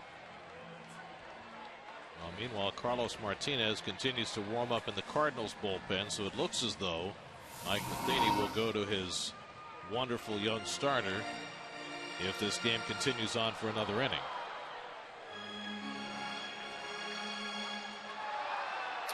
Peter Borges 1 for 4 and a walk today. Leading off in the home 14th. I'm a little disappointed in the Cardinal folks. Oh, we had the 14th inning stretch, and there was no take me out to the ball game. There was no Budweiser jingle. There was nothing. They didn't acknowledge the 14th inning stretch at all. Now, is that because the 7th inning stretch is more of a Cubs thing than a Cardinals thing? You know, all the importance that the Cubs place on it. The Cubs and Cardinals are such rivals. They're both traditionalist teams, you know. I mean, they played take me out to the ball game at the 7th inning stretch. Why not the 14th inning stretch? Is that too anti-traditional? 3-0 count. Trying to get you back on track. You mean you want me to pay attention to what's going on the offensive side of this game? Here's ball 4, and Borges draws the leadoff walk. So he's on base for the 3rd time today, not the start that Gil Martin needed. And now you got a fast man at first base with nobody out. And Pete Cosmic coming up, and a bunt is a pretty big certainty here. And Jason Hayward's going to come out on deck to bat for Villanueva. So things breaking the way Matheny would like in this spot. Even though you got a left-hand pitcher on the mound, Hayward is red hot right now, and he is the choice for Matheny, who still has a right-hand hitter in Tony Cruz on his bench. But it's Hayward who's out on deck. Hayward had a 5-hit night last night. In fact, has hits in his last 7 at bats. Well, at first it's Kozma, and the Mets will look for the bunt from him. Kozma's 0 for 5 today. Yeah, he's got a bunt. The light-hitting Kozma. And he fouls back the bunt attempt. 0-1.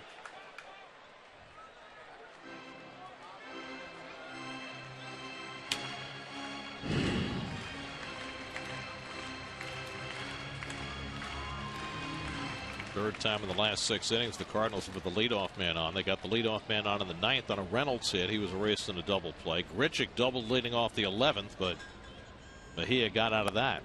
Kozma gets the bunt down. Gil Martin has to go to first with it. Beautiful bunt. Sacrifice 1-4, moves Borges to second. Beautiful bunt. And now the Mets, I'm sure, will walk Hayward and pitch to Wong, don't you think? Yes.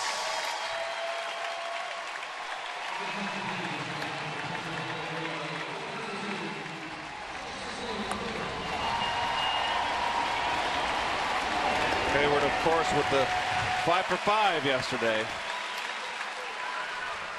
Hayward had his second career 5-hit game yesterday, 4 singles and a double, and as he was running out the last hit in the 8th inning, he cramped up a little bit, came out of the game.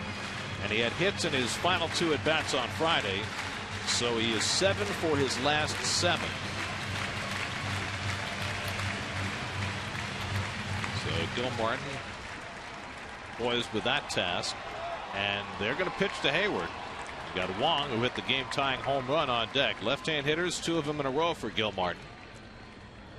And Hayward takes one of the dirt. Plawecki knocks it down. Nice. Borges had an idea about trying to advance, but Plawecki kept that ball in front of him. Really a nice block by Plawecki. And I'm sorry, Gary, when you asked me they were going to pitch to Wong, you got lefty. You want Grichuk up, who's possibility? I was going to say walk Hayward, pitch to Wong, set up the double play, but there's a strike at the knees, 1-1. Well, Gil Martin, we know, has the good curveball, and we got a low ball umpire today, very consistent low ball umpire, and Greg Gibson.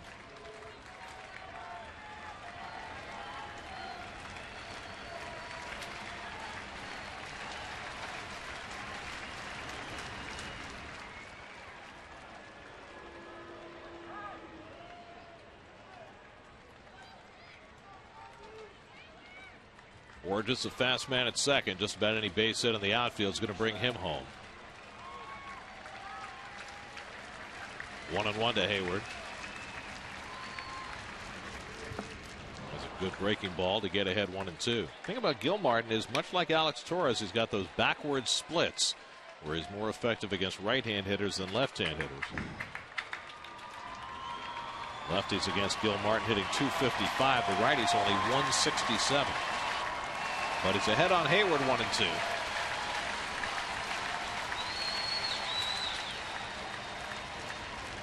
Struck him out.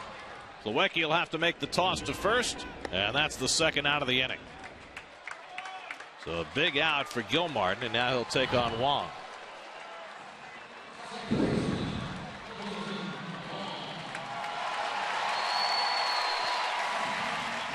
Well, here's the culprit coming to the plate. Wong came to bat in the bottom of the 13th with the Cardinals down 1-0. And on a 1-0 pitch, he lofted one just beyond the fence in the right field corner to tie the game. His 10th home run of the year. Now he bats with the potential winning run at second and 2 out. And Gil Martin gets the breaking ball over for a strike.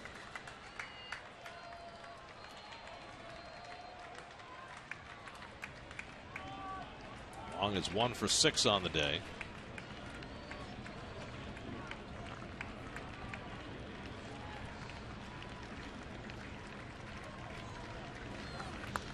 And he fouls back the breaking ball, and it's 0-2. Well, here's the shot that tied the game. Just can't pitch inside when you got a 1-run lead.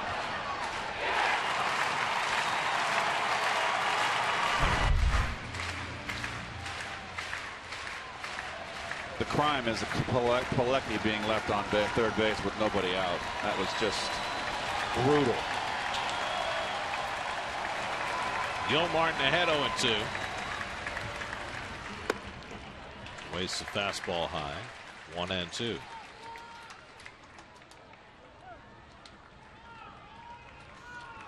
How many buttons left to push? Matheny's got an empty bullpen. Collins has an empty bench.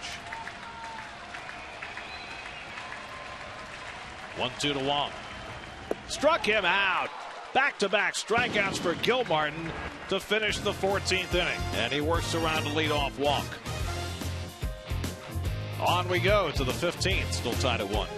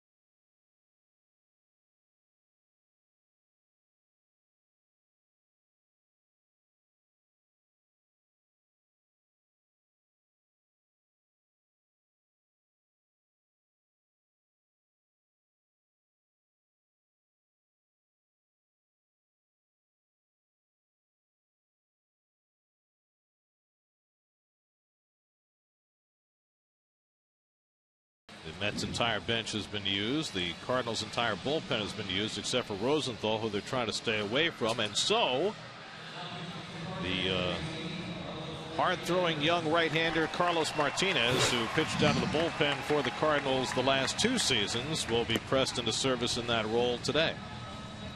Well, he's having a terrific year, 10-3 as you see the record. They were kind of waiting for him to grow into the starting role, into a starting rotation, excuse me, and he has delivered this year. Only 23 years old, and he has been fantastic so far. Really a lifesaver with Adam Wainwright going down with the Achilles injury. He's not throwing as hard this year because he's pitching as a starter rather than a reliever, but he has been very effective. And he comes in here to face the Mets in the 15th inning. Ruben Tejada will lead things off. And Ruben hits one down the right field line foul, 0-1. Tejada today has been on base 4 times, a single, a double, 2 walks, officially 2 for 4.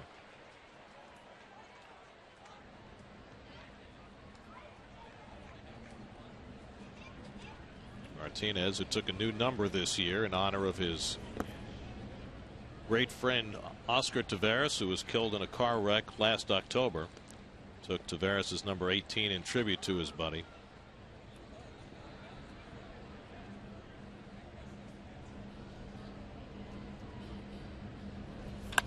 Tejada hits one right at Peralta. Takes his time. Away.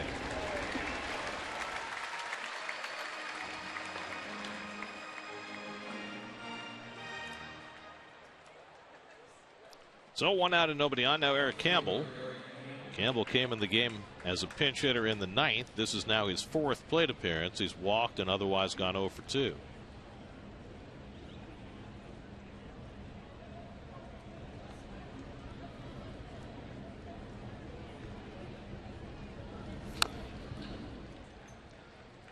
Well, this was the 13th after the Mets had taken the lead. Plawecki was at third and nobody out.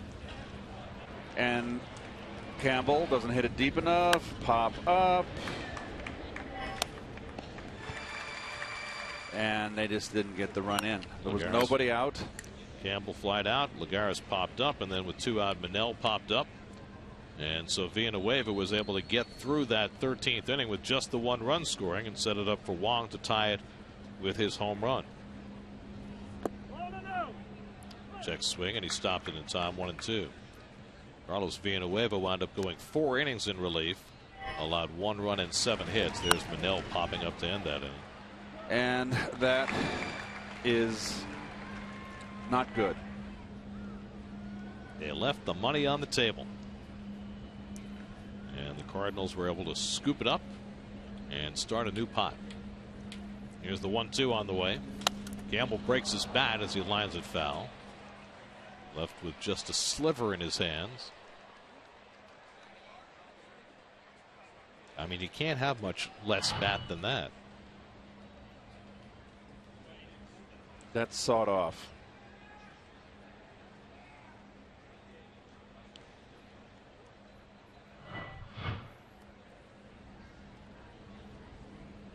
Martinez making his 2nd relief outing of the season. 17 starts. Pitching to a 2.52 ERA. He has been vulnerable to the home run. He's given up 10 home runs this year. And it's going to be the Mets' hope that he leaves one in the middle of the plate. 2-2 now to Campbell with Juan Lagares on deck. So the Cardinals working on their 8th pitcher of the day.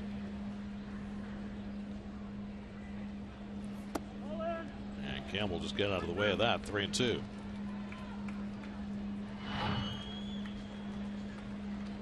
Almost got him.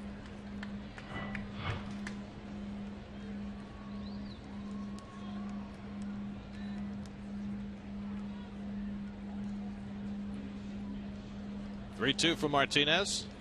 And Campbell takes inside, ball 4. So after Martinez got ahead of him 0-2, he loses Campbell to a walk. And the Mets have a 1-out base runner. That is 9 walks drawn by the Mets today. It's becoming like a spring training game. Look at the crowd here. It's dwindled. Better than 43,000 on hand when we started. Now approaching the 5-hour mark. The rally towels are in force. Juan Lagares, the batter, 1 for 7 on the day. And takes a strike from Martinez.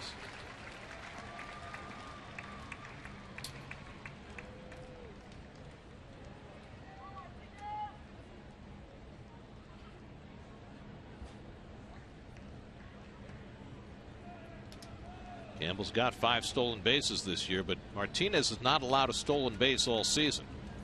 Quick enough to the plate. Ball and a strike now to Lagares with Daniel Murphy waiting on deck.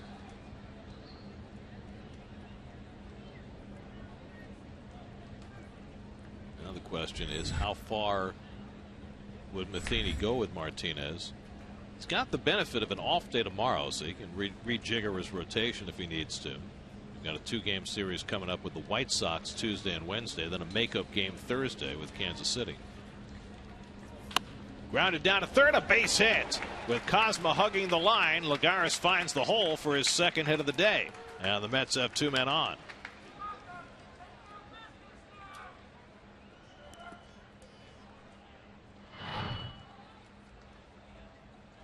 Fastball up and in. Boy, it is almost like a spring training game right now. The people that are here really love baseball. Except that this game is of such vital importance to the Mets that it really Both doesn't teams, matter if there's nobody in the stands. Well, the Cardinals are 25 games over 500. They've got a 4.5 game lead. But, you know, if you're the Mets, you don't want to be 0-3 coming out of the break heading into Washington against the team you're chasing. This is a critical game. So the Mets, who are 1 for 20 with runners in scoring position today, get another crack at it with Daniel Murphy. Murph has gone 1 for 6 today. He was intentionally walked his last time up in the 13th inning. And that worked for the Cardinals. They got Manel to pop up with the bases loaded. Campbell carrying the lead run at second. Lagares at first with 1 out.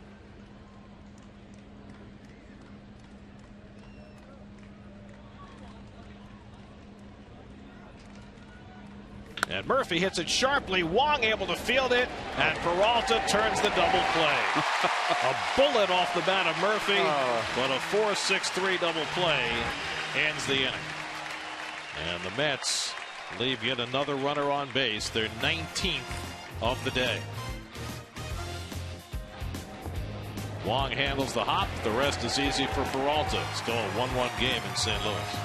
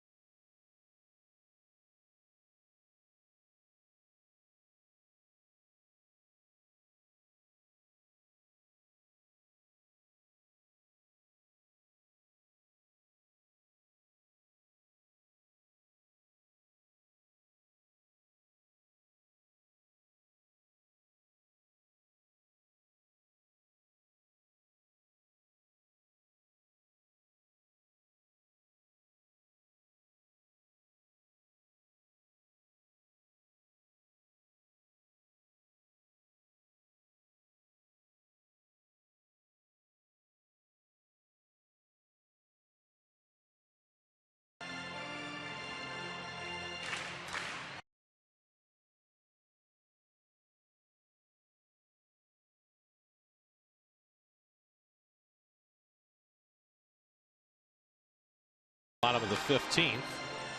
Randall Grichuk will lead off for the Cardinals. Grichuk, Peralta, and Reynolds, 3 right-hand hitters against Gilmartin, who struck out the 2 left-hand hitters, Hayward and Wong, to get through trouble in the 14th.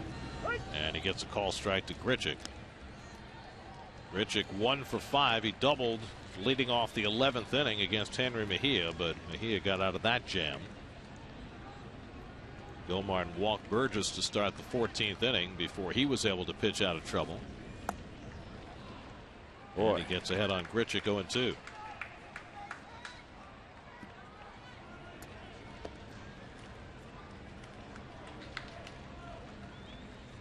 Cardinals have used 8 pitchers. The Mets have used 6. And Grichuk goes down on 3 pitches. So Gilmartin strikes out his 3rd batter in a row. Met pitchers had struck out only 5 batters over the first 12 innings. But now, between Familia and Gilmartin, they have 6 in the last 2 1/3. It's kind of quirky. Johnny Peralta was 1 for 5 and a walk today. Had a base hit his last time up against Familia in the 13th. Familia suffered just his 3rd blown save of the season. The Mets gave him a 1-0 lead in the 13th. Colton Wong hit a home run to tie the game. Familia was able to get out of further trouble. Cardinals got the winning run to 3rd, but Familia struck out Pham to get through that 13th, and now Gilmartin continuing on from there.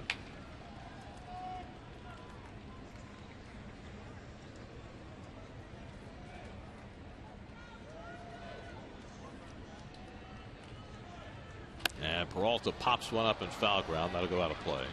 And it's 1-2. Well, Jacob deGrom spikes on, bat in hand, batting gloves. He would be the next bat off the bench for the Mets.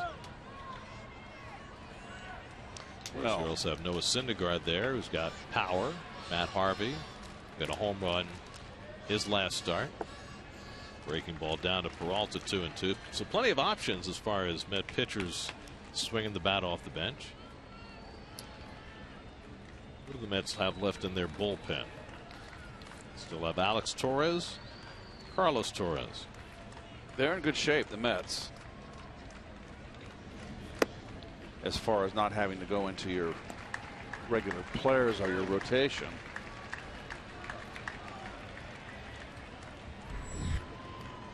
Mark Reynolds waiting on deck. Full count to Peralta with 1 out. And the breaking ball got him. That's 4 strikeouts in a row now for Sean Gilmartin. The changeup has really given him another weapon, Gary. He was primarily a fastball, curveball pitcher, loved to throw the curveball, but he's developed a changeup now, and it's given him that third pitch, and it's really, really made him very effective. So 2 out and nobody on. Now Reynolds, who has 3 hits and 6 at bats today.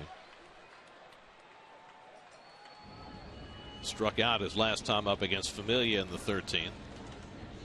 And Reynolds drives one down the line, but foul.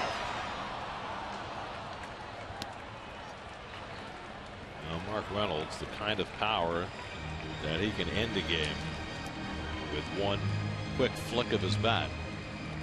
Flick of his bick. Big click. Well.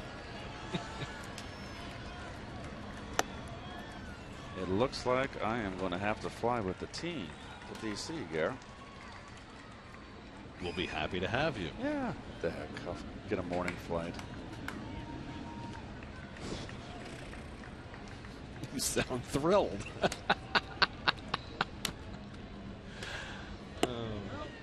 Reynolds takes away, and it's 2-1.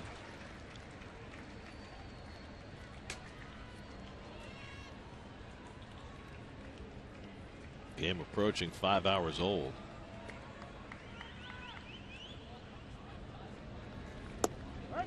Good curve.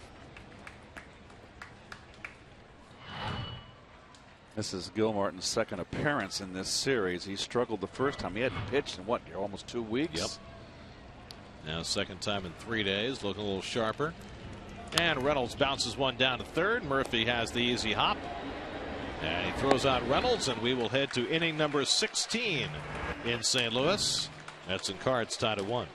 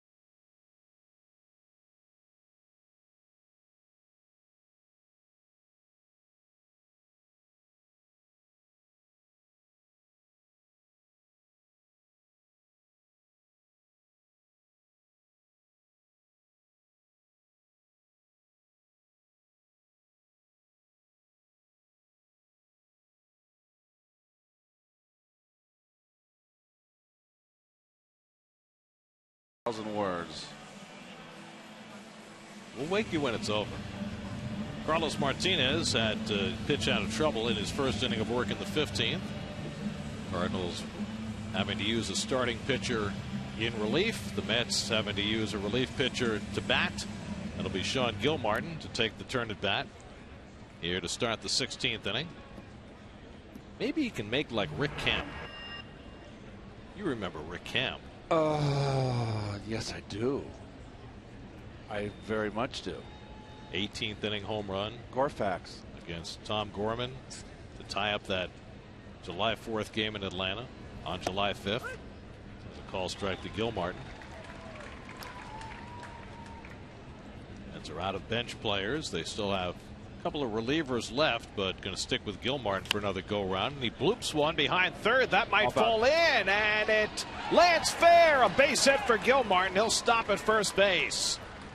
Sean Gilmartin with a little flair, and he's got himself a base hit in his first major league plate appearance. A little duck snorted, you would say, Gare.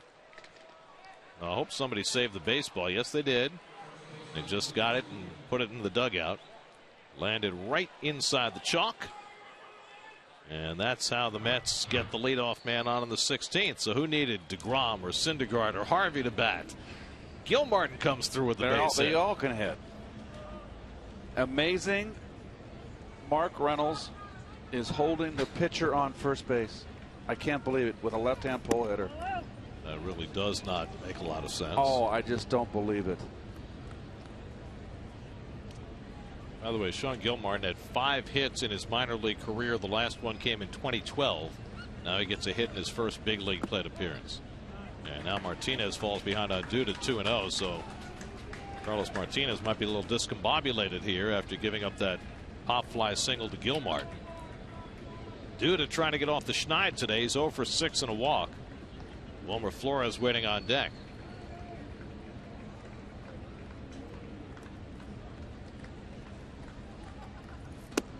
Do you have any idea whether Sean Gilmartin can run? I don't think he can. He didn't run too good in that little blooper. Is it just the ankle chokers that make it look like he can't run? At this point, I'm almost cross-eyed up here. Clarence. 3-0 Duda.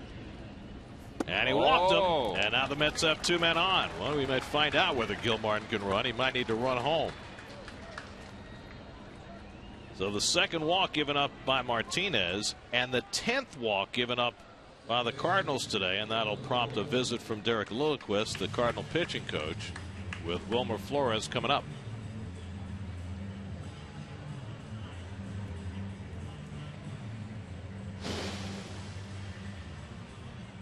How many more twists and turns can we have? So the Mets, who are 1 for 21 with runners in scoring position, will get another crack at it. Extra innings on SNY, brought to you by Nissan. Choose Nissan today for great offers on their most exciting lineup ever.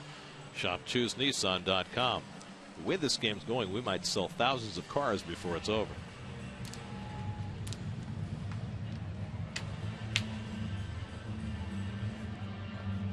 Always complaining now about the rubber, so he wants work on the rubber. Is that why you give up a bloop and a walk? Not the rubber. He's where he's planting. I think it's his landing area. Yeah, well, you would think after 15 plus innings that that landing area would be a little messed up by the horde of different pitchers who've taken the mound today. There have been 14 of them in all, and so they'll do a little work on that. So it gives us a little time to sit here and chat. So you're getting hungry. I was thinking maybe some wings you might enjoy that as a snack. I would like some wings. I would like to trade places with that guy right there.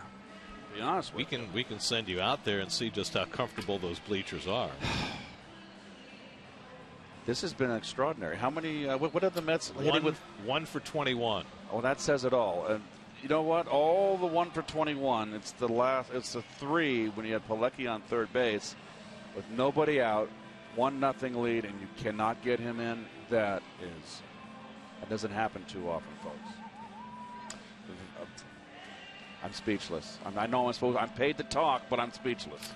Well, it's a team that has struggled for offense on every front. They're last in the National League in runs scored. They've been trying to survive with fantastic pitching and very little else to support it. And this has been, in many ways, a microcosm of what has plagued this team and kept them from getting to that next level so far this year. Oh, I think it's more than a microcosm. I think it's a big searchlight pointing right at the issue. Well, Wilmer Flores will try and change the equation here in the 16th. Wilmer had hits in 2 of his first 3 at-bats, but nothing since. Bunt. Well, if you bunt, Granderson will be intentionally walked, and then it would be Plawecki with the bases loaded. I'll take it. Okay. The Cardinals are looking for the bunt from Flores, who has 2 sacrifices this year. Let's see if he's asked to. No bunt. He hits it in the air to shallow left. On comes Pham a long way. Out goes Peralta, and he gets it for the first down. Boy, I don't agree with that one. Very seldom that I disagree with Terry. Very seldom. And the only reason why is because this team can't get hits with runners in scoring position.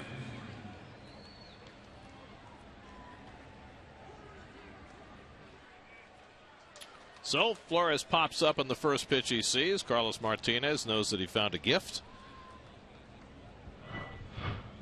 And that's the first down. Now Granderson with 2 on. Curtis has had 4 plate appearances since coming on as a pinch hitter in the 8th, and he's had a big role in this game and looked very frisky in the process. He was intentionally walked and stole a base in the 8th, flied out in the 11th, then led off the 13th at a base hit to left center and hustled it into a double, scored the only Med run, walked and then stole another base in the 14th. He takes a changeup for a strike, and he's down to the count 0-2. Martinez trying to work quickly against Granderson. He's 1 for 4 against Carlos Martinez. And he hits one foul into the diminishing crowd.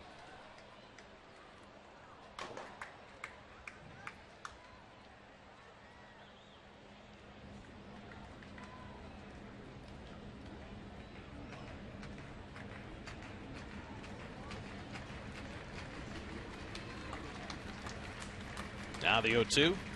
Check swing. Did he go? He did not. Sam Holbrook gives him a pass, 1-2.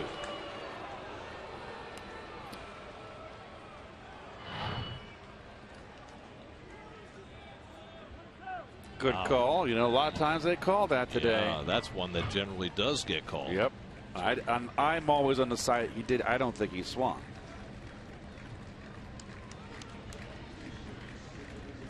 Gil Martin at second. Duda at first with 1 out.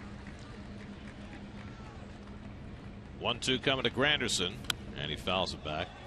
Hey, you know, the last time the Mets played a game this long, you'll remember this. It was in July of 2013. We were in San Francisco, and the Mets and Giants played 16 innings with the Seagulls. Yes, I was there. Yes, you were. Ronnie was back in the studio doing the post-game show. Martinez slips here badly.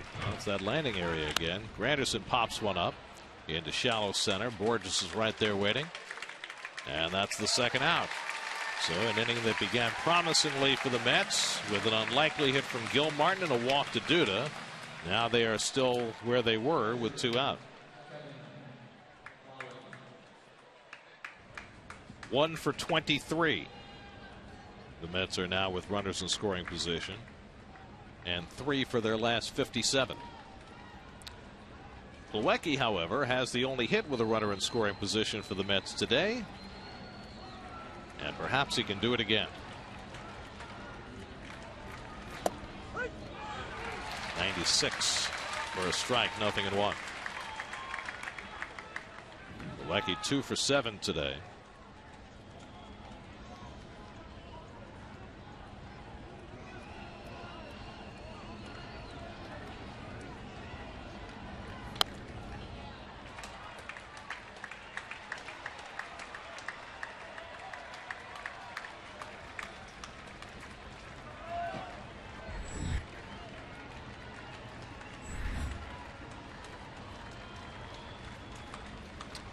Well,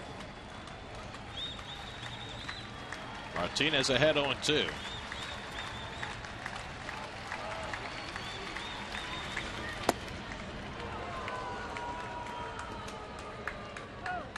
1 and 2. I would have bunted with Flores. I'm sorry. When I got the runners at second and third. Let him walk Granderson and let Milwaukee get up right now with the bases loaded, 1 out. Surprise.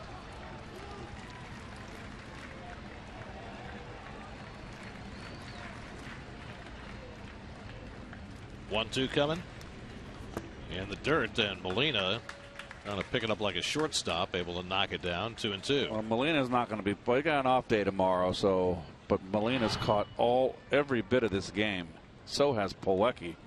They're going to be tired puppies tonight. Well, Plawecki has to catch the rest of the game. The Mets have used Johnny Bunnell. They can take Molina out. They still have Tony Cruz left on their bench.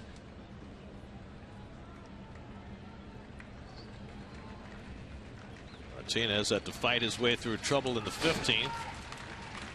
Trying to do it again in the 16th. 31 men left on base in this game. 2 on, 2 out, 2 and 2 to Plawecki. Rounds one toward third, and Cosma makes the play. Side retired. Mets got the first 2 men on and leave them. They've now left 21 runners on base in this game. Still tied at 1.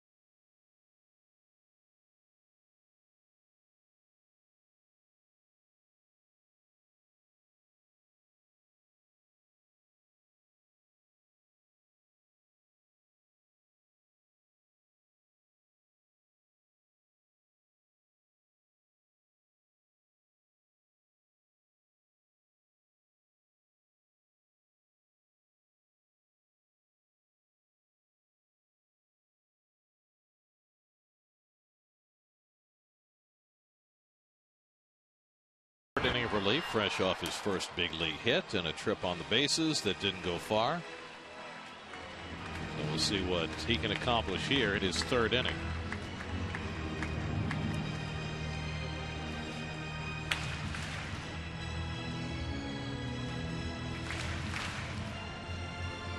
Yadier Molina will lead things off with the Cardinals. Molina 1 for 6. His base hit was his last time up back in the 13th inning. That pushed Peralta to third with the potential winning run, but Familia was able to strike out Pham and get through that inning. Now against Gilmartin, Molina takes a strike. Molina, Pham, and Borges for the Cardinals in the 16th. The Mets 1 run, 13 hits. The Cardinals 1 run, 11 hits. And Molina hits it down the line, slicing, and it lands foul. Molina coming close to an opposite field double.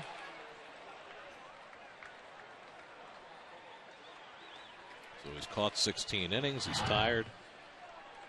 And he almost had himself a big hit. Didn't miss by much.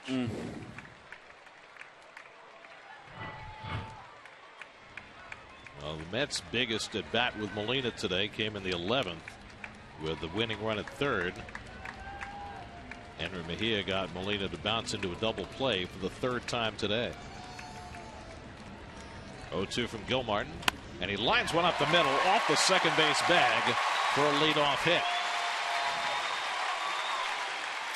That's the first hit against Gilmartin. Gosh, do you pinch run with your backup catcher? I don't know. Is Cruz any faster than Molina? I know, that's a question. Johnson, still got Johnson on the bench. He can't run. You don't want to use your remaining two players anyway. Well, they could use a pitcher to run if they wanted to. Here's Tommy Pham, not asked to bunt. He takes a strike. Pham is 1 for 5 and a walk today. Struck out with a runner at third and 2 out in the 13th. And was not asked to bunt on the first pitch. Borges and Cosma, the next two hitters. And he loops one foul, and it's 0-2. Gilmartin gave up a leadoff walk in the 14th, was able to get through that. Pitched a 1-2-3 15th, and now a leadoff hit by Molina here in the 16th.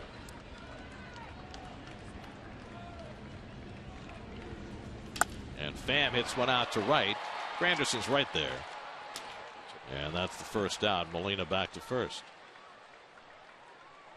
So 1 out and 1 on.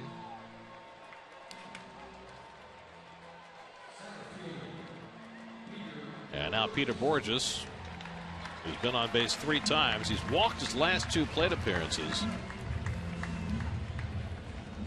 against Robles in the 12th and against Gilmartin in the 14th.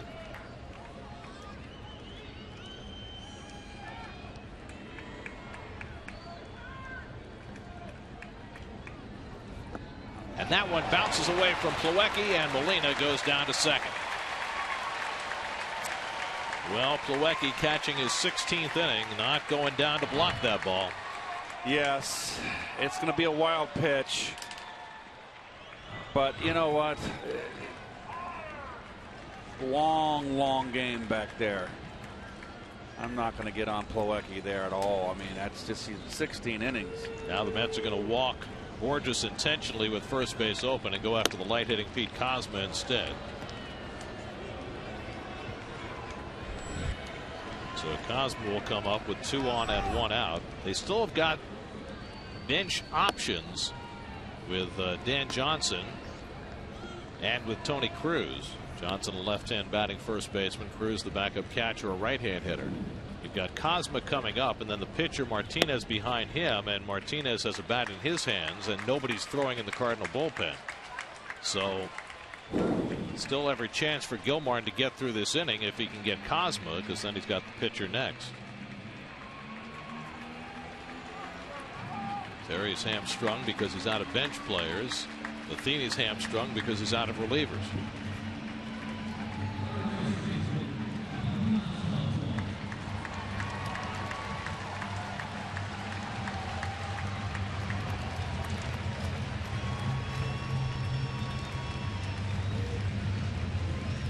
So Cosma will step in. He's 0 for 5, sacrificed his last time up. Now trying to get the winning run home from second. You got Molina at second, and the way he's running right now, it's not a guarantee he's going to score on a base hit to the outfield. That's awfully deep. They sure are. And Cosma doesn't have power. Way too deep in left field. Fly ball, center field. Lagares there. Molina's tagging, but he's going nowhere, and that's the second out. So now Martinez is going to come to bat. Can we send out for food? I'm starving. It's dinner time. What time is it anyway? It's 6:30 local time, 7:30 Eastern time. It's the early bird special. It's beyond that. Literally here at Busch Stadium. 3. Martinez 5 for 33 at the plate this year, looking for his first run batted in, and wearing Oscar Taveras' number. He'll try and channel his old buddy and try and put an end to this game. 2 out and 2 on, and Gilmartin goes low and away. Ball 1. 40 pitches and 2 2/3 in relief for Gilmartin. Being asked to go the extra mile, as is everybody today. Martinez pops it up, and Flores waits for it to come down, and we head for the 17th inning. Gilmartin with 3 scoreless innings in relief to keep the Mets around. And on we go.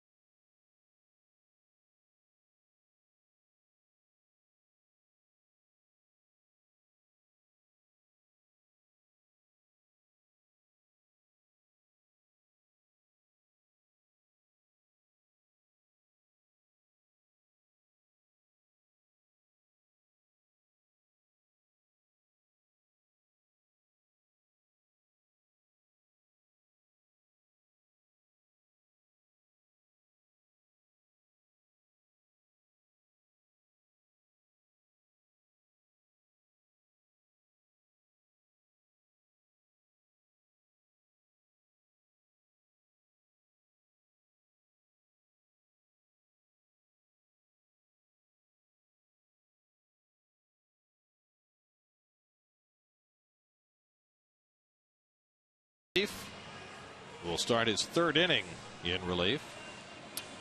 Well, Mets have left 21 runners on base. They've gone 1 for 24 with runners in scoring position. And Ruben Tejada will lead off for the Mets in the 17th. This is now the longest game for the Mets since the 20-inning game they played against the Marlins 2 years ago at Citi Field. Remember, 2 years ago, the Mets had an incredible number of exceptionally long games. Yes. They had the 20-inning game with the Marlins. They had another one with the Marlins in Miami that I think went 18. They had the 16-inning game in San Francisco. They had that July 4th series with the Diamondbacks as Tejada leads off the inning with a base hit. Remember the Diamondback series? They had like a 13, a 14, and a 15 in a 4-game series. So they're revisiting those long games today, and they've got the leadoff man on again in the 17th. It's been a good day for Tejada. That's his 3rd hit. He's on base for the 5th time. Now the idea is to try and bring him around. You can hit and run with Campbell. Goes the other way nice. Terry's done it before. At this point, I mean, no haul. You got to try all your options. Martinez has been vulnerable here in relief. He's given up 3 hits and 2 walks in 2 innings plus. Now, Campbell up there to bunt and misses up high, ball 1. Terry opted not to bunt with Flores in the 16th inning, but asking Campbell to bunt here in the 17th, at least on that first pitch. Now he's got Cosme in close at 3rd. Maybe a switch up. Tejada, not much speed at first. And Campbell stabs at it and fouls it off. 1-1. Mets actually have had a sacrifice from a position player today. That was Danny Muno, who sacrificed successfully in the 10th. Only the 3rd successful sacrifice for a Mets position player this year.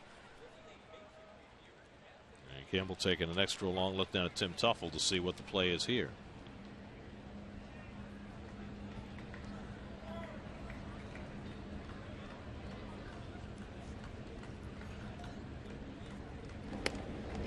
Martinez almost threw that one away.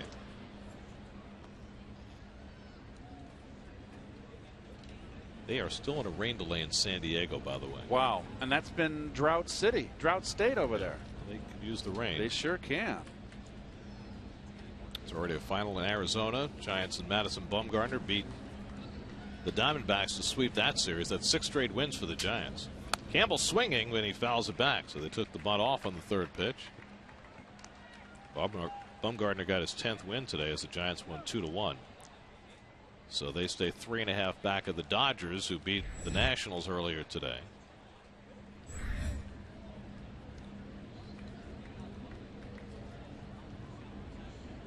Oh boy. 1-2 to Campbell with Lagares on deck. And the breaking ball down. 2-2.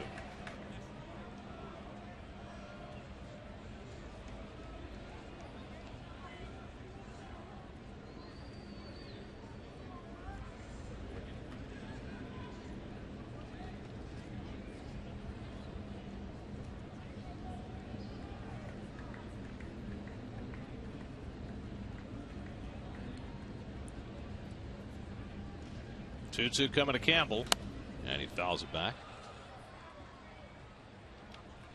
Eric has had some long turns at bat today. He's had 4 plate appearances since coming on as a pinch hitter in the 9th, and he's walked twice, also struck out and flied out 0 for 2.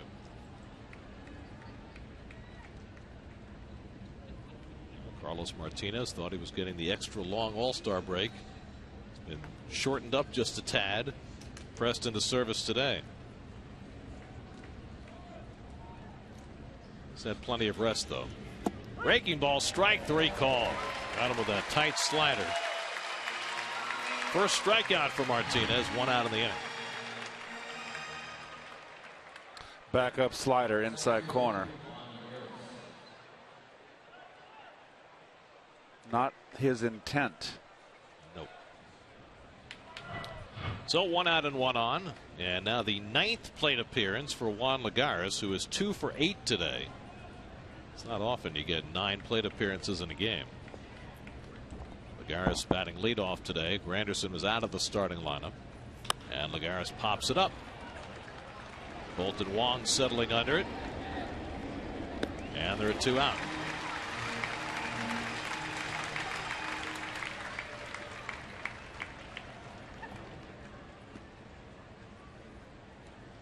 Running out of room, Gare? Oh, long since. Once I get past the 14th, I have to get creative. I've got I've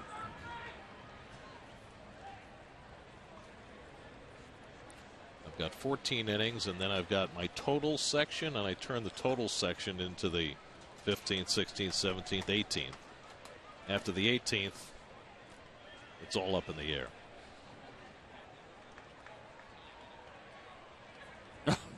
all the K's are gone. Jeez. None of us was equipped for what we were going to encounter today. They're going to intentionally walk Murphy. The pitcher is due up next. We got Jacob deGrom out on deck to bat for Gilmore, and this is going to push the go-ahead run into scoring position. A very interesting decision by Mike Matheny. Wow. Tejada at first and 2 out, and rather than pitch to Murphy, they're going to push the go-ahead run to second base, and Jacob deGrom, who we all know can swing the bat, will get a chance to get that lead run home. So Carlos Torres up in the bullpen, ready to pitch in the bottom of the 17th. So Met fans have been screaming for Met pitchers to get pinch hitting opportunities. Well, here's the chance for deGrom. A very unusual move by Matheny, and we'll see how it pays off. This is the 3rd intentional walk he's given up today. First 2 have paid off for him. That's got a base hit from a pitcher in the last inning as Sean Gilmore dumped a single inside the left field line. deGrom with 1 RBI looking to get Tejada home from second. 2 out and 2 on, top of the 17th. And Jake takes up and away for ball 1. deGrom has 8 hits this year, including a double.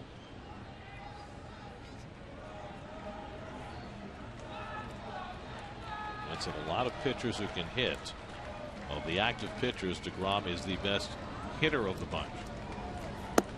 Good off-speed pitch by Martinez, 1-1. Syndergaard probably has more power. Well, they're not going to pitch DeGrom. It's an all-star pitcher out there, basically, in Martinez, 10-3, and they know that DeGrom can hit.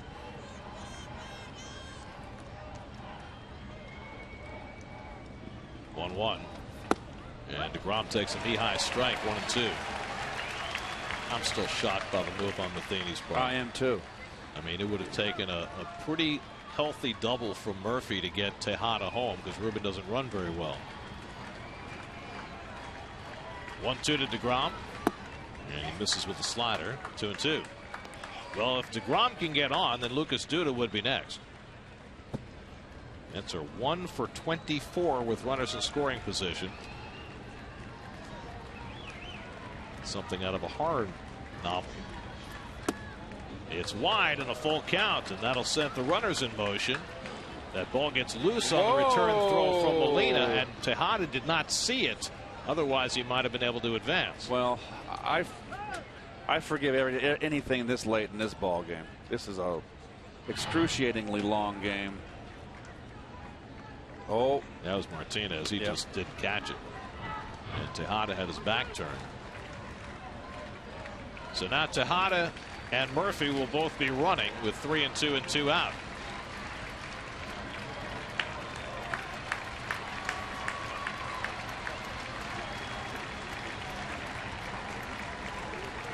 And DeGrom takes outside, ball 4. And Martinez can't believe it, and the Mets have the bases loaded for Lucas Duda. So Matheny walks Murphy to get to DeGrom, and Martinez loses DeGrom to a walk. That missed. I think everybody's a little frustrated today. That is 12 walks now for Cardinal pitching. They've gotten away with it so far. Now Duda will try and cash in. Bases loaded, 2 out. Lucas is 0 for 6 with a pair of walks today. And he takes it wide for ball 1. And again, Martinez looking down at his landing area, which he's been complaining about for the last couple of innings. Duda is 3 for 6 against Carlos Martinez in his career. Martinez walked him in the last inning.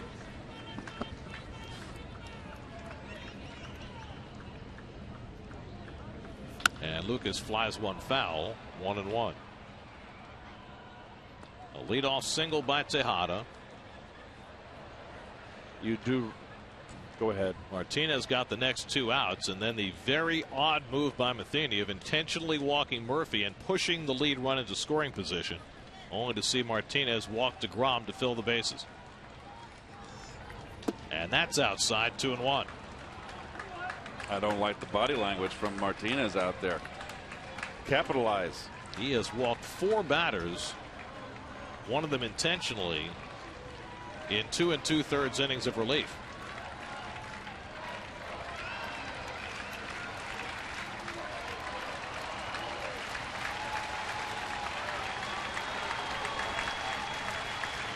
Two-1 to Duda, and he skies that one foul, and it's 2-2.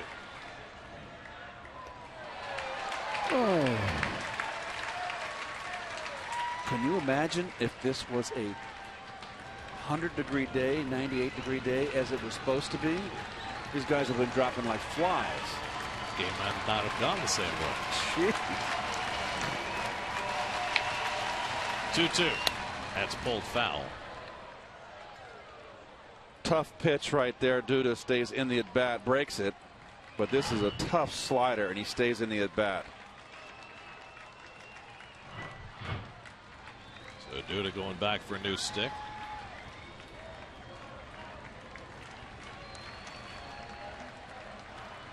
Martinez has already thrown 55 pitches in 2 2/3 innings. Got a big pitch to make right now. Duda's been a sleeping giant in this series, 2 for 14. 2-2. Fouled away. Do it one more time.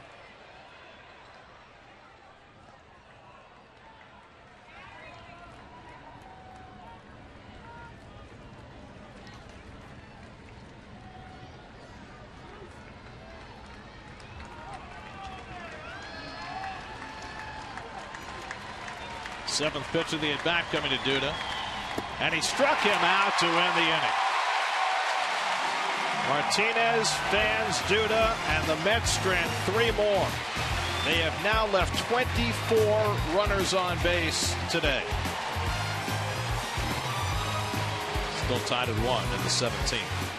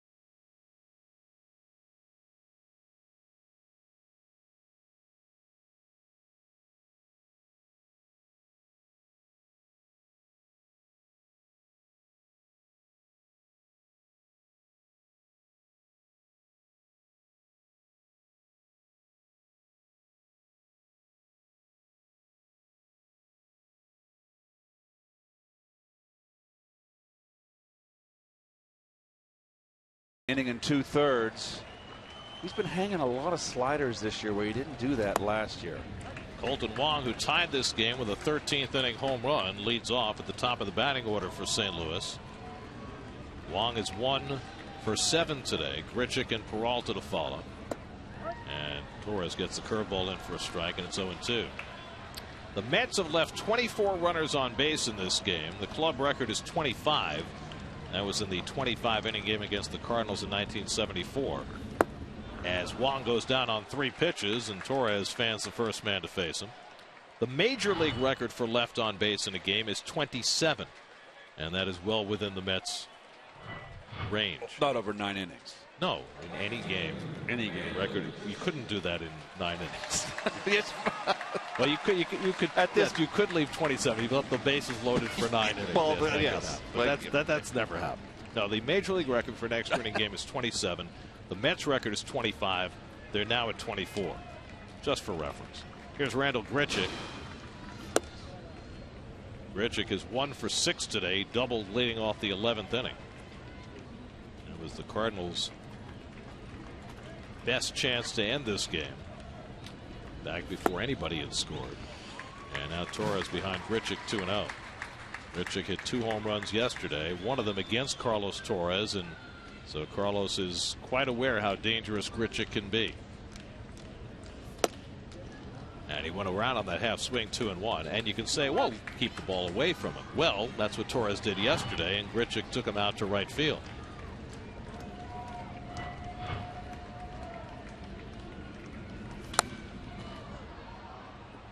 Now 2-2. We haven't had one of these in a very long time, Gary. A couple of years. It's almost like we're out of practice. But this is a really frustrating because there's been so many opportunities. Well, that's you know, this game could have been 7-5 at 9 innings, something like that.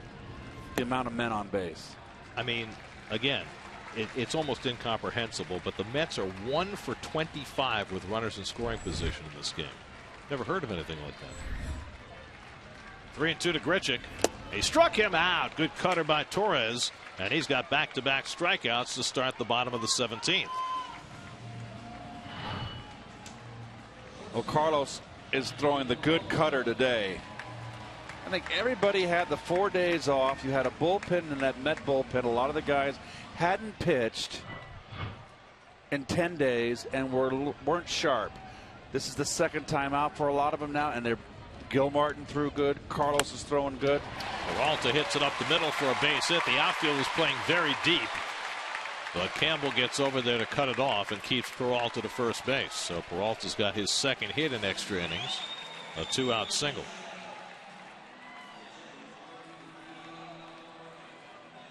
And now Mark Reynolds will come to bat with a runner at first and 2 out.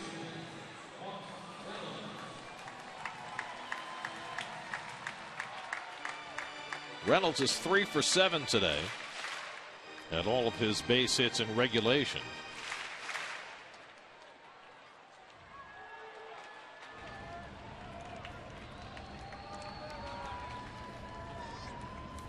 And Reynolds chases the curveball out of the strike zone.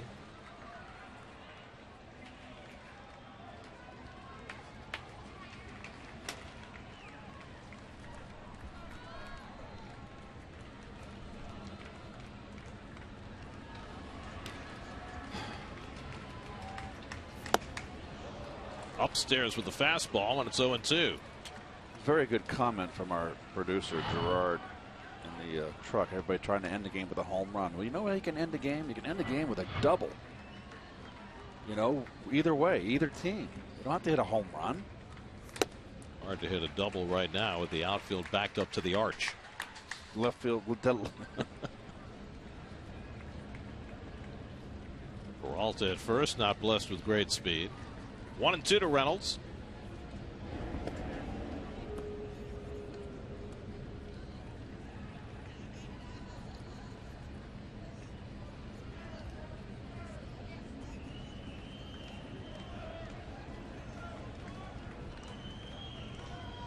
Runner goes, pitch outside, throw by Plawecki, and Peralta's a dead duck at second base. So Peralta taking the chance. He's gunned down trying to steal, and that's how the 17th inning comes to an end. Plawecki put it right on the money. Flores puts down the tag, and we're on to the 18th.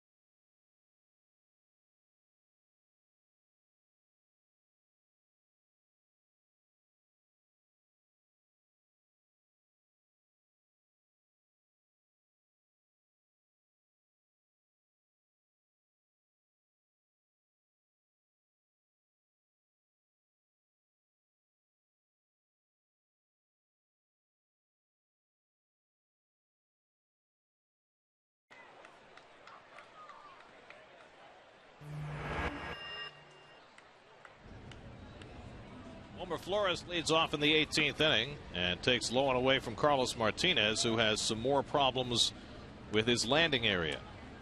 Martinez has been slipping and sliding on that landing area ever since he came on in the 15th inning, now starting his 4th inning of relief. Well, we apologize for our video problems right now, but we'll keep you going with an audio call and a fastball in for a call strike to Flores. Familiar territory for you. You know what that means, Keith? Radio. It means you talk less. That's right. 1-1 to Flores, and the breaking ball hit toward the hole, base hit through into left field for Wilmer Flores. So Flores picks up a leadoff single to start the 18th, and the Mets, who have had the leadoff man on now 3 straight innings, are in business again. Whoa, they've had what is it? How many men left on base? 38 men left on base in this game. Both teams have had just multiple opportunities. Mets have had 24 left on base, the Cardinals 14. And now Curtis Granderson will bat with a runner aboard. And we're happy to have our video back. Okay, you're back in business now, Keith. Go back into your TV mode. And Granderson takes wide for ball 1. Granderson doubled and scored the Mets run back in the 13th. It was a hustle double. And then he stole a base after walking in the 14th. Now batting with Flores at first. The Mets have 15 hits now on the afternoon/evening. That's hit sharply, base hit into right field for Granderson. Flores will pull in at second. So the Mets with back-to-back base hits to start the 18th inning. Boy, Granderson has been just tremendous since coming off the bench. Nice hitting, ball down and out over the plate. You're right, Gary.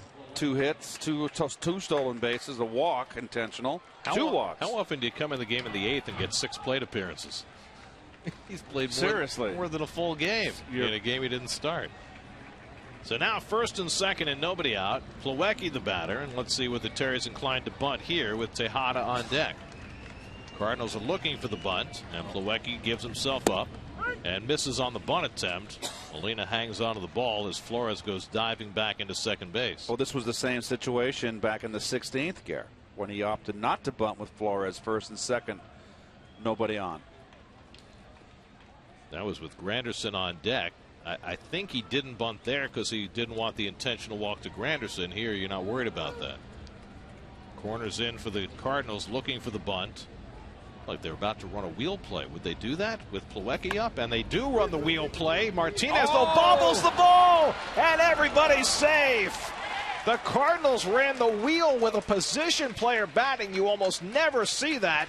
They might have had a chance at third base, but Martinez boots it, and the Mets have the bases loaded and nobody out. Now, when all 3 the corners and the pitcher are charging, you don't have to be so aggressive if you're the pitcher here. The ball's bunted too hard. Oh, his follow through carried him way over to the first base side, Gare. Watch, and he had to make that stutter step, and he looked up too quick to get the lead runner and winds up getting nobody, and the Mets are in business. So it's a sacrifice, an error on Martinez. Bases loaded, nobody out, and Ruben Tejada with a chance to get the Mets the lead in the 18th inning. Ruben has 3 hits today, and he fouls back the breaking ball, 0-1. Tejada 3 for 6 and 2 walks. He has had himself quite a day and quite a series at the plate. 7 hits in 14 at bats in this 3-game series. Well, they got the bases loaded, and they've got to come through this time.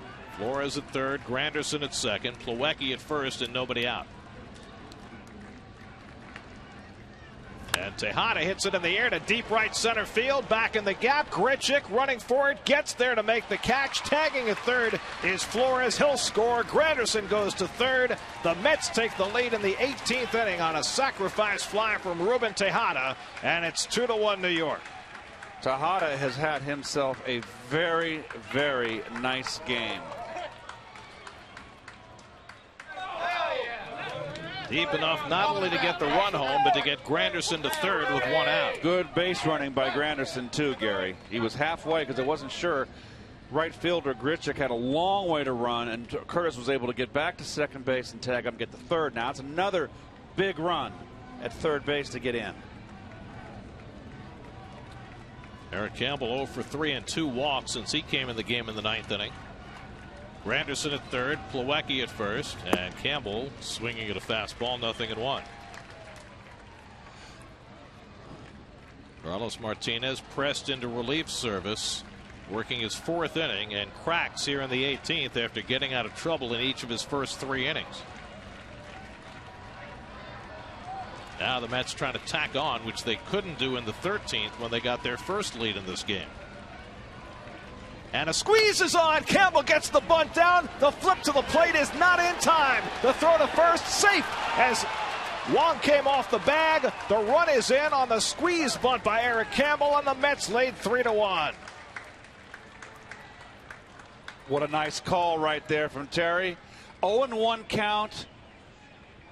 Less inclined to put the squeeze on. 0-1. Very good call and execution. The players make you look like a genius. And really a nice play by Martinez here. Molina did not attempt to tag. Did he forget what the situation was? Did he think the bases were loaded? I think that he knew he had no shot for the runner. That's my feeling. And so he figured he'd try to get the out at first. Exactly. He threw wide, and Wong trying to stay on the bag, but he was called for coming off the bag. That was the call by Clint Fagan, who was right on top of it, and the Cardinals are challenging that call at first base. The run is in anyway. The question is whether Campbell beats it out at first, and so the play is under review. That's brought to you by Mazda. The Mets have scored twice now in the 18th inning. A sac fly by Tejada and a executed suicide squeeze bunt for Eric Campbell. Play under review brought to you by Mazda. Driving matters. Here's the play at first. That's a tough one to pick up right there. Was his foot on the bag long enough?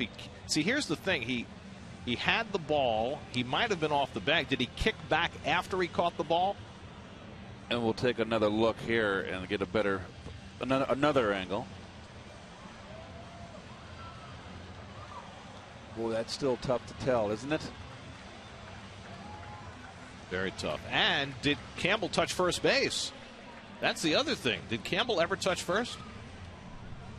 Now look at the umpires right on the play. He's got the best view in the house, Gare. Called Wong for being off the bag, but did Campbell touch first? I'm not sure, Keith. Did he kick it on his way by after he came up short initially? See that right foot? It comes up short, and does he kick the bag as he goes by? Wow. So you really have two things for the replay guys to look at. Two tough calls. Ted Barrett's crew and Mike Winter's crew are looking at the replays. I don't know why Campbell's looking over his shoulder. That's what cost him the easy safe call at first. It's not his responsibility to look over his shoulder. It's his responsibility to run. And that's what creates this situation. Otherwise, he would have been safe easily. And let's see what they say. It's going to be safe all around, all the way around. And they called him out. They called him out. So they either said that Wong was not off the bag, or they said that Campbell never touched first. Either way, Campbell is out. But Campbell should not be out because he looked over his shoulder. Right. The play goes 2-4 on Campbell. He gets an RBI on the suicide squeeze. Also, really a heady play by Molina at catching. Very heady play. And Martinez gets an assist on that play, so it's a 1-2-4 put out. So 2 runs are in. Plawecki at second with 2 out. And now Juan Lagares gets his 10th plate appearance of this game. Juan is 2 for 9. Whew. Wow. I believe the 10 at bats ties the Mets club record. I believe I had a 10 game at bat. I think that game on 4th of July I was 4 for 10. I am incorrect. The Met club record is 11 at bats. Dave Schneck in the 25 inning game against the Cardinals had 11 at bats. So there you go.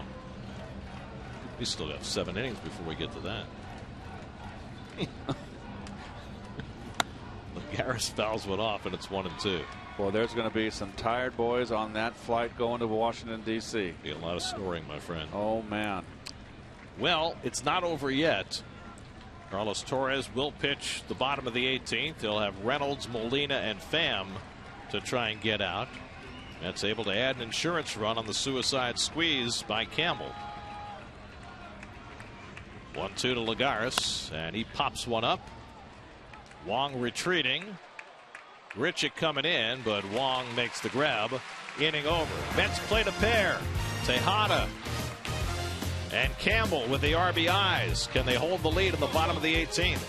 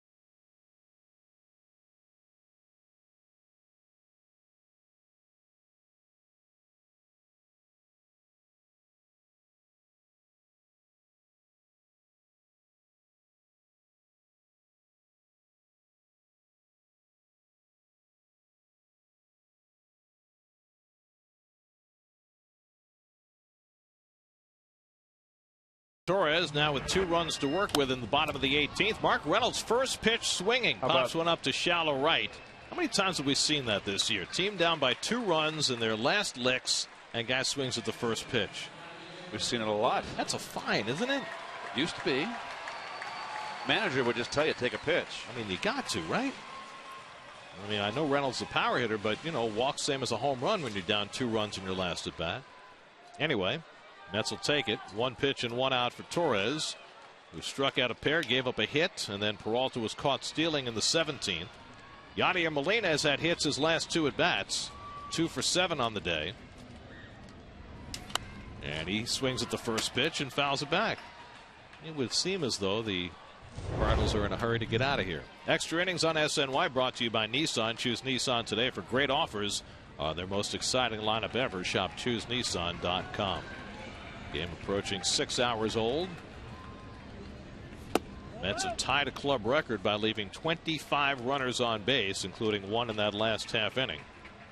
But they got the 2 runs on something other than hits. The sac fly by Tejada, the squeeze bunt by Campbell. One of those 2 runs unearned, the result of Martinez's error. And the Mets trying to hold on for a much needed win. Molina golfs one in the air to right center, and Granderson is there, and there are 2 down. And so the Cardinals are down to their final outs of this long day. I think the Cardinals have cried uncle here. Does seem that way, doesn't it? Yep. So Torres bidding for the victory. 1 out away as he'll face Tommy Pham. Pham has gone 1 for 6 and a walk today.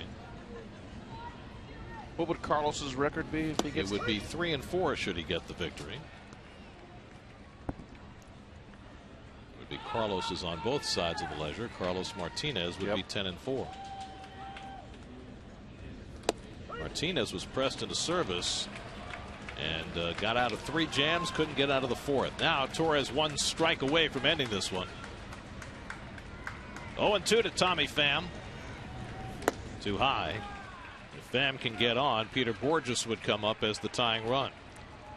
Terry Collins hoping that Torres can save everybody some more aggravation. 1-2. Struck him out, and the ball game is over. Carlos Torres puts on the finishing touches to the Mets' longest day of the year. A 1-2-3 bottom of the 18th, and the Mets get themselves a vastly needed victory as they salvage the finale of the series with the Cardinals with an 18th inning 3-1 victory. Well, I tell you what, they've left 25 men on base in this game, and the positive end of it was that the Nationals lost today. They lost their series at home to the Dodgers. This was such a critical win for this ball club, and not